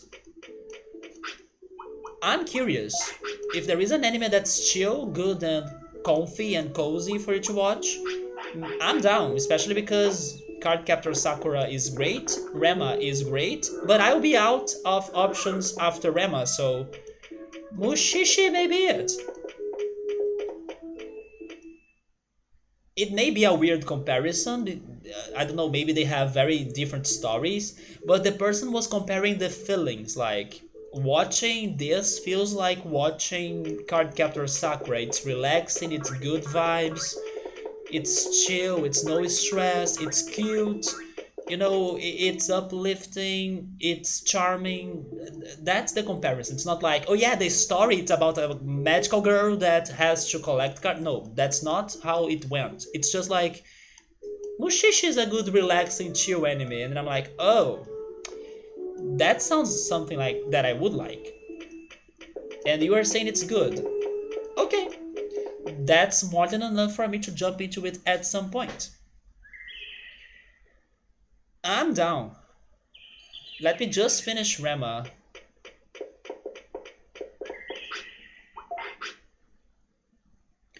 Yeah, we need more HP.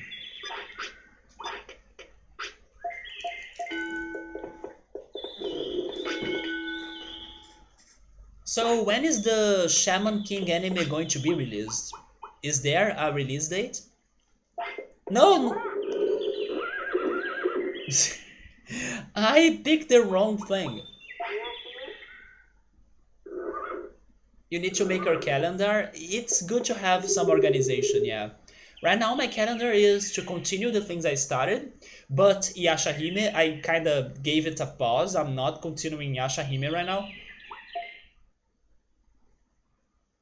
I will save it for later. So I'll be continuing Dragon Quest, Pokemon, and Rema, and Avatar: The Last of Korra. I started watching the second season now. And this month I will also jump into The Promised Neverland, but especially Beastars, because Beastars will be on Netflix. The Promised Neverland, I don't know if it will be on Netflix. The second season at least. So Shaman King is in May, Bleach is in June or July.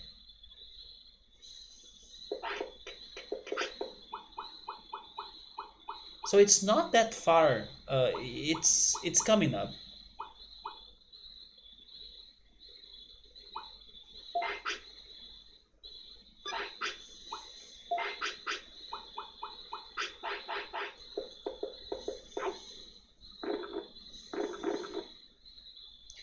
Let's go for more HP? No, let's go for more speed. I kinda already think that this is not going to be a good training slash ultimate run because my Unimon is pissed.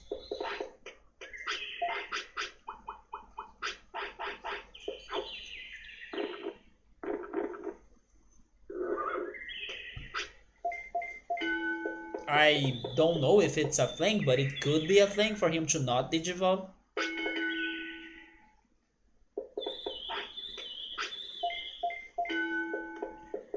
Kemono Jihan is next month, and then there is a following up of Kingdom. I don't know. I think I pissed him just because I put him to train.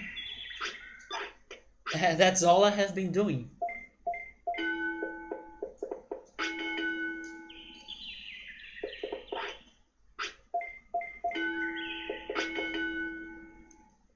Maybe it's also because of going to the clinic and then getting rid of his tiredness.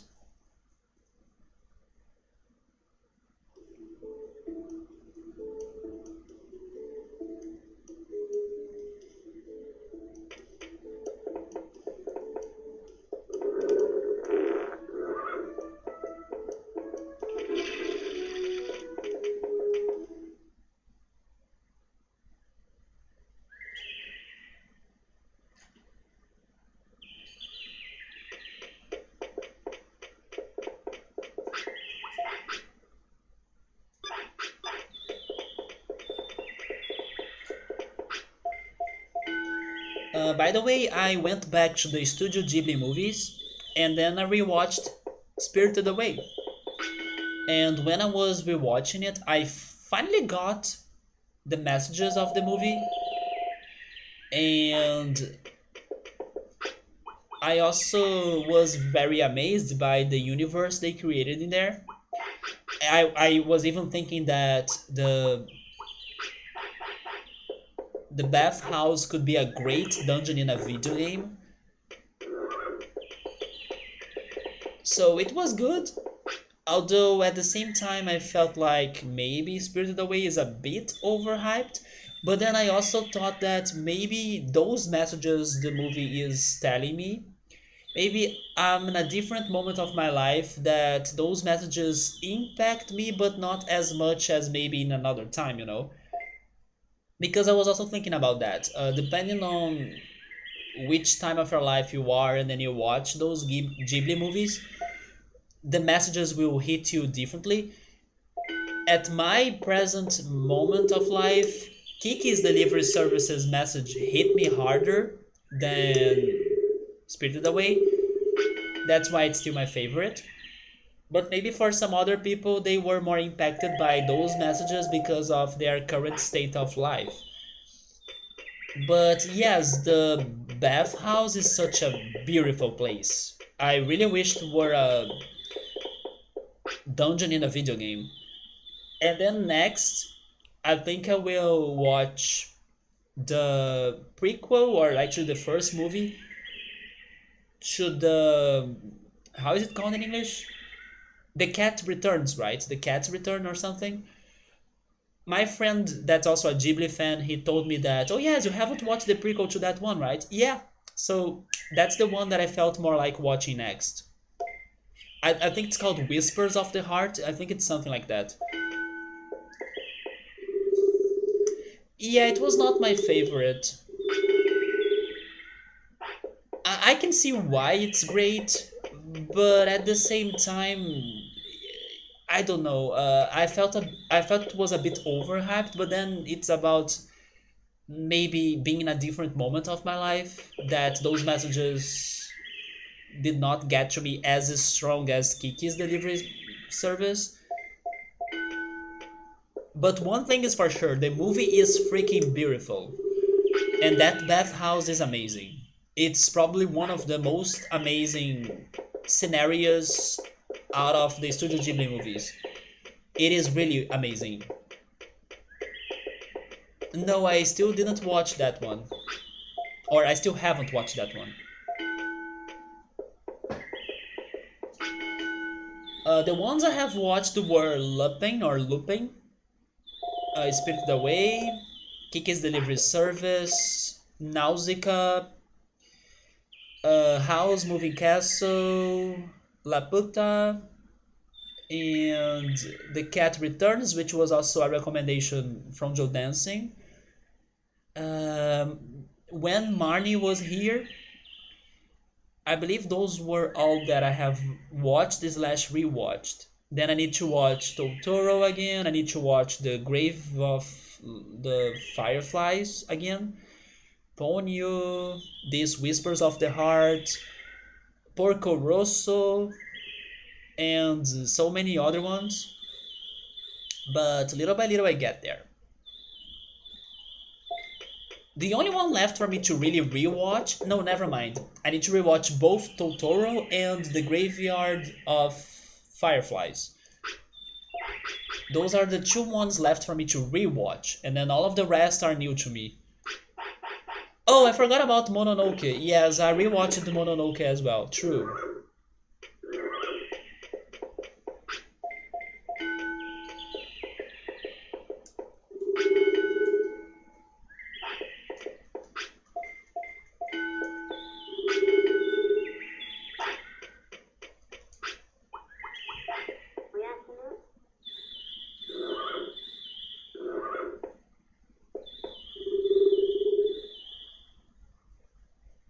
Did you know that,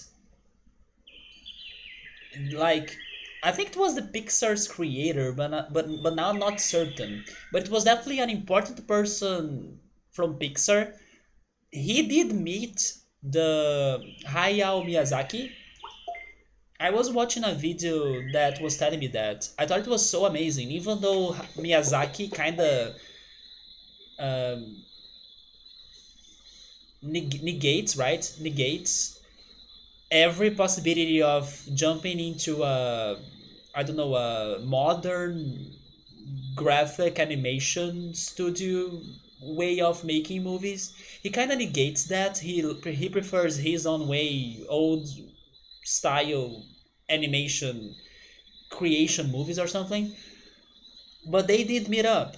And Miyazaki actually helped Pixar on one of their short movies because when they were having that meeting, this guy from Pixar decided to show Miyazaki, like, what do you think about this story? And then Miyazaki gave him some opinions and impressions, and then they adapted their story, and they released a short movie that I forgot its name, but it's about a clown toy. Not sure how to describe it, but it's one of their short movies. So that was fun fact that Pixar and Miyazaki had a connection at some point. There is a really amazing documentary about Ghibli. It's called The Kingdom of Dreams and Nightmares. Huh, nightmares? That's a bit disturbing.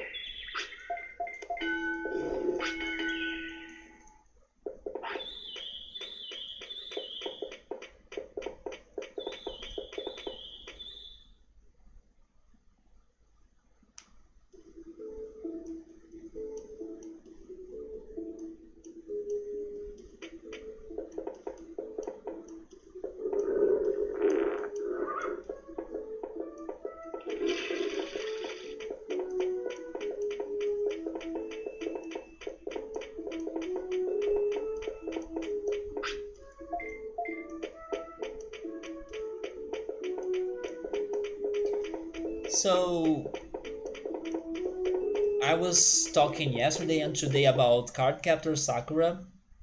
One video that I found on YouTube that I thought it was so nostalgic and good to watch is a big compilation of every card moment that she was capturing. Man, that video was such a good revisit to the anime, but without the need of rewatching every episode again. It's like all of the moments that she was capturing the cards. It's such a good compilation. It's like an hour and 50 minutes long.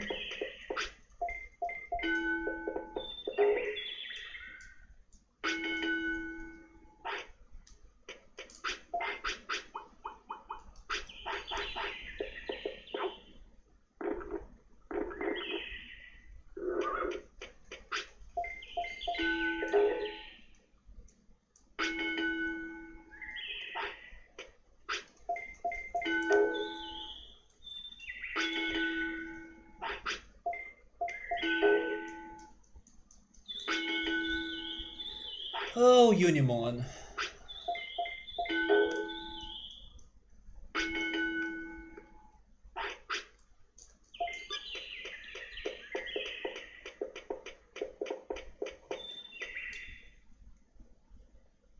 You know what? I don't know if somebody in here will know the answer for this, but I do have a question. Because it's something that I have been wondering.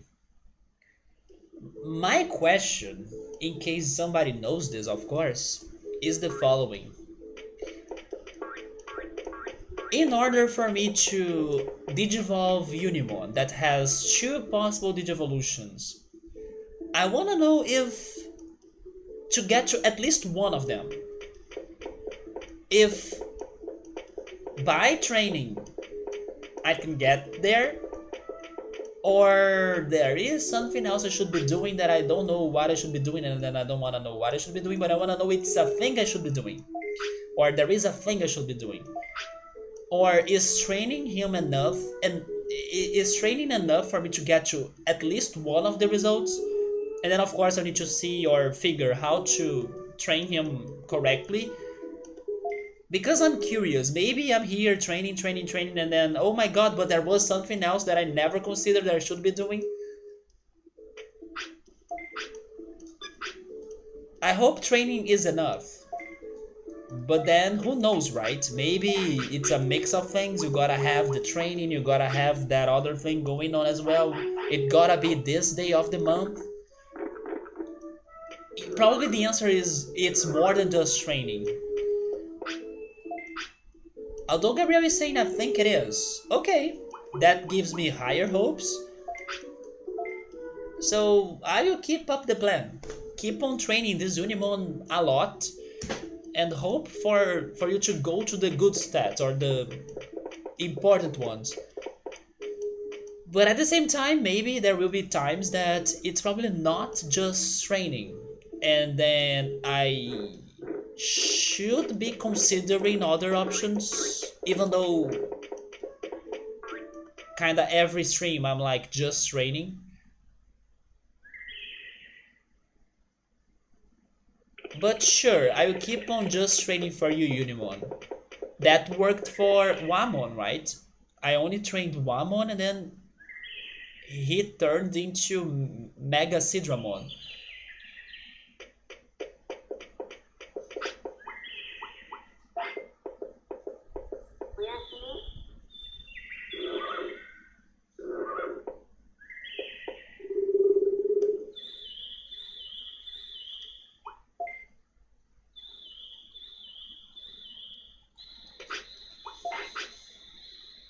So let's go for defense, offense, and magic points.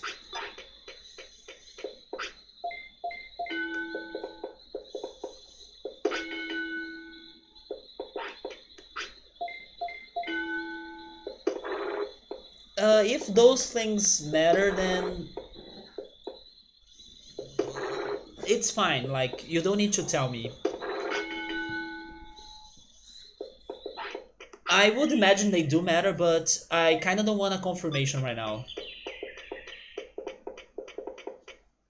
Because I don't feel like recovering his happiness because I was told that's how it goes, you know. No, I will keep that the way it is.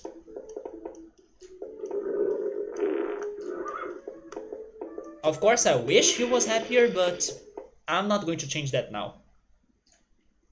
I know I could, but there are also sometimes side effects, which is getting sick, so that's not too bad, but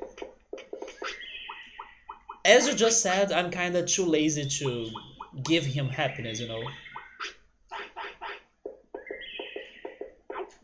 Imagine that in a new game today. Wait, what do you mean by that? Imagining what? Getting mushrooms?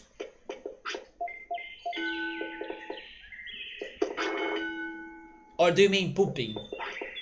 Because that's what he just did.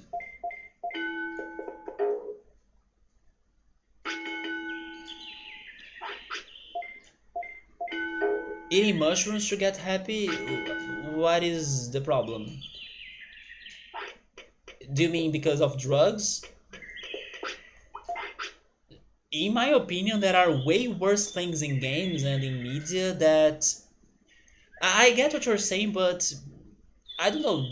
That's kind of okay level in comparison to some other things. Even Mario games have that, like Yoshi's Island, Super Mario Brothers. Wait, Super Mario World 2, right? Super Mario World 2 Yoshi's Island. Touch Fuzzy, get dizzy. Do you want a better example of getting high than that?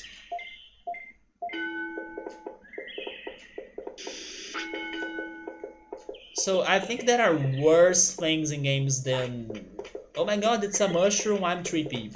Earthbound has that even Smash Brothers has that with the reverse controls. If you get the mushroom status, it's somewhat common already. So I don't think it would be a big deal.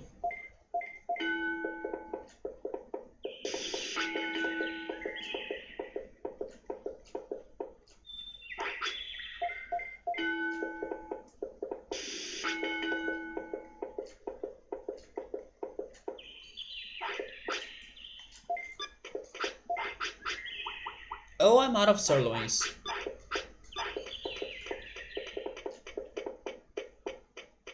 I guess I will be using meat now. I can keep on giving him lots of meat, not necessarily sirloins. I feel like I should save the sirloins.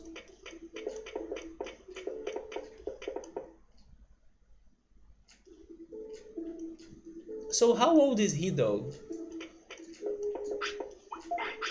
He's 12 years old. Okay, so maybe either we do it or we fail. Because he's probably going to die soon. Especially because he's not happy. But if even if he dies, that's okay. I got a new Digimon. That's helpful.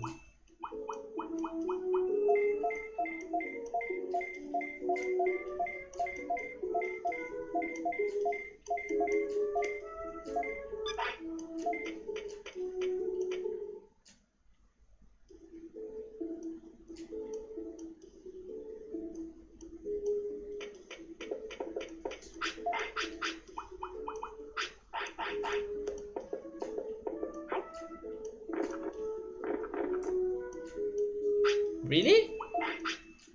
Oh, of course not.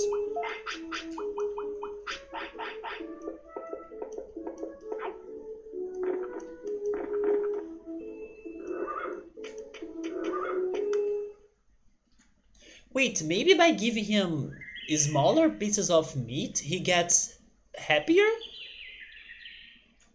I need to pay attention to that.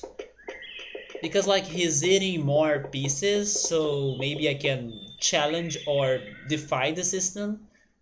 And then I get more happiness points for that. I need to pay attention to that.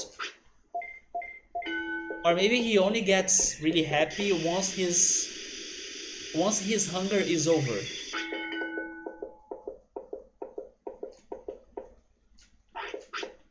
Oh no, don't get tired now. Your time is super short and I should get your MPs and HPs over 4,000 at least.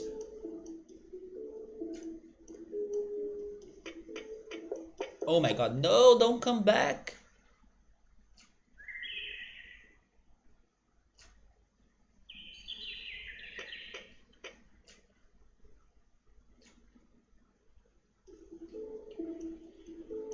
But at least today was a good day.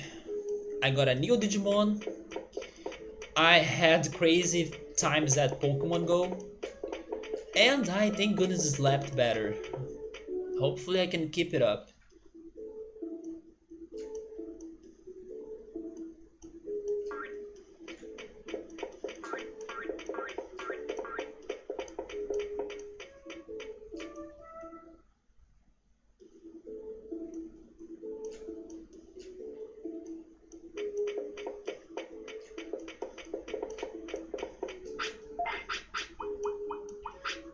Let me check this out.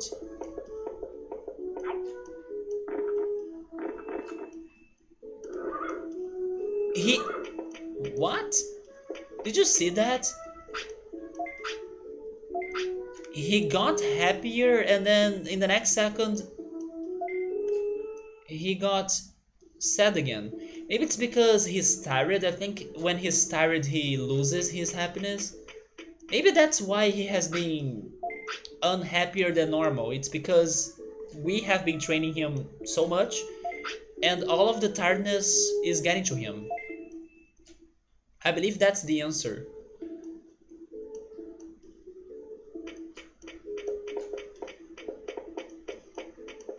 But giving him a single piece of meat did boost his happiness, so maybe that could be a strategy.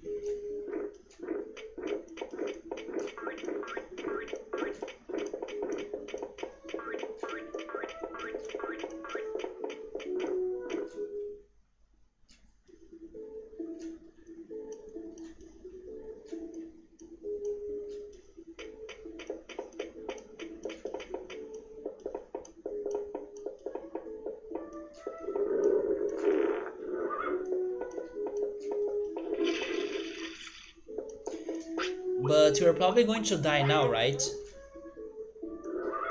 On this day.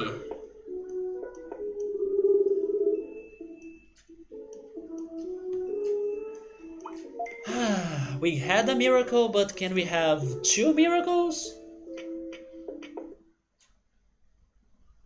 Am I asking for too much?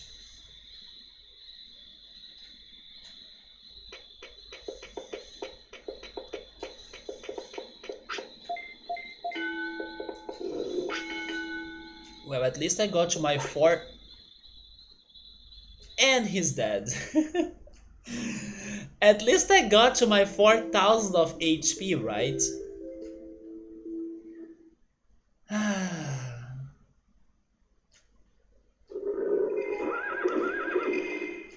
So you know what?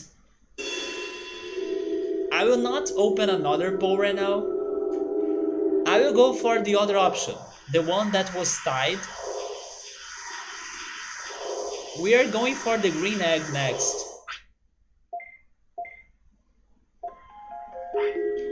Garuda won't attempt again.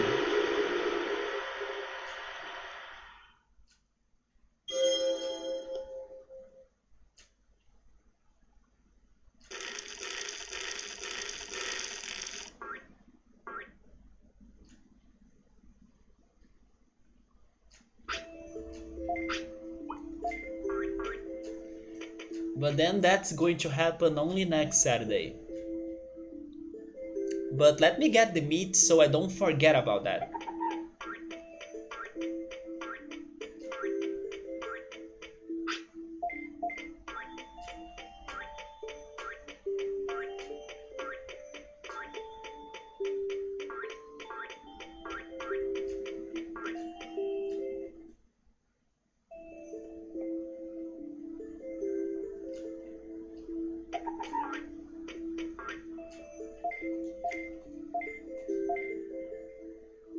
Okay, there we go. So everyone, thank you so much for stopping by. We got at least a new champion, I take it. And I still gotta figure how can I increase or improve my trainings. Maybe you know what I should be doing? I should, I don't know, let's go for attack. And then we go for attack all day, forget about the rest.